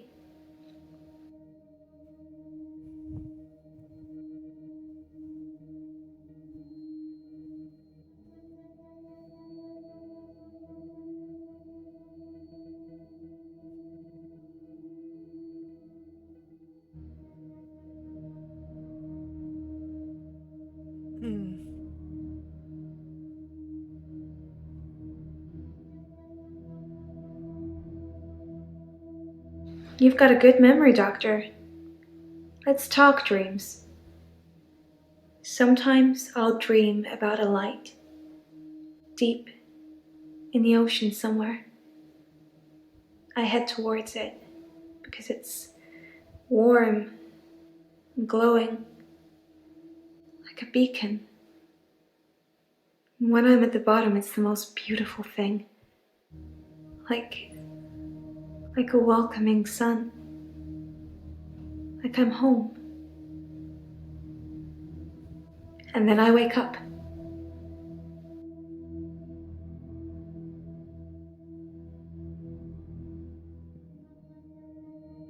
It's so beautiful. It calls me. It's like I'm in a trance. What does the dream mean, Doctor?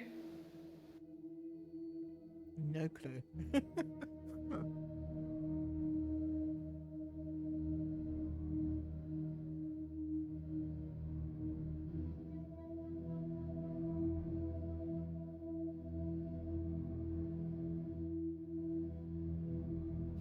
I guess.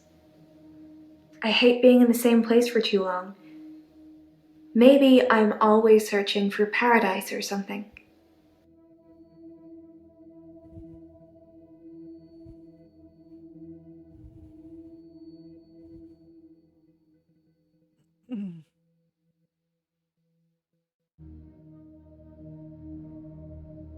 I've had no blackouts, and I haven't been to the beach since our last session.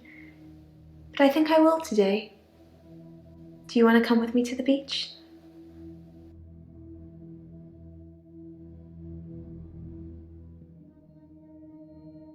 Doctor, I think you're getting a little anxious. If you ever wanted to visit the beach, you can just turn up. It's not mine.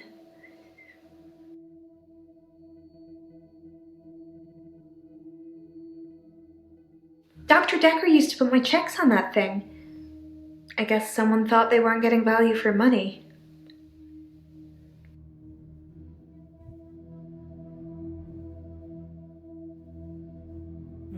Claire's always going on about value for money.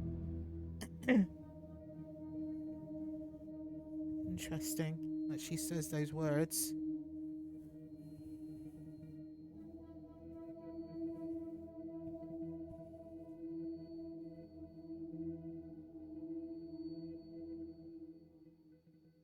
I actually don't have a lot of money. Sometimes a therapy check would bounce, but Dr. Decker would be okay with it.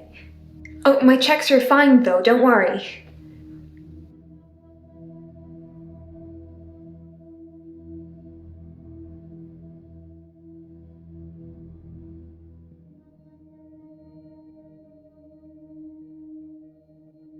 I'm not broke. Men buy me drinks at bars though. Sometimes I'll get away with not paying at restaurants. Isn't that how it is for everybody? Nope. It really isn't.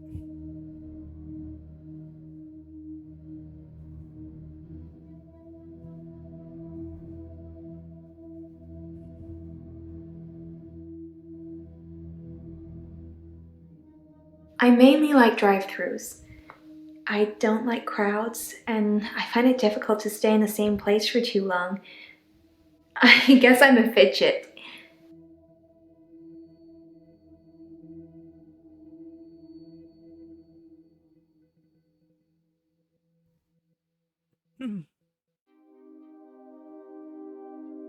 Crowds at nightclubs and bars are different. The lights are dim. You can slink around without attracting too much attention.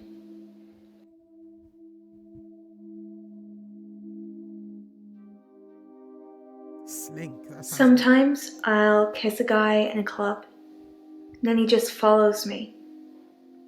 Wherever I go. It's creepy. I don't want everyone seeing that.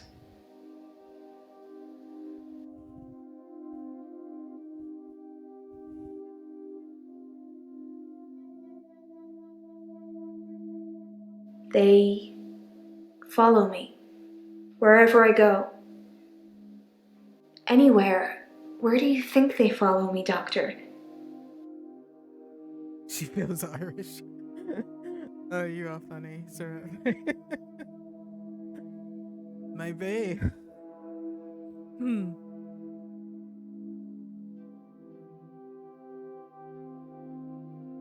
It depends where they follow Makes me wonder how. If they follow me home, they bang on the door for an hour or so, then leave.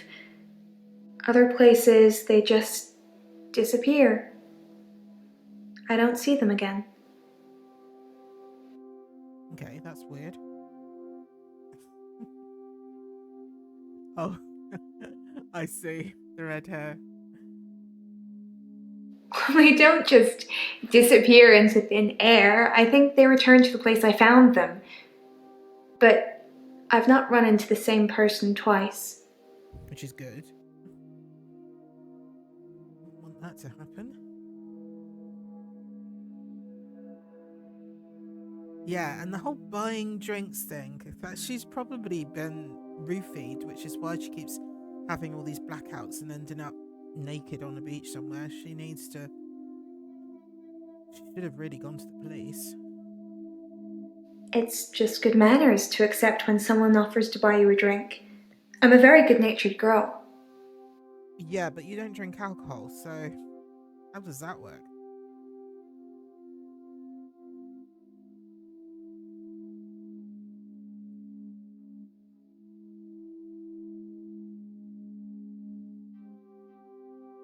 Actually, I won't ask that. It might shut down. Don't you think I'm sweet, Doctor? Oh, don't start the flirting thing again. I mean, honestly.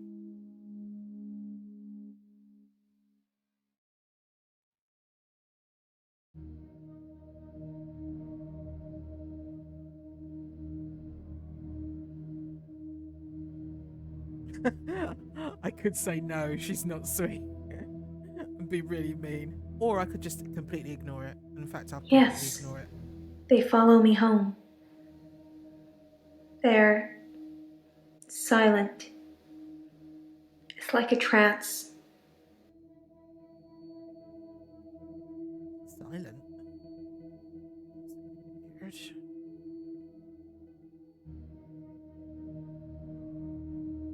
There was one guy, a real gym buddy.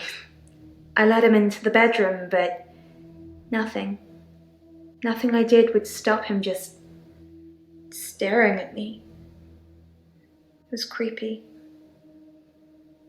I got him to follow me outside, and then I just shut the door.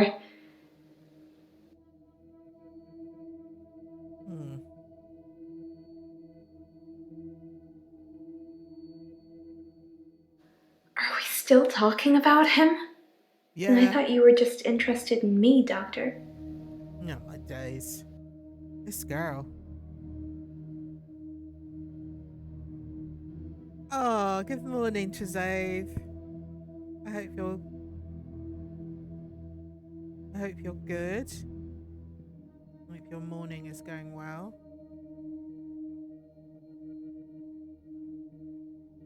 Oh, okay. Interesting. Discount. Well, yeah, she was saying that she was having money troubles. Don't know, this all sounds a bit sus to me. I don't know. Wonder if I just say no, she's not sweet. Dr. Decker just to see suggested her home reaction. visits. I think he was probably checking up on his investment. You're not thinking of doing home visits, are you, Doctor? Oh, God. Dr. Decker went back to her house. That's not right, is it? That's good. I'm not sure I can afford any more of your time. Mm-hmm.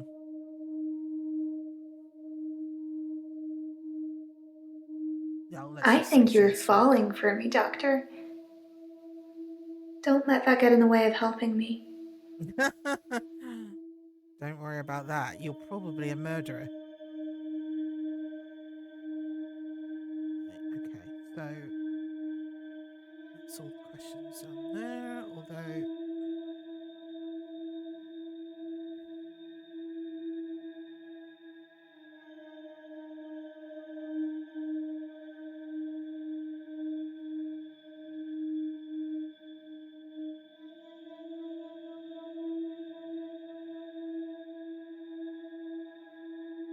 They're in some kind of trance, like zombies, but I don't know what they want. I think she's definitely been spiked.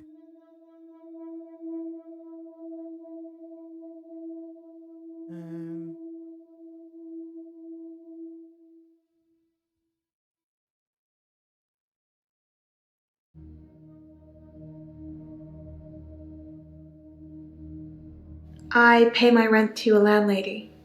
I don't own my own place. I'm just passing through.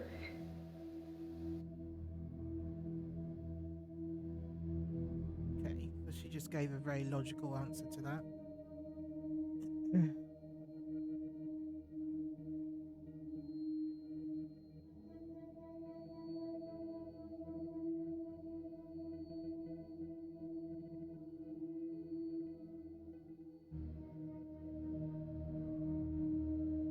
I don't want people to follow me. I'm not trying to get them to do anything. I thought they get love from killing. That's the only love they know, isn't it?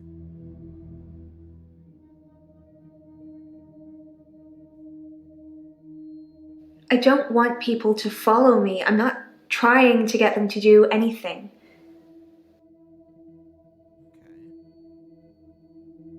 Okay. Standard answer.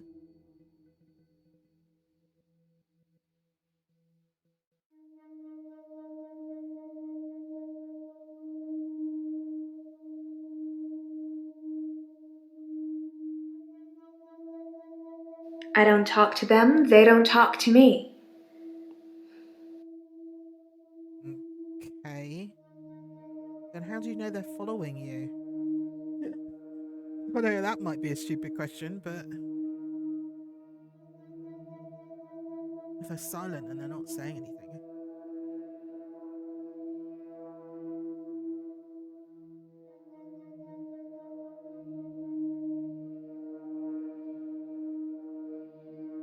I can be outgoing.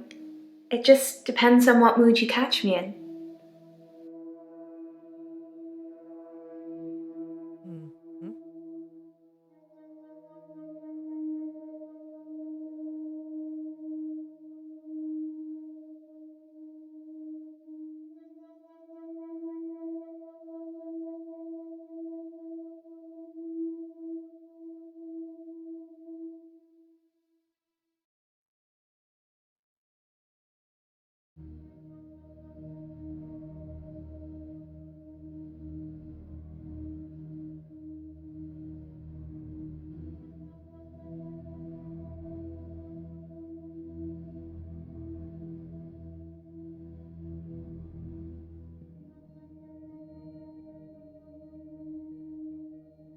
Dr. Decker suggested home visits. I think he was probably checking up on his investment. You're not thinking of doing home visits, are you, Doctor? Oh, yeah, that's a bit weird. Why would he suggest that?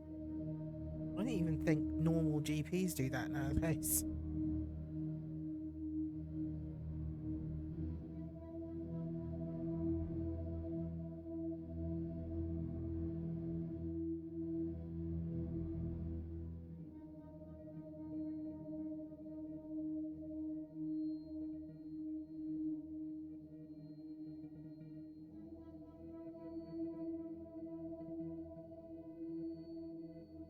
I think that's... I'm not a siren, it's just how some guys are. I tried it with a woman, too. She followed me. If a lot of people are watching, then it doesn't work. Okay. So this has got to be that special gift that she says she has. To make people fall in love with her?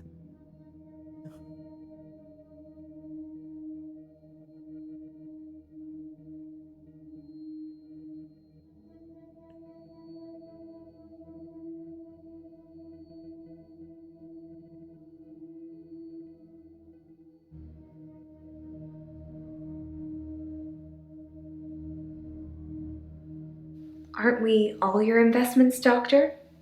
All the time, all the energy you've invested in us? Seeing how we're doing, making sure we're growing correctly? Yeah, but it seems a bit odd. You should visit you in your home. Seems exceptionally naive.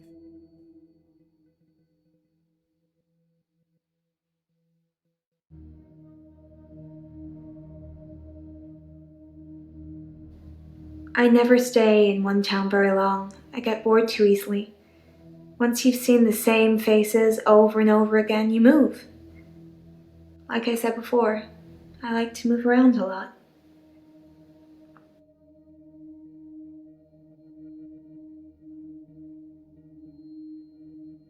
Okay.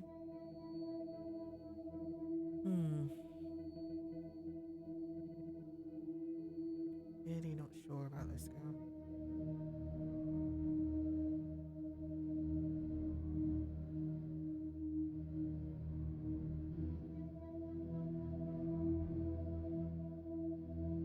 Interesting that you should say that. Dr. Decker said the same thing. And he's dead now. Siren, mermaid? Do you think I could really be one? Oh, hence the beach, hence being naked by the water. That was basically what she was trying to say was that she thinks she's a mermaid. Interesting.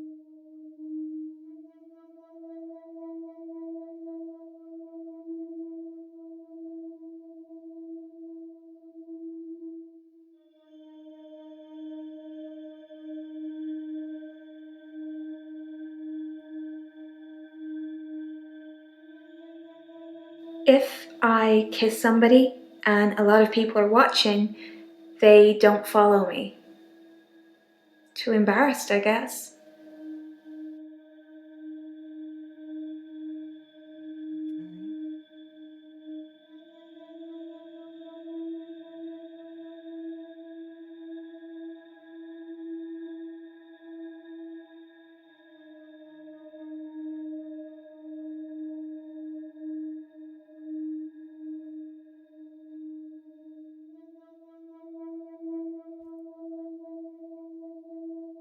No, not shopping.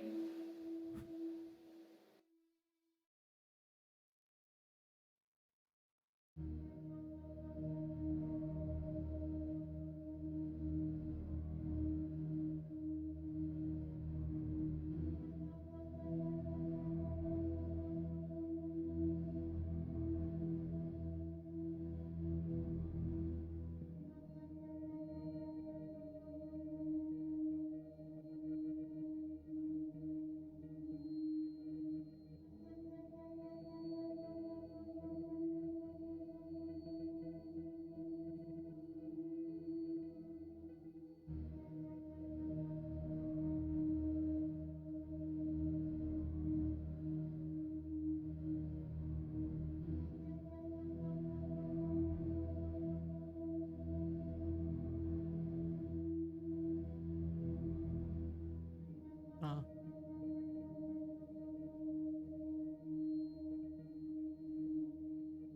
Okay. He asked that question.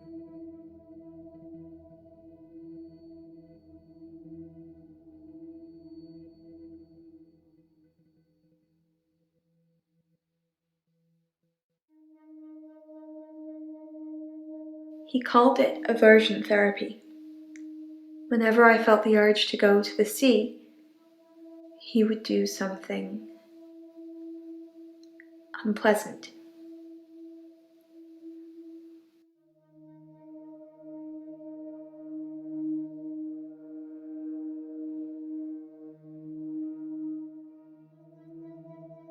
I don't know what you'd call it, but it was unpleasant for me.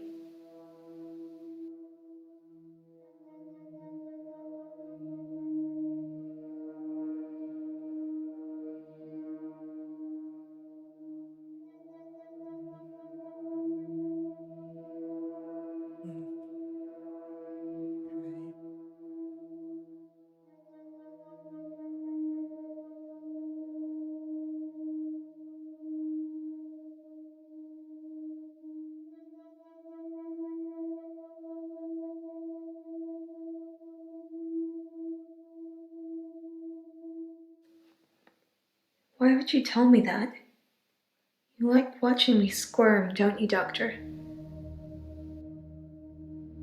Nope. We are trying to find a murderer here.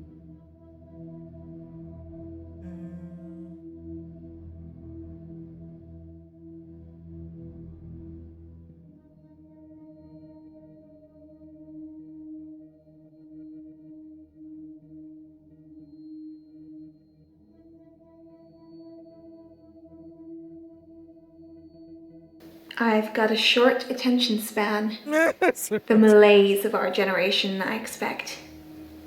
What are you bored by, Doctor?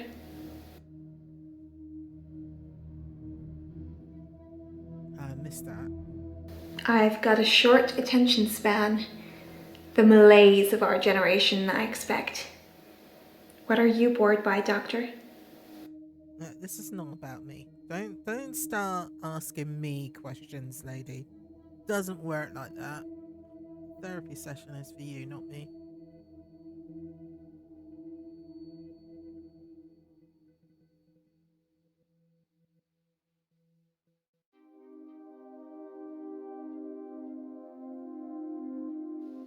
Real smooth, Doctor. What? Where did that come from?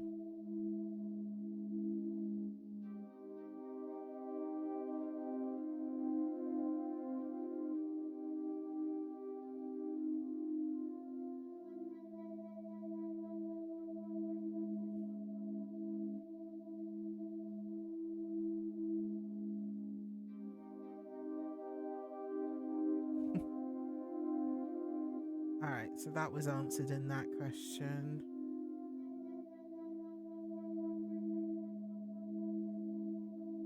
Wasn't really an answer.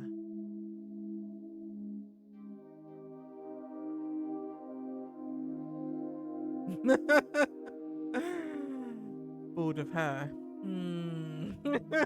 That would, I don't know what that would do if I said that. I don't want to start being mean to her. She is a patient after all.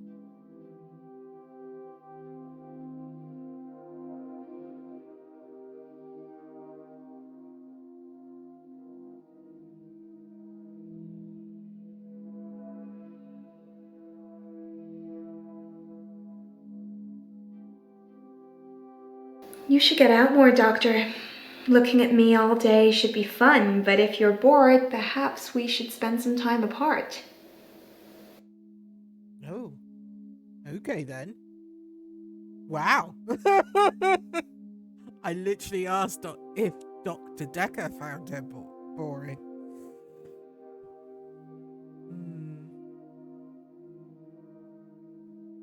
Well, that answered all those questions.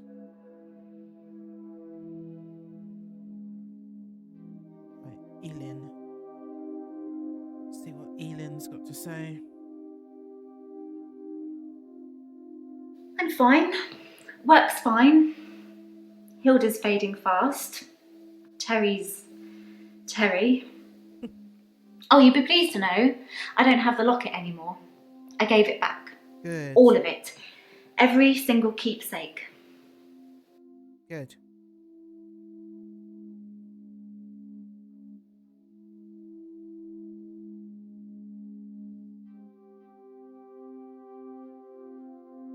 It's true then. I'd heard Dr. Decker was stabbed, but I didn't know for sure. It's weird that whoever did it would choose the paper spike.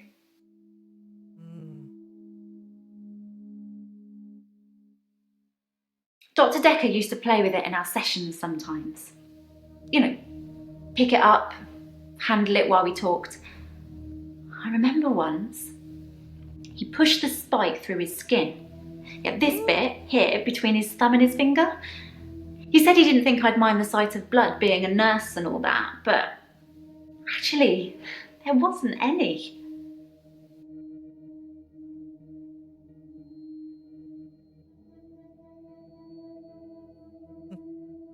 Okay, that is weird. Why would he do that? I was a bit freaked out. At first, I thought it was a trick. A magic trick, you know? Like some kind of therapeutic test. Show the patient this retractable spike and see how they react. But it wasn't. The spike was real.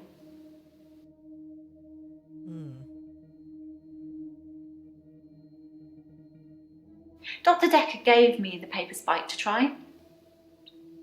It wasn't fake. It was pretty sharp, actually. I don't know how he did it. He said he just thought that it wouldn't hurt him, so it didn't.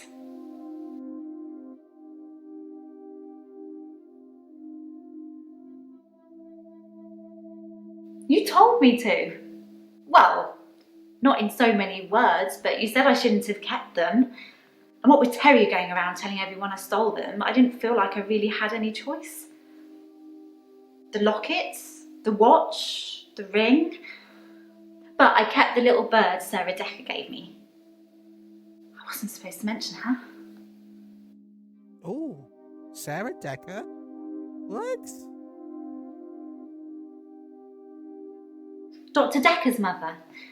She was one of my first patients, but she died a while ago. Wow.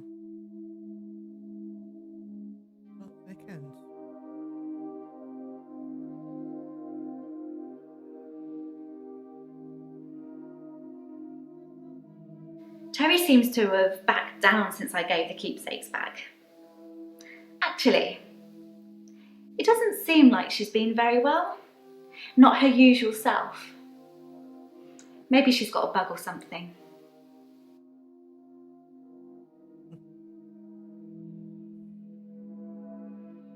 Hilda's nearing the end. She's been sleeping a lot, not eating much. She hasn't been that argumentative either. Although, she did give me a vicious scratch yesterday.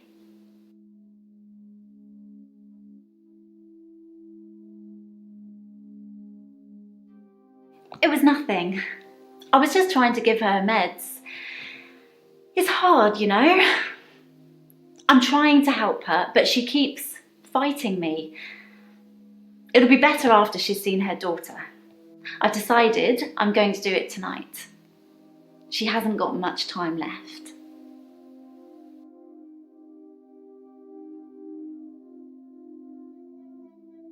You know the answer to that, Doctor. What have we been talking about? What can I do for Hilda that will make it all better?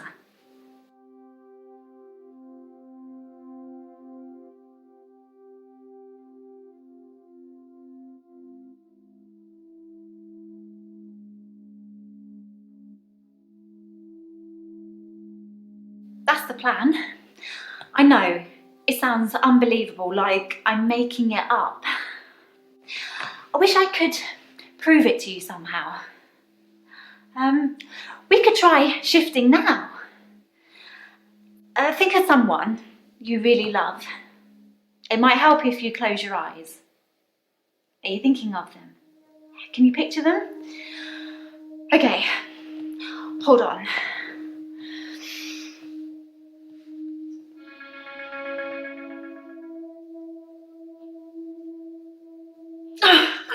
Sorry, I don't think it's going to work. On the bright side, that probably means you're not going to die anytime soon.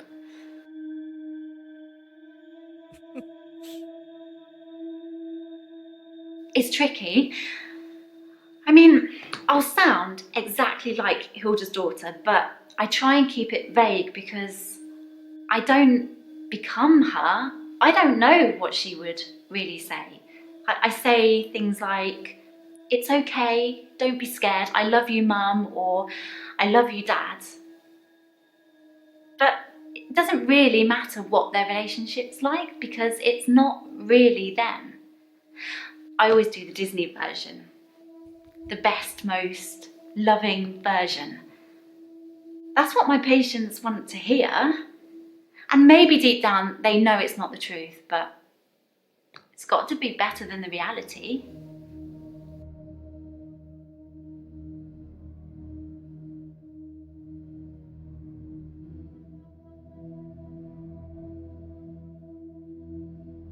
Does it really matter if it isn't the truth? Isn't it worth it if it brings them peace? Tell me honestly, Doctor, do you really think that what I'm doing is wrong?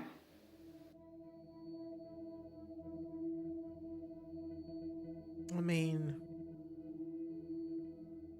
it is, but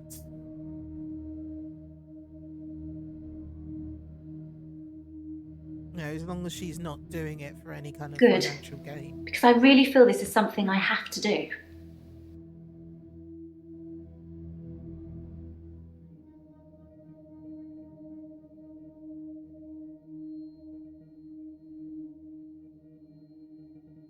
It just makes things complicated, doesn't it?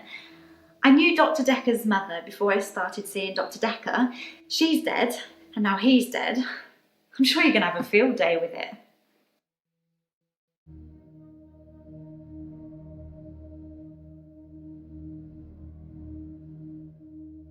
Yeah, that's the reason I came to see him. I knew she was dying, but he refused to talk to me unless I booked a session, so I did. And well, here we are. That's why she started talking to him. I told Dr. Decker that his mum was dying, that he should see her before it's too late. But He wasn't interested. It wasn't like he hated her. It was just like it wasn't important. He asked me to take care of it for him. He did send his assistant along to see her once. Sorry, your assistant.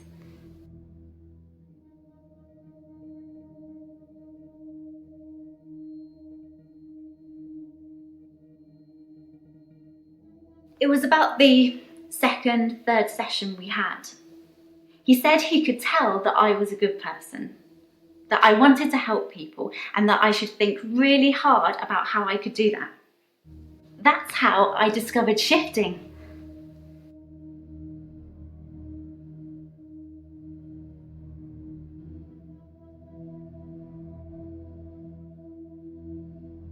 All Dr. Decker did was encourage me to think. But the shifting, that's all me. And my mum's a psychic and my sister's an empath, but I was just ordinary. I always felt like I wasn't special, like I was missing out. But I wasn't. I just hadn't discovered what I could do yet. Sarah Decker was one of the first ones I tried shifting for.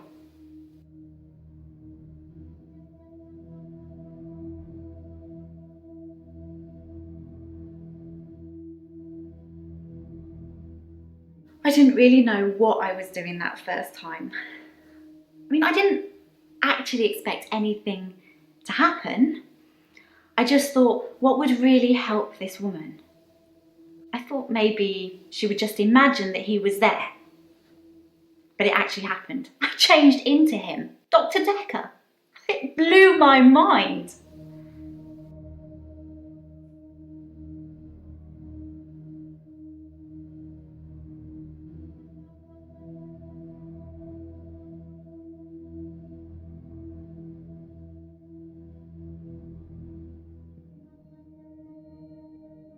That doesn't really matter. Let's talk about something else. She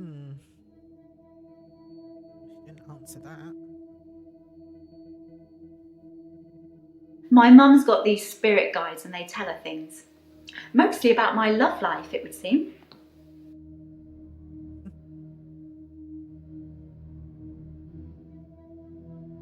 To tell you the truth, I don't really know what an empath is. I should probably Google it sometime.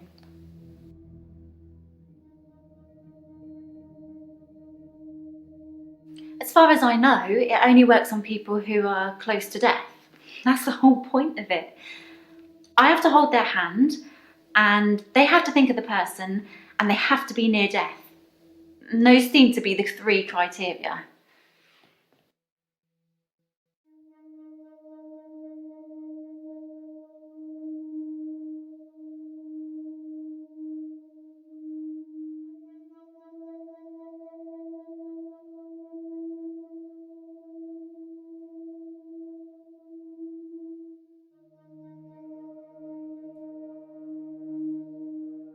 Well, I wasn't sure if it would still work, sorry. It's just, I get a sense that I probably shouldn't say, but, well, just think what it would mean for you if I'd been able to shift. Oh, hi, Rich. Aw, you too. You have a great weekend. Oh, and thank you for the bits. I didn't even see that come up. Thank you so much, Eruptic. Appreciate that. I'm so into this story, I honestly am. I'm trying to work out who did it. It's just so... There's a lot of information we're being given.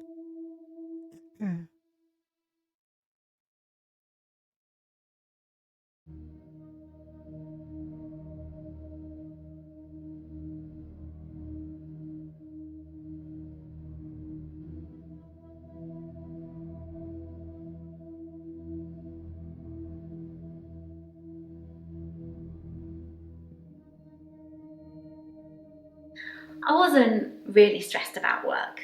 Well, maybe a little, but not enough to need a therapist. I just told you that because I didn't want you to know the real reason why I came to see Dr. Decker. Well, that makes sense. That's why really she shouldn't be having the therapy.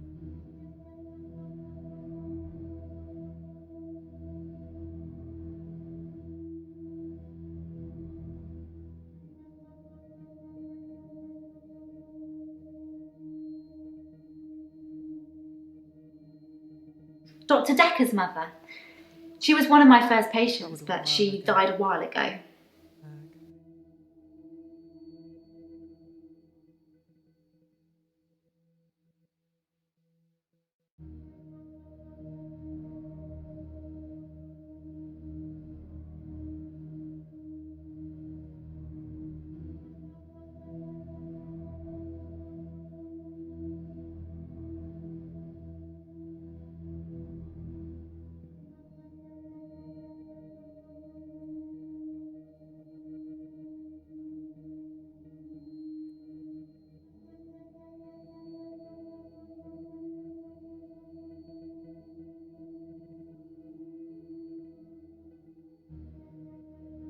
Sorry, I wish I could help.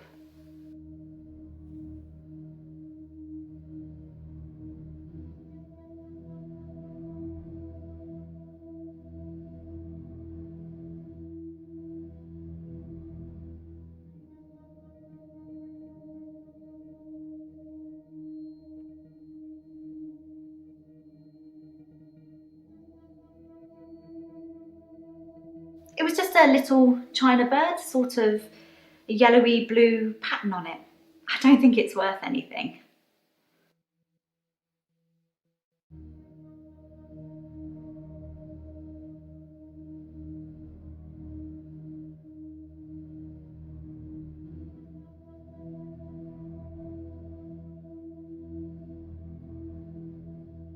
Okay, so I think we're done with her. Right there.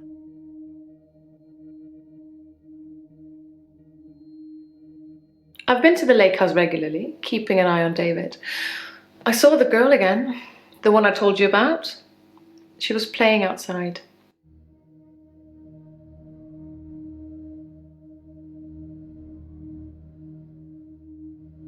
It makes for interesting reading, doesn't it?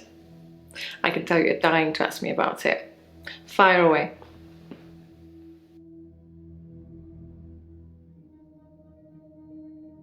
That's what it says. I can see you're confused. The police say that David is dead, fatally wounded when I stabbed him. The coroner says that David is dead. Everyone says that David is dead. There was even a funeral. But I know he's alive.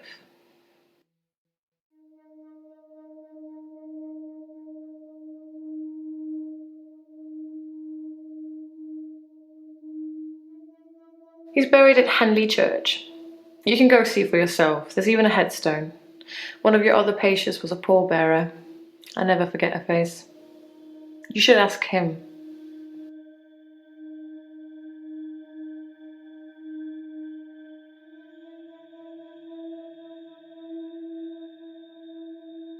Bryce was a pallbearer for David. He's also a gravedigger, I believe.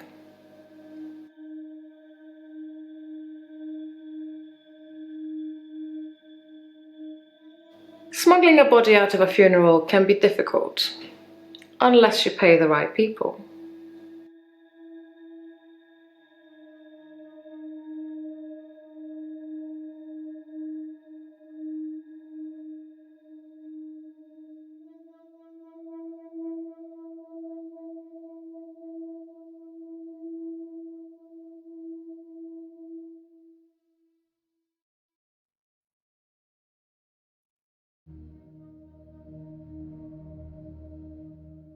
David wanted to have a talk about our relationship.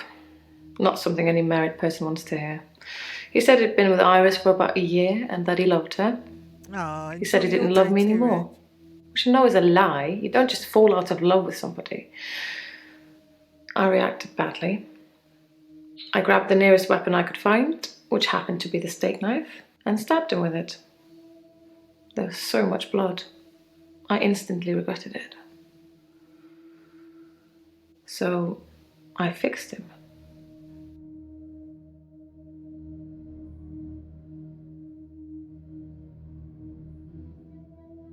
was about a week later. I brought David back to life. Not with voodoo, not with virginal sacrifice. I just willed it to happen, and it did. Dr. Decker told me it was possible, but only if you're not buried. He says once you're in the ground, there's no coming back. But until then, you have a chance at resurrection.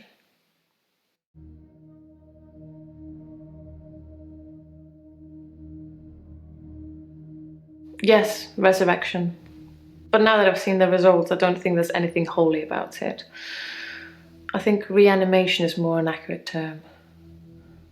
Like, I'm an evil necromancer raising things from the dead.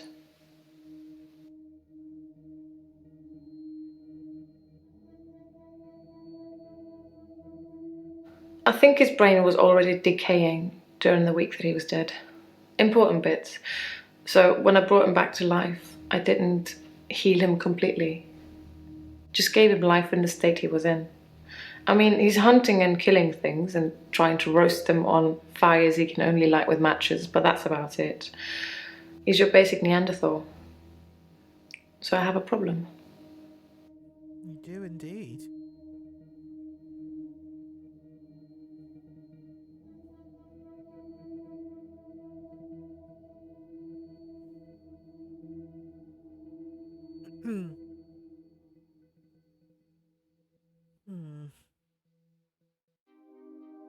I'm being charged with murder because the police don't know he's still alive, and I can't get David to vouch for me for obvious reasons. I think it would raise quite a few more questions than answers, which is why I'm hoping that you'd be able to help me.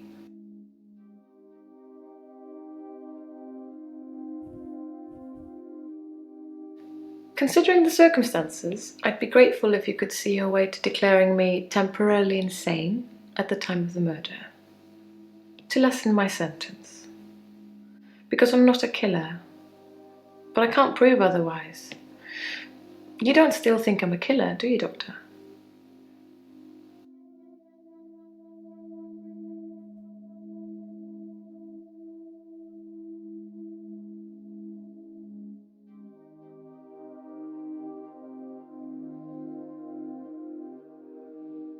At worst, it's manslaughter. I didn't mean to kill him, I just stabbed him a bit. And although he was dead for a week, I brought him back to life. Does this mean you won't help me? Was I temporarily insane?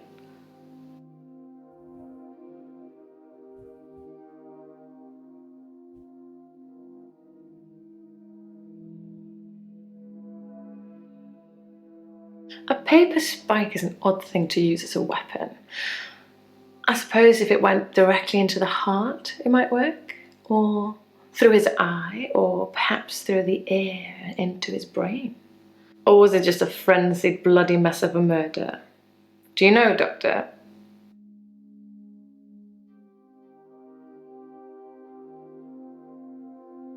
Funny she should say through the heart, because that is literally how he died.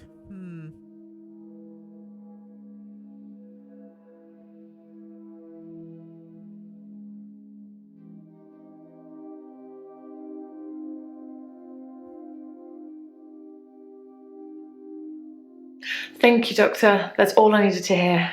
From you or Dr. Decker. But Dr. Decker wouldn't do that for me. He wanted something else.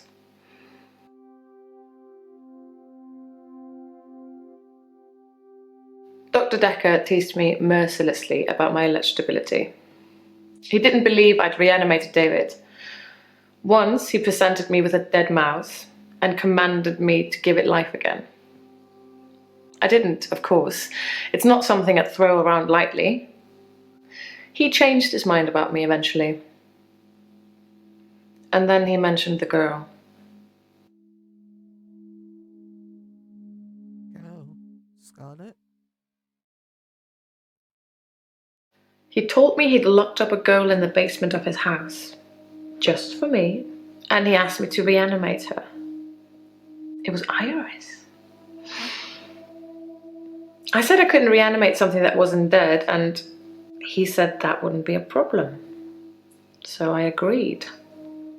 I just played along. I was hoping it wasn't real. I assumed it wasn't real. But he was offering me what I wanted, a temporary insanity diagnosis.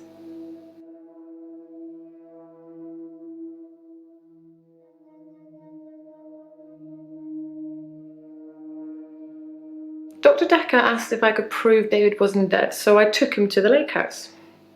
He saw that I was telling the truth. I can take you to see him too, if you like. Would you like to see David, Doctor?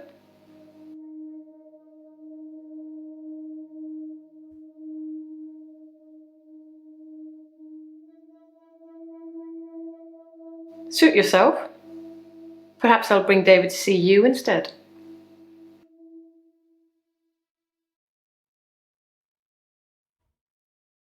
It didn't happen.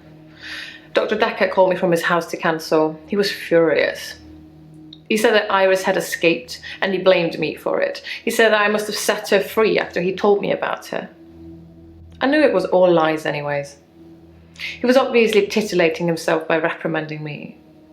He knew I'd never want to speak to Iris again, so I couldn't prove it either way.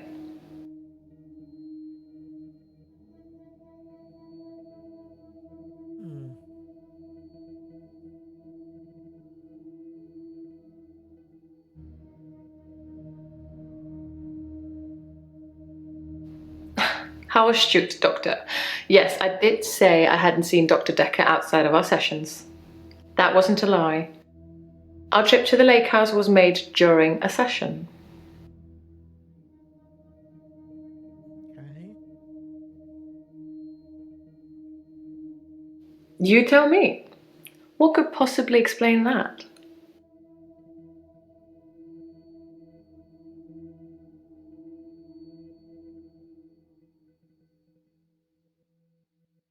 I assure you, David is not a ghost. I've touched him.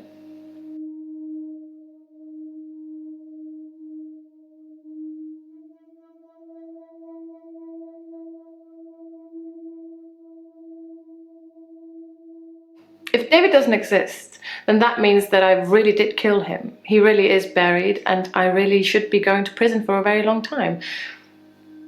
That just doesn't seem right to me. It's more probable that I reanimated him under Dr. Decker's guidance.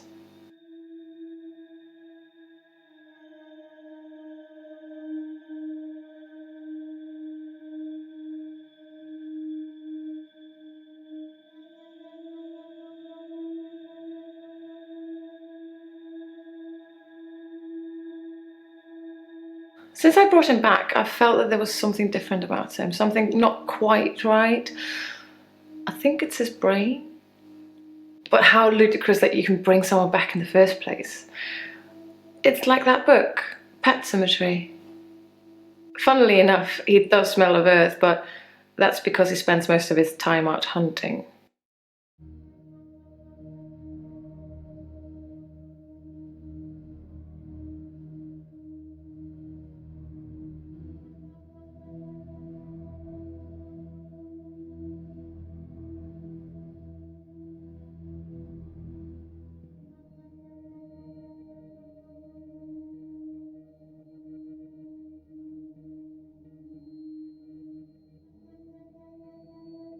I didn't speak to her this time.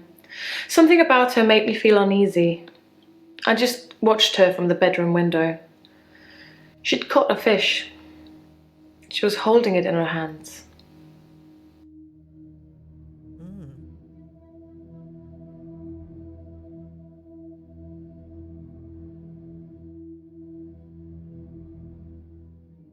I wasn't close enough to see, but for all intents and purposes, it looked as if the fish bit her. 1, 2, 3, 4, 5. Once I caught a fish alive.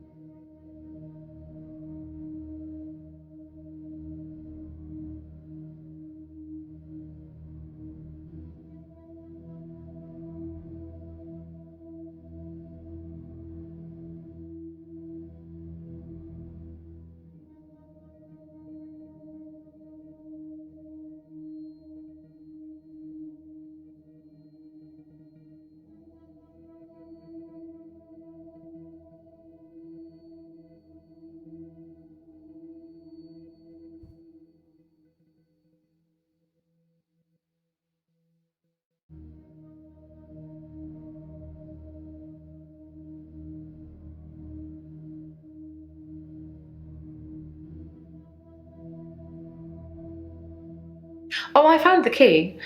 It must have been there all along, in a drawer in the hallway. I could have sworn I'd looked there already.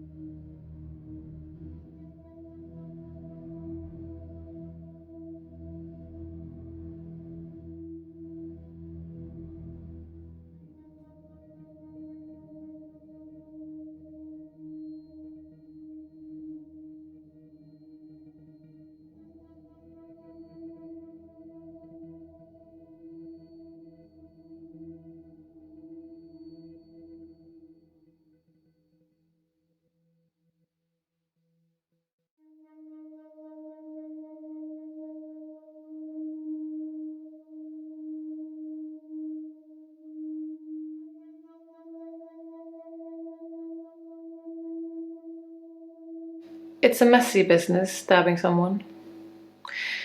You'd imagine that it would be like slicing into a pie with all the filling just slowly oozing out, but it's so much more dramatic, like popping a cork of a bottle of champagne. Blood sprayed everywhere.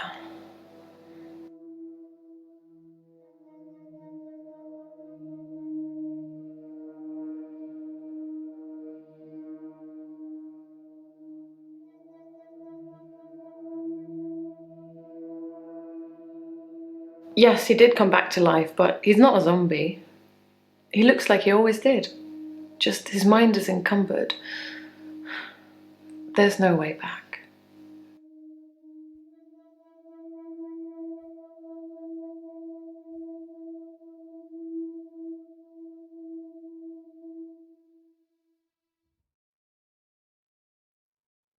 Got visions of her with her husband all stuffed and like in Psycho, in Norman Bates.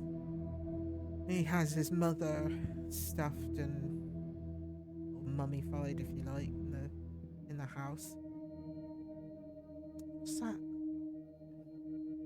That hobby that he had? Taxidermy, yeah, a bit like taxidermy.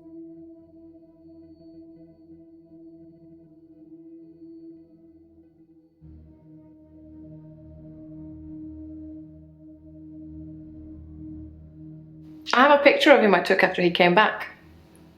I'll bring it in next session. Okay.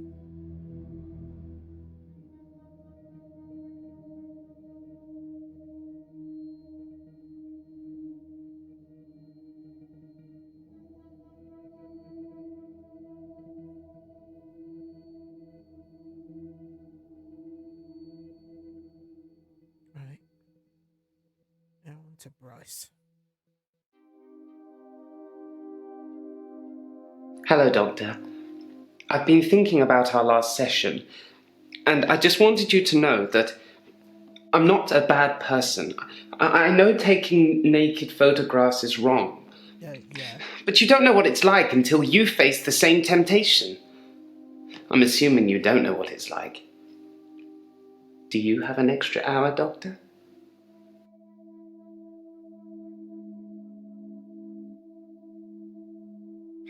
Thank God for that.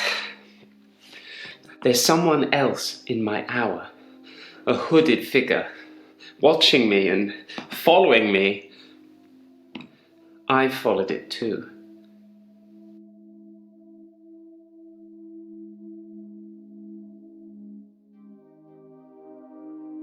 I don't know who it is. My initial thought was that it was you. That I told you about my affliction and somehow you'd got it too. Now I think maybe it's the military or some organization that wants to use the hour themselves. Maybe it's Dr. Decker risen from the dead. I need to talk to you about him.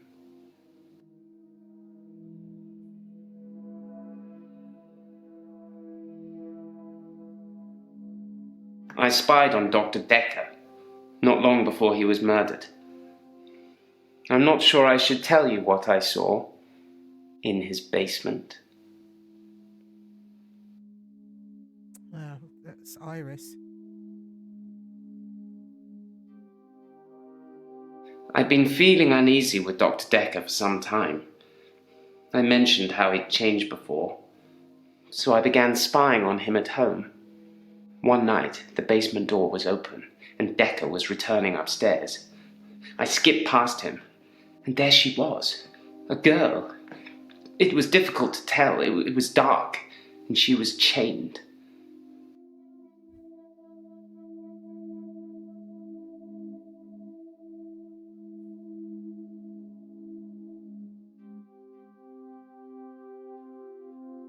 I removed the chains, dressed her, and sat her in the police station. There's no evidence, though. No evidence of what he'd done. But she was free. I saved her. I'm not evil. I destroyed evil.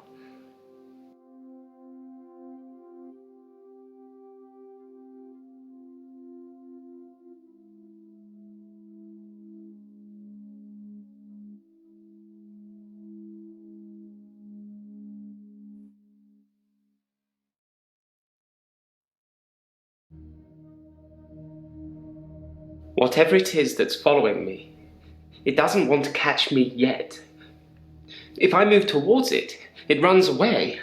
And when I follow it past temptations.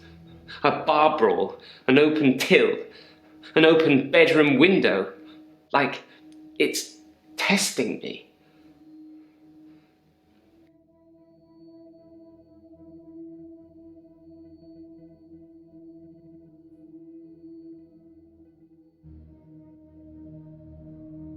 I split the brawl up.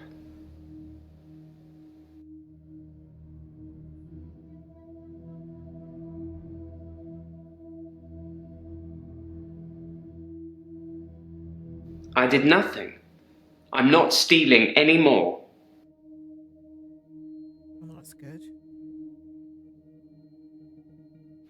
I looked in.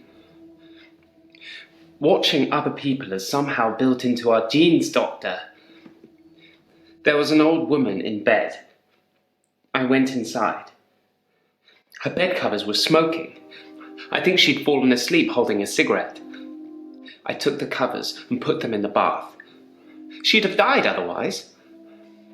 And no, I didn't take any pictures.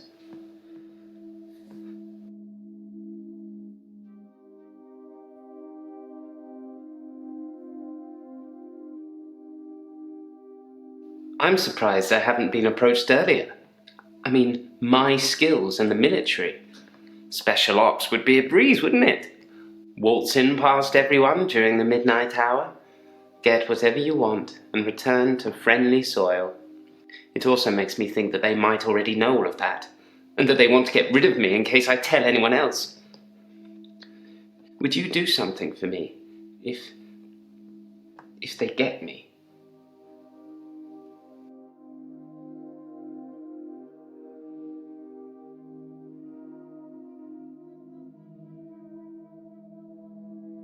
Would you tell Jessica I love her? She didn't really know me that well, but I did love her. And also, there's a hard drive in the bottom drawer of my drinks cabinet. Please destroy it. Please, don't look at it. Oh dear.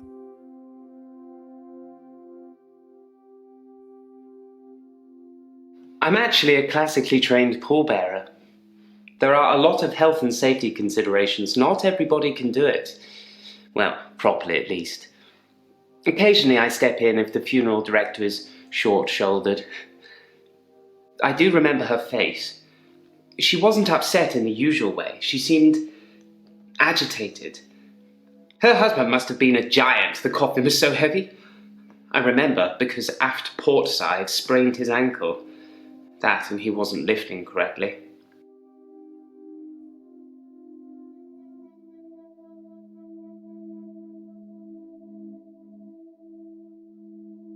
I have absolutely no idea what you're talking about, Doctor. I saw Claire Castleford's husband in the coffin myself before carrying him to the grave. He is in the ground. I'm sure it wouldn't take much for the police to get an order to have him exhumed. Just make sure it's done on Tuesday morning when I'm off.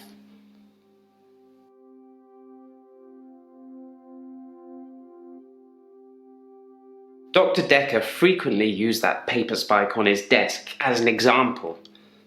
I'm sure he did it with the other patients too. He'd make me look at it, touch the point to see how sharp it was. He'd tell me that because I think it's sharp, it will hurt me. But if I thought it was nothing, it could pass right through my hand.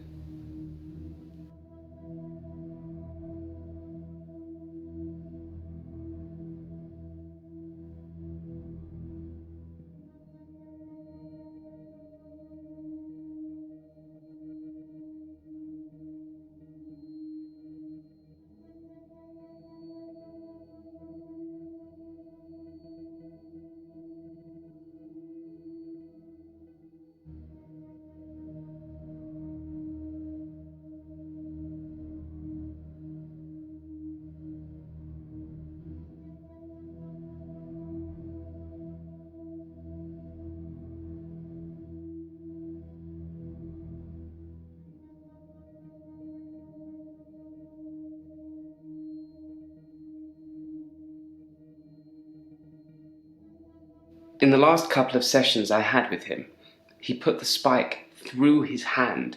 He'd be grinning at me while he was doing it. No blood, no nothing. He tried to make me do the same, but I wouldn't. Well, we know he did that. This guy sounds very odd to me. Not like a doctor at all.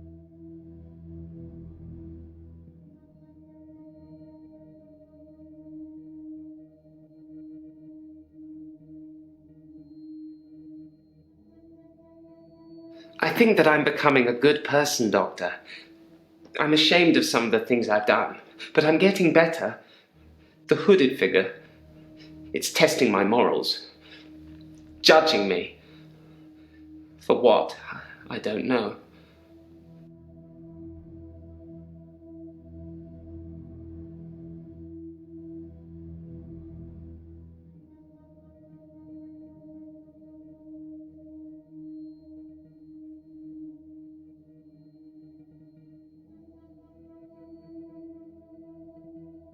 I believe that Dr. Decker was a truly evil man, and so should you. I know you record these sessions, Doctor. I'm not going to be filmed saying I wanted him dead. But I did, and so should you. And Doctor, if I wanted to kill anyone, I'd do it in the midnight hour, wouldn't I? And when was Decker murdered?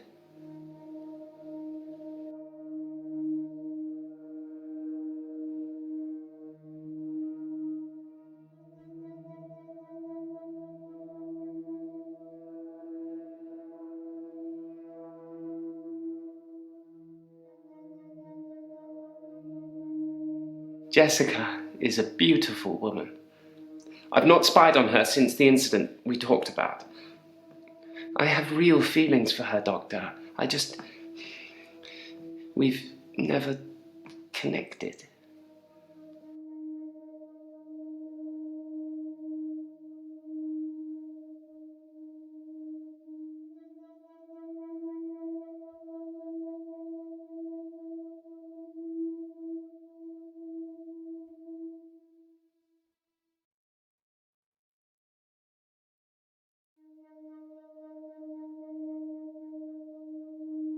One question, one answer. That works best.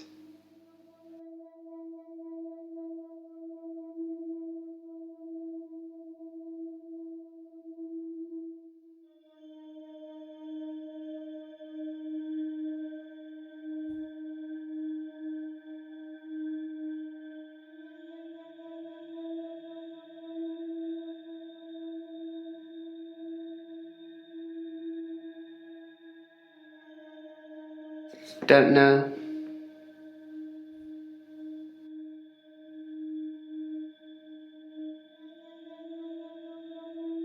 Okay. Let's on to jail now.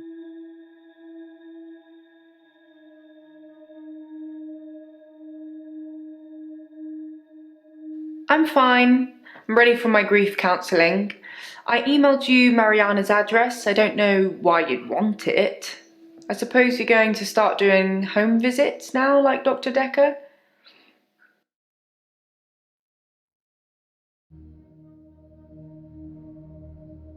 Yes, Dr. Decker started doing home visits for Mariana. He said she couldn't concentrate properly in his office.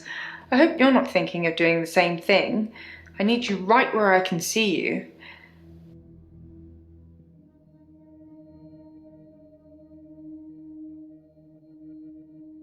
Doctor, if you don't want it, don't text me and ask for it. It's all right. I don't mind doing menial tasks for you. Someone has to do them.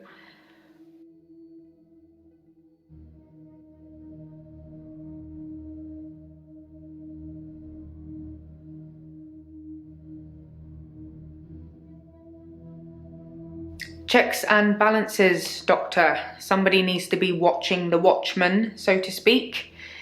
Make sure you're helping, not hindering.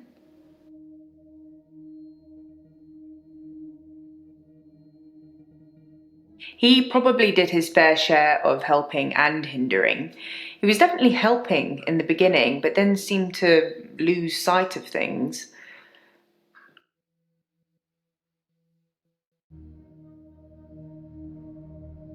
I think he was so overwhelmed by the patients he was getting. His curiosity just got the better of him. There was a definite turning point.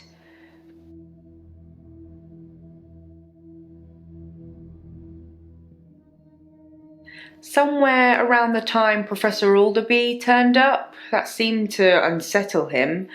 And then we had a flood of extra weird patients. I think it was all too much for him. I think I misjudged him. I hope you deal with it better.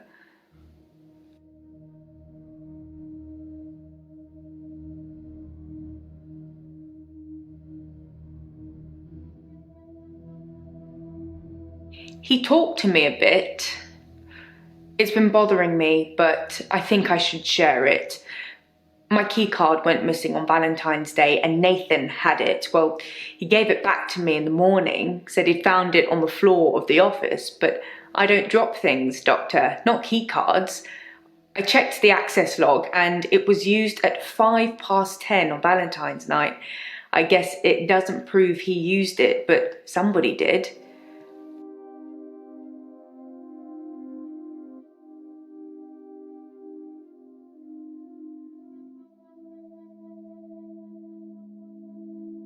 I haven't mentioned it to the police yet. I'm still thinking about it.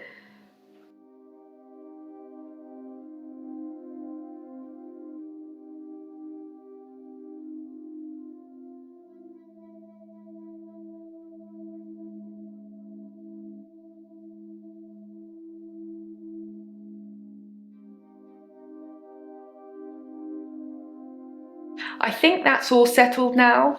We are agreeing to pay Ben £5,000 and he's agreeing not to say anything about what he saw. Interesting.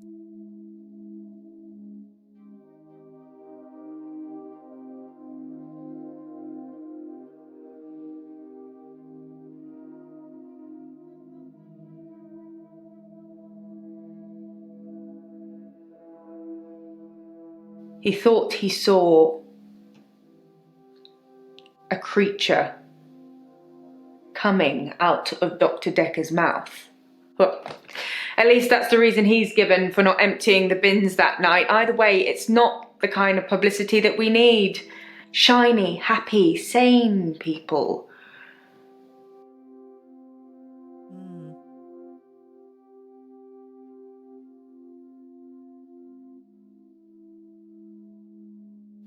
Grief is such a strange word if you keep saying it. Grief, grief, grief. It sounds like somebody's being whipped. And you're going to ask me how I feel today?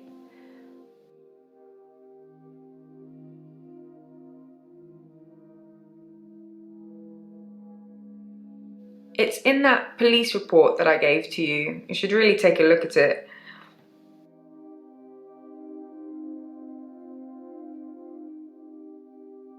Some mornings I come into work and still expect him to be here. Sometimes it feels like he actually is here, watching over me. We had a connection. It's gone now, though. You can't have a connection with the dead, can you? Not for too long, anyway.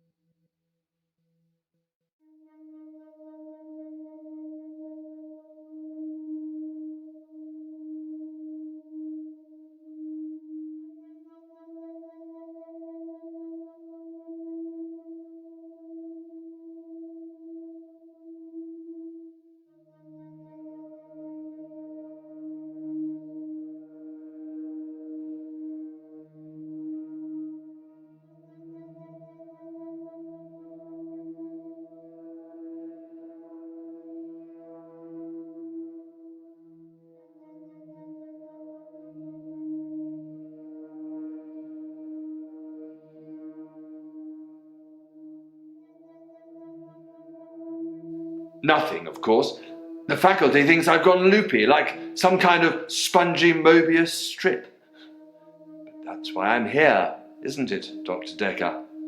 Him, God, the great old one, the elder god, Cthulhu, however you address him. Listen to me! You're not listening! It's your only bloody job! Well, let's call him God. He creates this world for his amusement, something he can play with and occasionally alter to suit his mood. God loves chaos, but something goes wrong. Man and woman evolve. What was once chaotic becomes, well, more ordered. Without chaos, he has less power. When there's too much order, he becomes impotent. So he needs to instill chaos again. And do you know how he does this? No, and yes, but you're being too granular. He needs chaos so he can return, and the only thing stopping him is you. Not just you. You and people like you. Psychiatrists, doctors, nurses. Anyone who is caring for people who are losing their sanity. You have no comprehension how important your job is, do you? He doesn't need your version of insanity to spread. He needs chaos. It's not the same. It's just a means to an end. They're not all cultists, unfortunately. Once you see the truth, it's hard not to spread chaos yourself, to cause further insanity and harm your own. I doubt it. But can I make you question your reality? Definitely. But in doing so, I would be promoting more chaos. On the basis the central component of our universe is chaos, Science can only document a perception of the chaos at any one given moment in time, as by definition, chaos is unpredictable from one moment to the next, which means that at any given moment, we can choose to alter our perception of the world, no matter how much chaos that would cause. In 10 seconds' time, there will be no gravity in this room, and we will float. 3, 2, 1. You think nothing happened. But where's your glass, Doctor?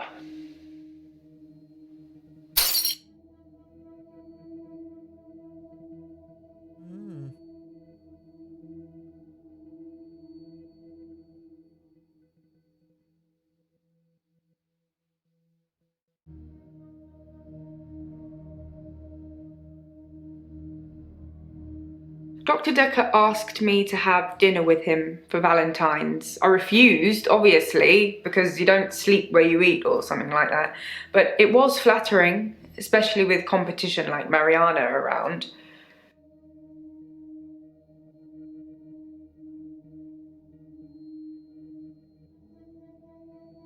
Sorry, I didn't mean I was competing. I was happy Mariana was going out with him. I didn't want to be romantic with him. We had a stronger connection than that.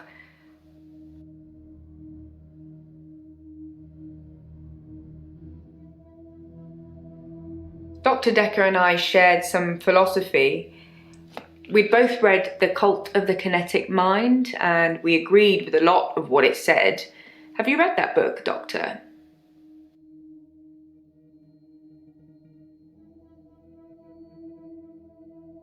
In Cult of the Kinetic Mind, the author suggests that everyone is capable of psychokinesis and that the cult leaders specifically had these powers that turned their followers into disciples. It's not a fun read, but if you're into psychology, it's a blast.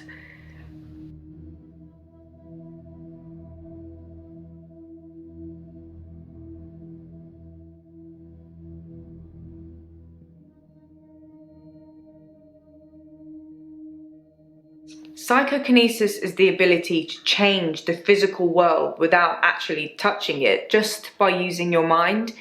It's not just about bending spoons. It covers all sorts of things like telepathy, telekinesis, telesabalas. Shoot me, I'm a Kojak fan.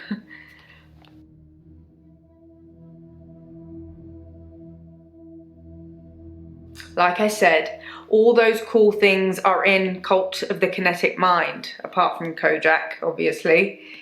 If you ever get a patient who thinks they can change the world with just their mind, then duck, just in case they can. But seriously, do a whole load of shrinking and make them better. Whether you believe in psychokinesis or not, you'll need to figure out your approach with those that do.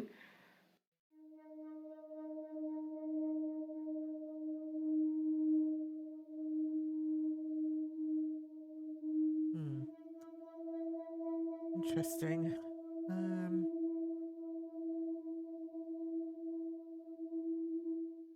How do you make people who think they have special powers better? Do you remain passive and support, encourage them, take them away?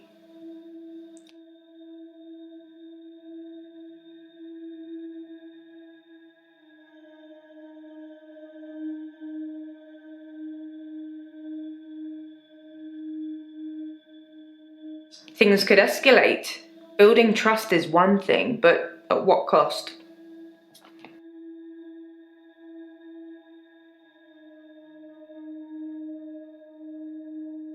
No, not at all in my experience. Dr. Decker had an unusual number of patients who claimed psychokinesis.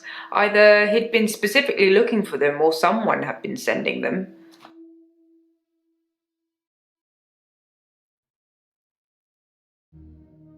It's entirely possible that someone is targeting this practice with psychokinetic patients. To what end, I don't know. It's no coincidence that most psychokinetic patients are diagnosed as insane, or at least temporarily insane. It's a handy diagnosis if you're facing criminal prosecution, especially if it's for murder.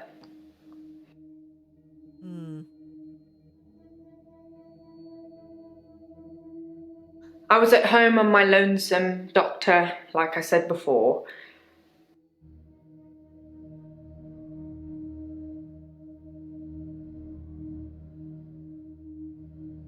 Honestly, I think Dr. Decker had a bit of a crush on Mariana, or vice versa. I'm not really sure. There's some footage from their home sessions if you want to see them.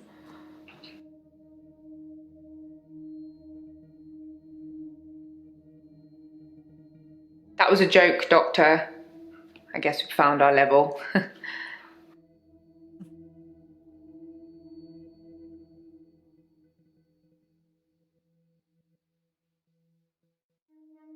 Dr. Decker did send me to see his mother once.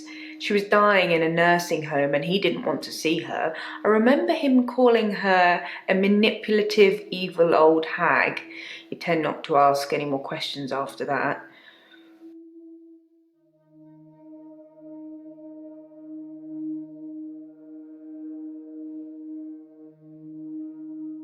Oops, that was a strange thing to say, wasn't it? Whipped. Am I all whips and chains in the bedroom or dominant in the boardroom? Don't answer that, it's not a question. It's early days for a harassment suit yet, what with Ben's nervous shock already.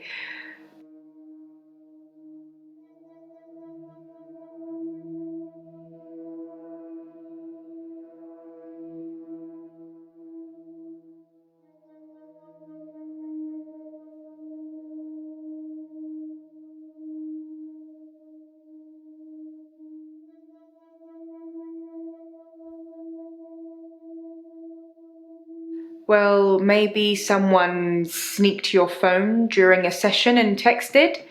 I know they all look innocent, but if it's not nailed down, there's a good chance they'll walk away with it. You know, I used to have an iPad and a Surface.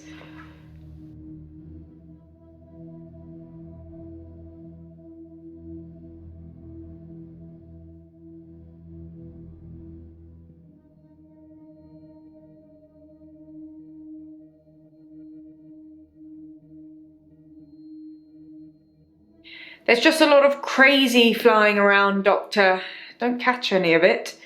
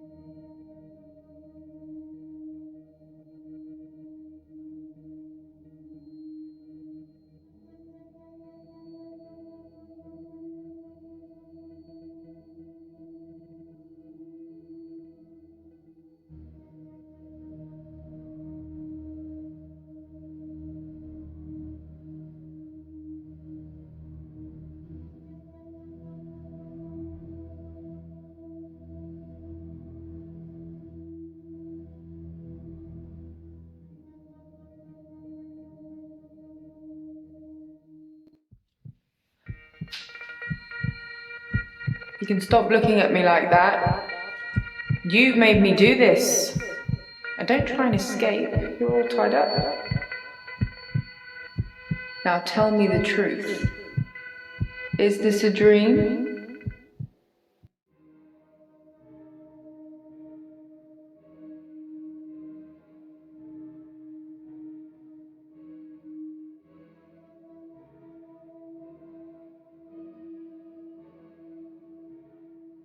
That's a good doctor. Yes, it's all a big dream. So let's get down to business. Do you believe that people can have kinetic powers?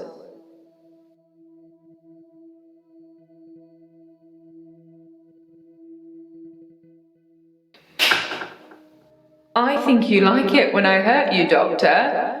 That's a worrying sign. People obviously have kinetic powers.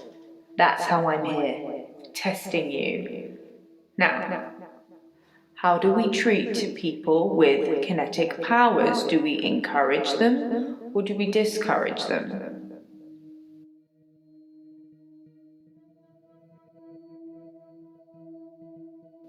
Very good, Doctor. That's the right answer. Remember it, or there will be consequences. Now, since I'm here, let's have a little bit of fun. Shall we, Doctor?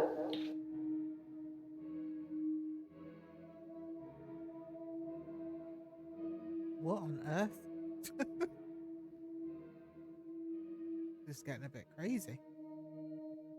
There's someone else in my hour. I brought David back to life. I removed the chains, dressed her. It was Iris. We could try shifting now. Would you like to see David, Doctor? Sorry. We both read The Cult of the Kinetic Mind. I'm not broke. It's no coincidence that most psychokinetic patients are Grateful if you could see your way to declaring me insane, or at least temporarily insane. There was no flame. And then there was. I'll kiss a guy, I pretended like the hypnosis had worked. and then he just follows me Can we maybe not talk about Hannah anymore? wherever I go. You may just still pull out in front of the driver.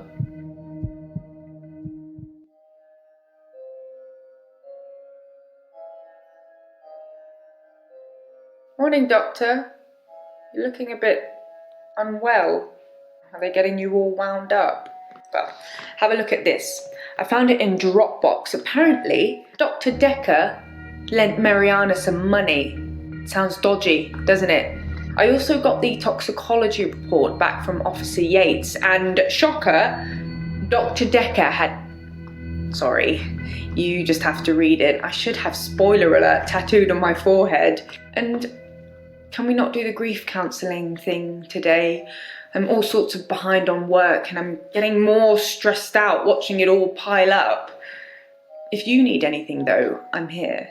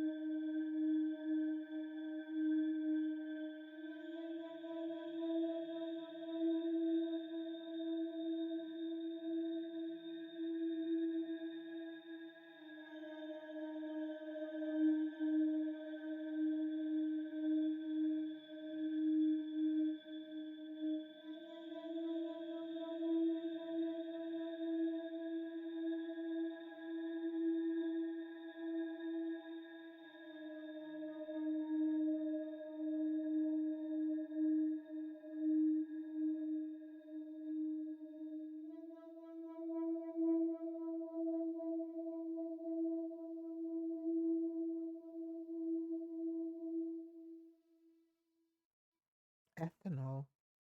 That's like well, found in antifreeze and things like that, I think.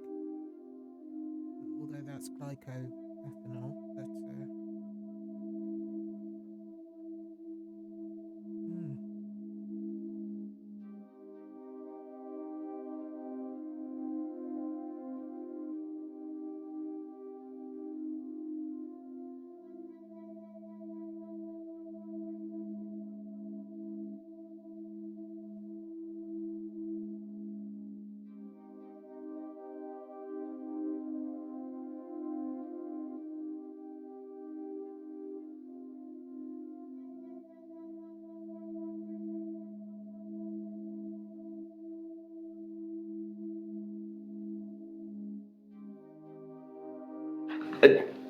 Sorry, I'm Glenn. I didn't expect to be here. I was looking for the men's room.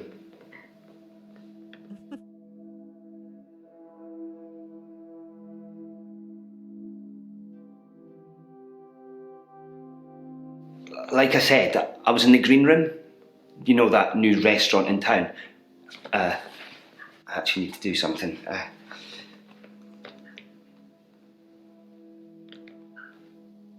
Done. Sorry. I was in the middle of a date and needed the restroom, and here I am.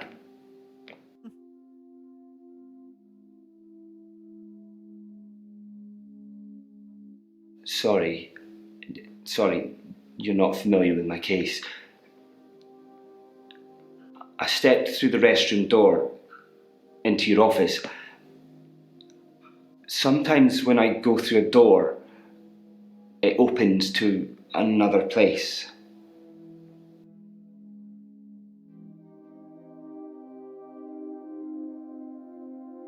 No, I shouldn't imagine she did that. I didn't even pass through the waiting room.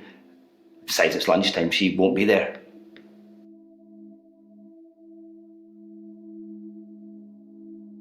No, not really. But it's lunchtime, and you don't normally see patients now. Well, Dr. Decker didn't normally see patients now.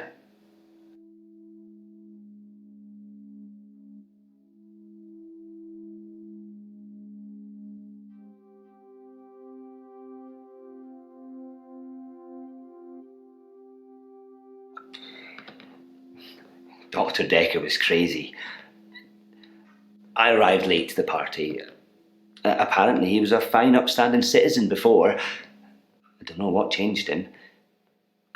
Of the few sessions I had with him, he'd observed me walking through doors.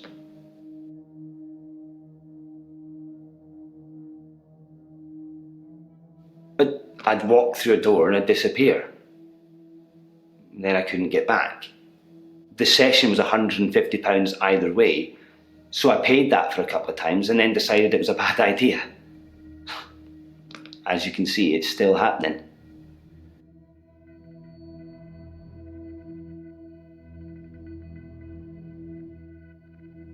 The doors. I'm still vanishing from one place to another.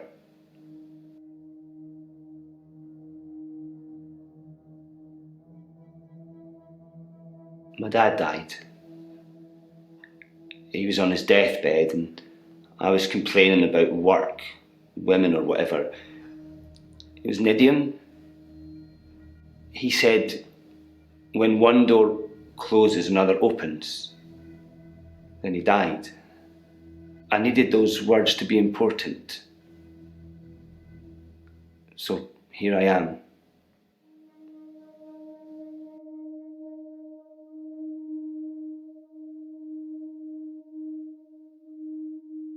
He was stoic. He had tuberculosis in his lungs. That's what killed him. Nobody knew until the end. I never got to say I loved him.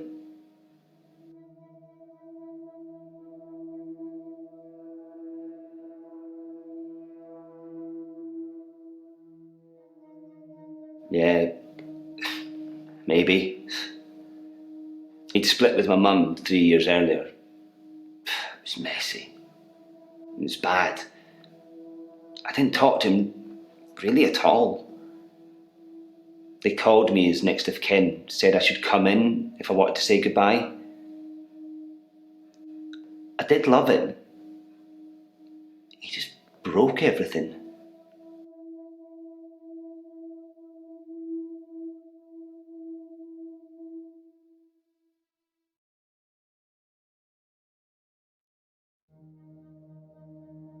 No. I hadn't seen him for so long.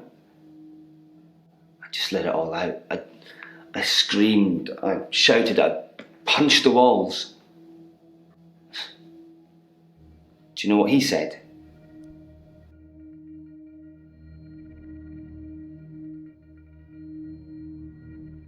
Sorry. Over and over again. Like he really meant it.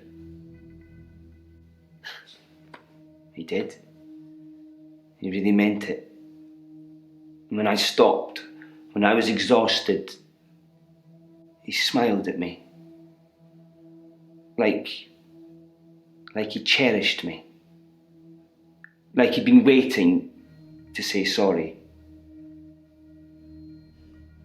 Waiting for forgiveness.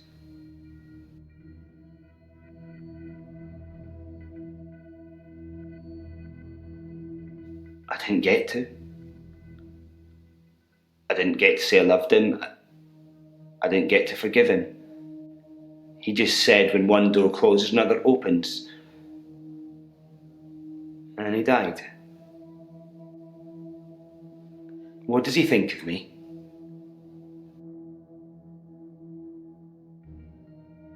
All those years, thinking I was the bigger man. It turns out he was. There's no going back, is there, Doctor? When one door closes, it's shut forever.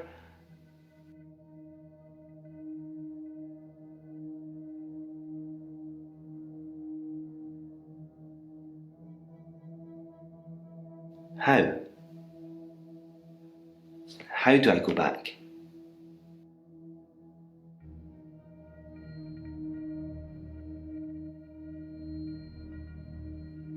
I think you're probably right. I've been trying to address the symptoms and not the root of the problem. You might be the best replacement doctor this place has seen. I'll book a real appointment next time, and you can help me with this. Thanks, Doctor.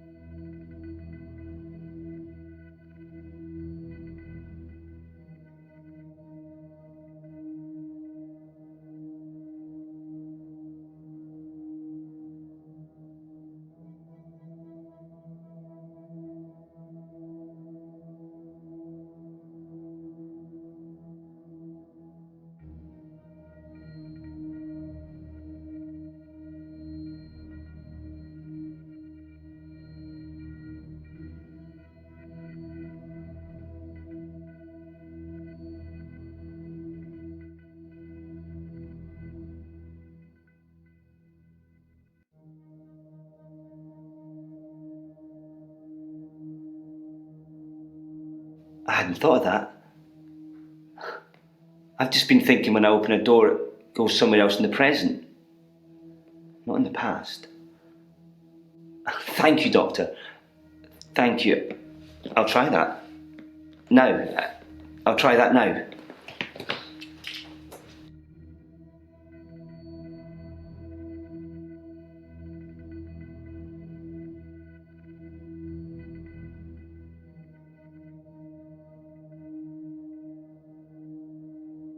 Scarlett, I haven't been in since he died. Since Dr. Decker died.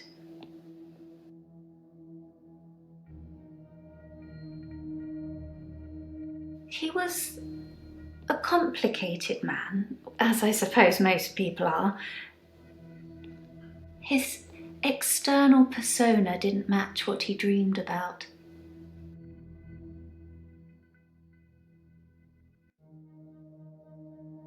His dreams were amazing, filled with a spectrum of colours and creatures.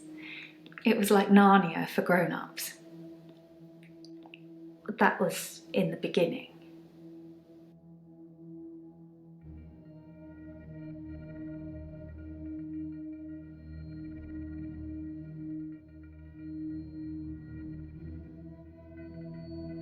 Chaotic, dark.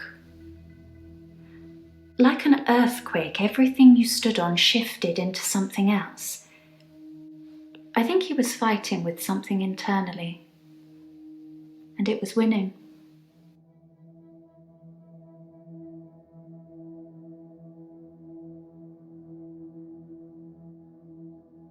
don't know. It's a turn of phrase. Inner demons? Insanity? I don't know. I can visit dreams, but I can't force the dreamer to interact with me.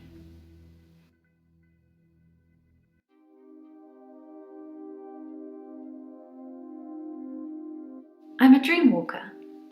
I can visit people and help them in their dreams. You've not caught up on all his old patients yet, then?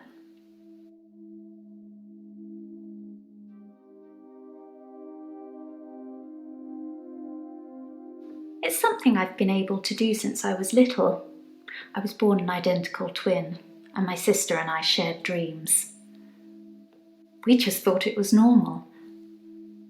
When our younger brother started having night terrors, we helped him. I just need to know the person, a little, and know they're dreaming. Then I can sort of jump into them.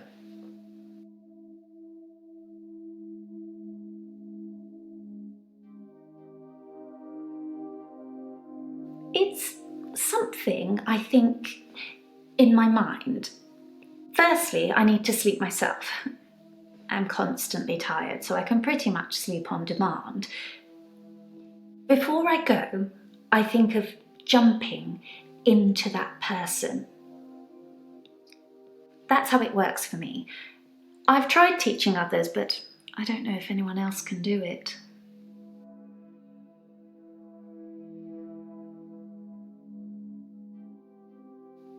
I don't know. Lots of people. Whenever I get close enough to tell somebody about it, the first thing they want to do is try it out or have me visit their dreams. That's kind of why I'm here. Relationships.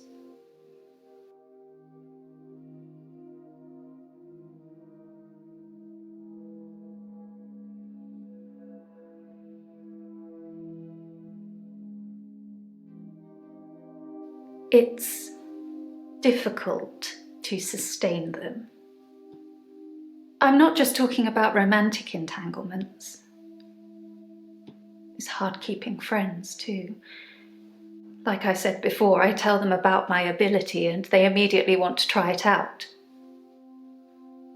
The problem is, I don't normally like what I see.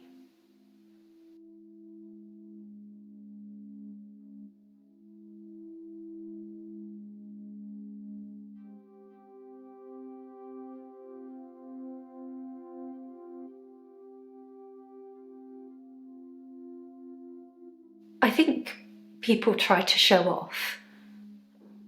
Firstly, they're a bit shocked if I turn up in their dream, but when they're comfortable with that, they start to put on a show. But most people can't control their dreams, so they tend to turn into nightmares pretty quickly. Oh look, I'm dreaming of a giant Stay Puft Marshmallow Man. Oh, why is it destroying New York?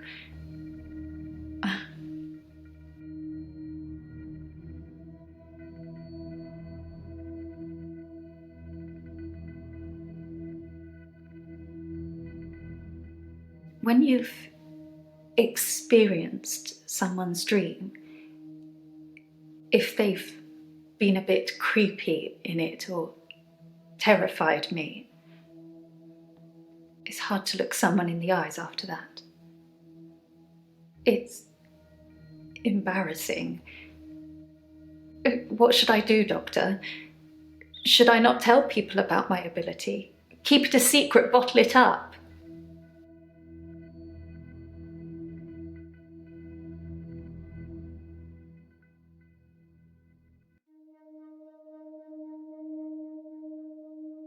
I'm not sure that's healthy, but I guess I could give it a try.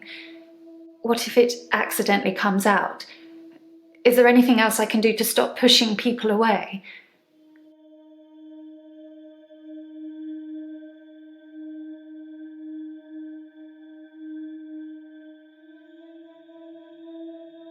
It's difficult to do when you experience them like I do.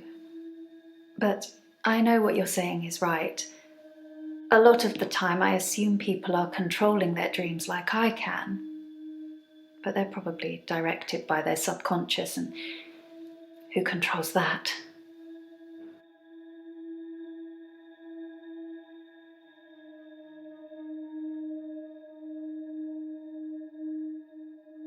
Fluid, soft, intricate things. I couldn't draw a picture if you asked, but they drew you to them. They looked a little strange, but you felt compelled to watch them.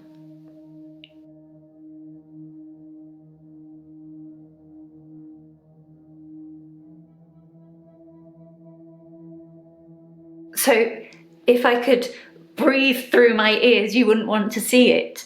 I do say no. A lot. But I usually cave eventually.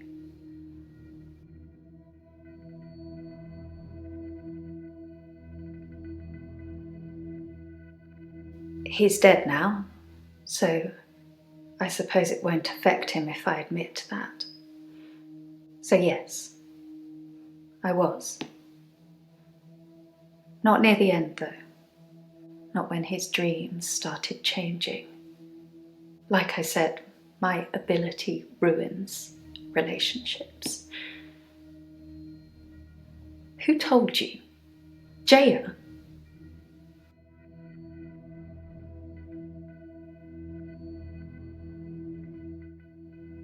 Just thought she'd know. Thought she'd know everything about her precious Dr. Decker. Sorry, we didn't speak that much. But she was a lot like the other woman. So much control over someone who was supposed to be her superior.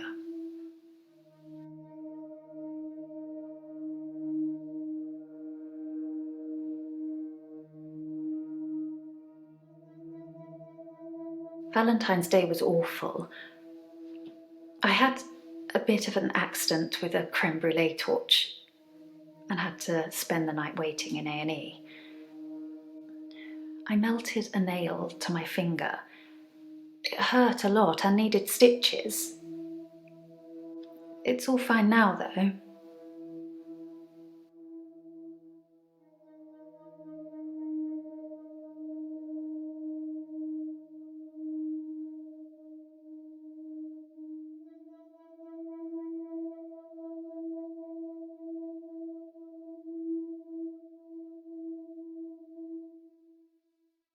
Double honest.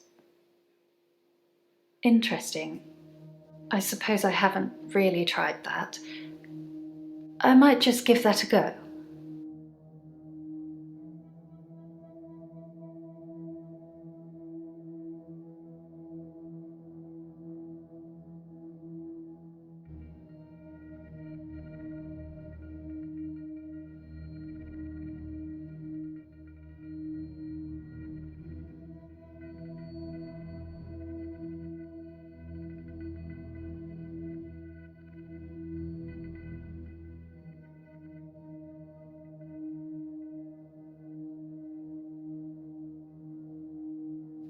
And this is exactly what I'm talking about. You're asking me for proof.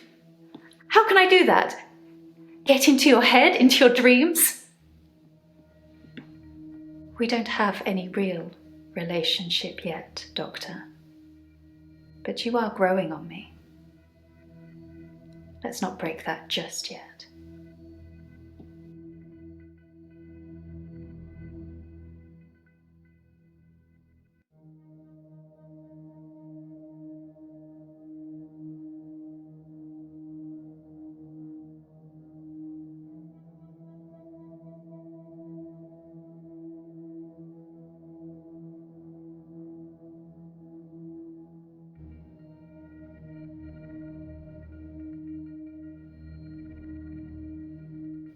I'm feeling good. I ran into one of your other patients, Mariana. She's beautiful. I think we might go on a date.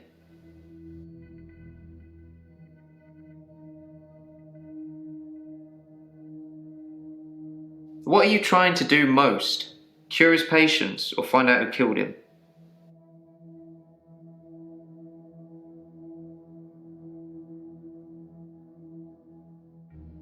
If you get the combination of alcohol and sleeping tablets just right, you can knock out an elephant. I've no idea what kind of animal Dr. Decker was. Which reminds me, the truck driver died.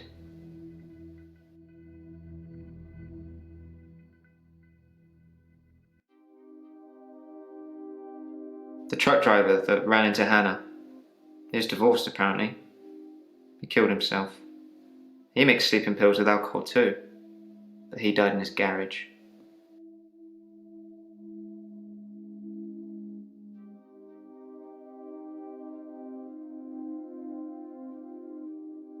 I read it in the paper. He'd been drinking. Then he took the sleeping pills. Then he went into his garage and put the hose pipe through his window. Not until he put his daughter in the seat first.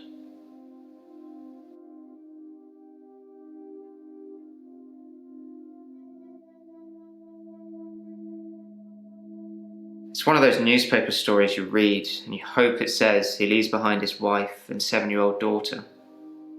But his daughter was in the car. Do you know I wrote him a letter?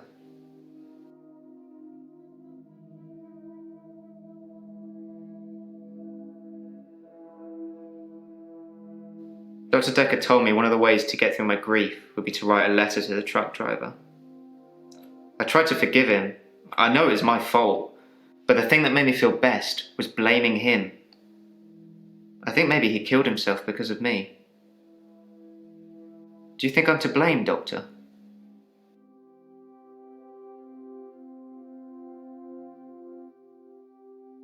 Maybe. Who knows what he was doing when he ran into Hannah? His daughter's picture was in the paper. Molly.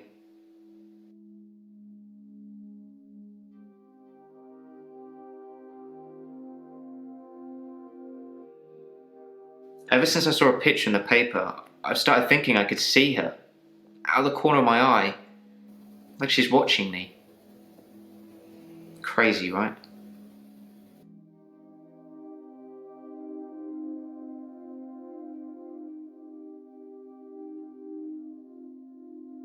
It's funny how when somebody dies, all their bad traits come out. Yes, Dr. Decker was a heavy drinker. He would often pour himself a glass during one of our sessions. Pretty rude.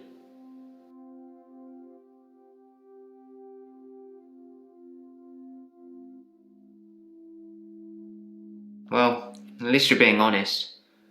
Do you know that Dr. Decker thought one of his patients was trying to kill him?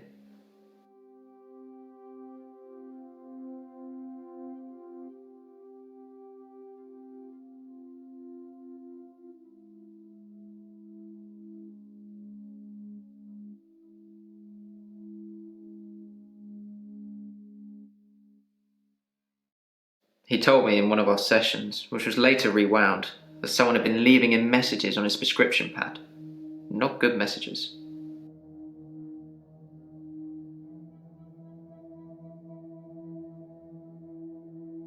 He didn't tell me anything specifically, just death threats. It was one of his many rants. I just sat there quietly, hoping he wasn't going to try and hypnotise me again. I asked him if it was a boy or a girl's handwriting. He said he knew who it was, and that they'd be in trouble. I think he was bluffing.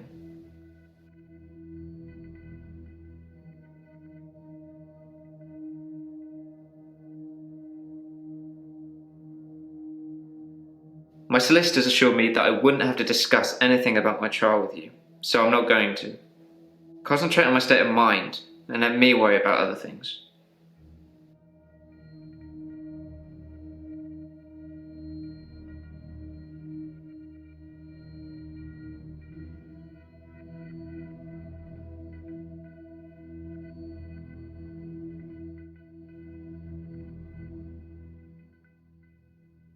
Please do.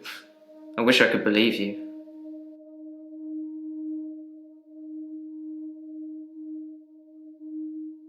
I can't really explain it, but she seems like such a friendly person. I think the police are barking up the wrong tree.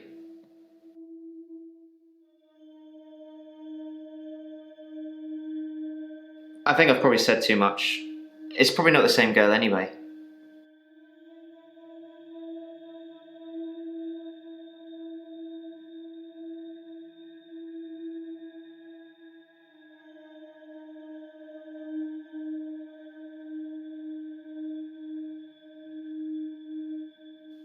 I feel thirsty, Doctor. And hot. Do you have any water?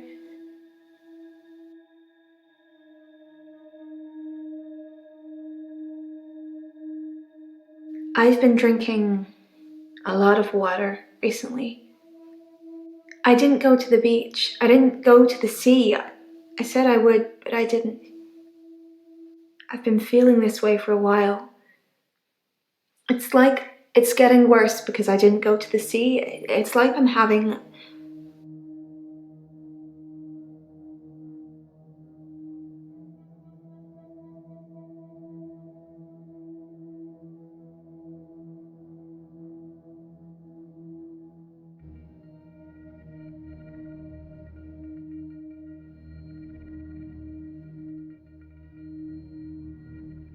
I don't feel well. I feel sick most of the time, dizzy, thirsty. I got a head fog like you wouldn't believe. My doctor, Dr. Rose, sent me for blood tests.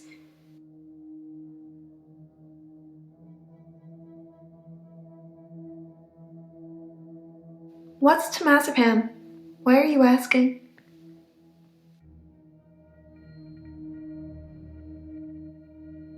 I don't take sleeping pills. Never have done. When you suffer blackouts already, you don't really get offered anything like that.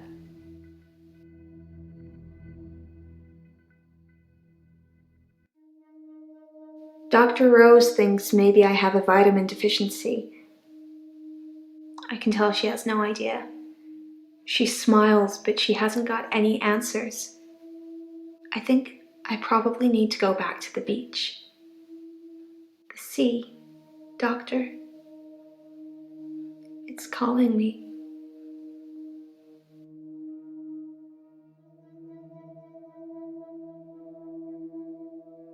This sounds crazy, but I can hear the sea. It's like an alarm going off in my head. Do you know where the sea is? From here? It's over there. Wherever I am, I know exactly where the sea is. It's like a compass.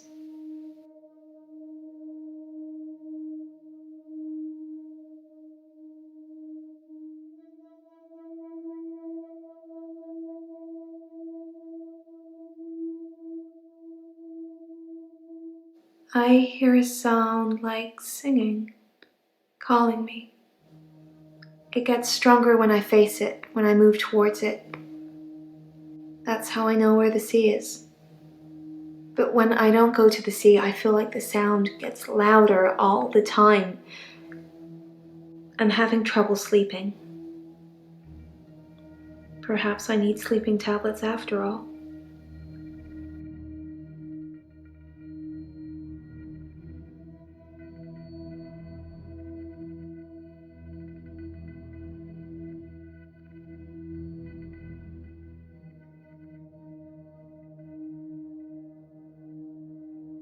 He lent me some money to start my business. It was a proper agreement. I remember signing things. He thought that a distraction would do me good. I don't think he expected me to trawl the beach for treasure and sell it online.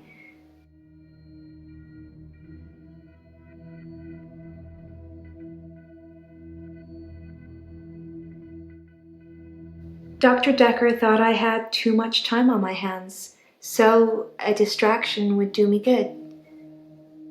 He lent me $15,000, all in all.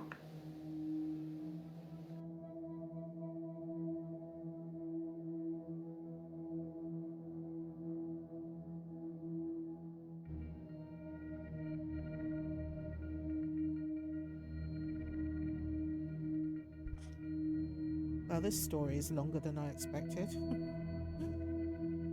didn't expect it to go on this long, actually, gotta be honest.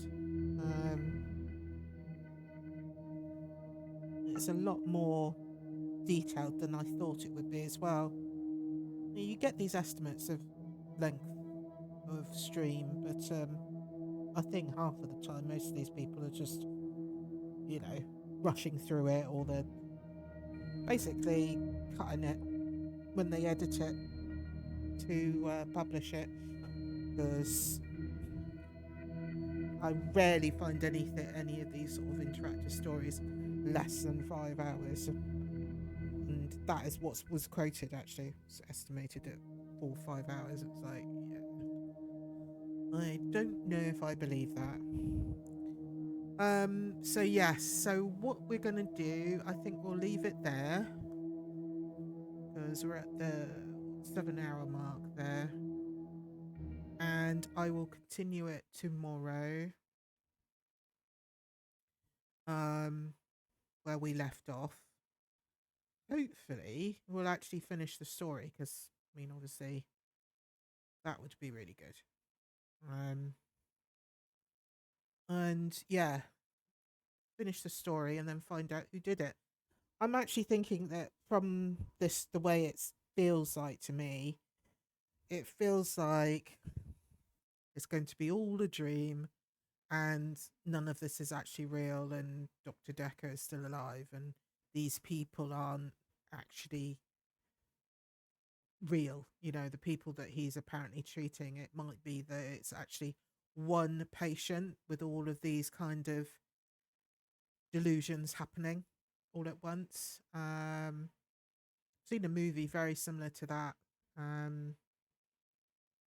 where everything was the number 13. It was like everybody's birthday was the same, and the room number was 13, and it turns out that it was just all in one guy's mind that was not very well, and all those personalities and the people that we meet were all actually just all in his mind, all of those split personalities. So I'm thinking it might end up being something like that, because I can't feel, there is nothing in there that says to me it is this person.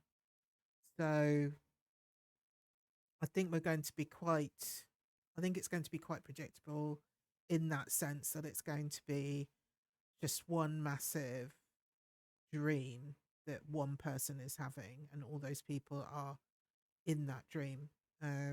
But we will see. I don't want to give away what I think is actually happening when I don't actually know the story at all. So this is all very new, but I'm thinking we're sort of headed that way. So let's see. So yes, I will be going live nice and early again, as I did today, so that we can get to finish the story. But I do hope everybody's enjoyed it so far. I apologize for the audio issues at the beginning, but that is my bad. It was coming through the wrong system, so it sounded like it wasn't being picked up on the stream, so I turned it off on window capture, and obviously then it just didn't pick anything up. So apologies for the first, I think, half an hour. No, it was an hour, wasn't it? So the first hour even of no game sound at all. So yeah, big apologies for that. But thanks to Chirper coming in when he did, it meant that I could actually sort that issue out. Otherwise I probably would have gone on all these hours and not even known, and I would have been devastated. Seeing as this is the first stream in a while. So yes, I shall see you tomorrow nice and early. If you haven't already, please feel free to follow, and then you'll get the notifications when I do decide to stream the next part of this. So yes, thanks to everybody that is lurking. Thanks to everybody that stopped by and chatted as well. And thank you again for the bits or uptake. I appreciate that. So take care, everyone. Have a lovely rest of your Saturday. Bye bye.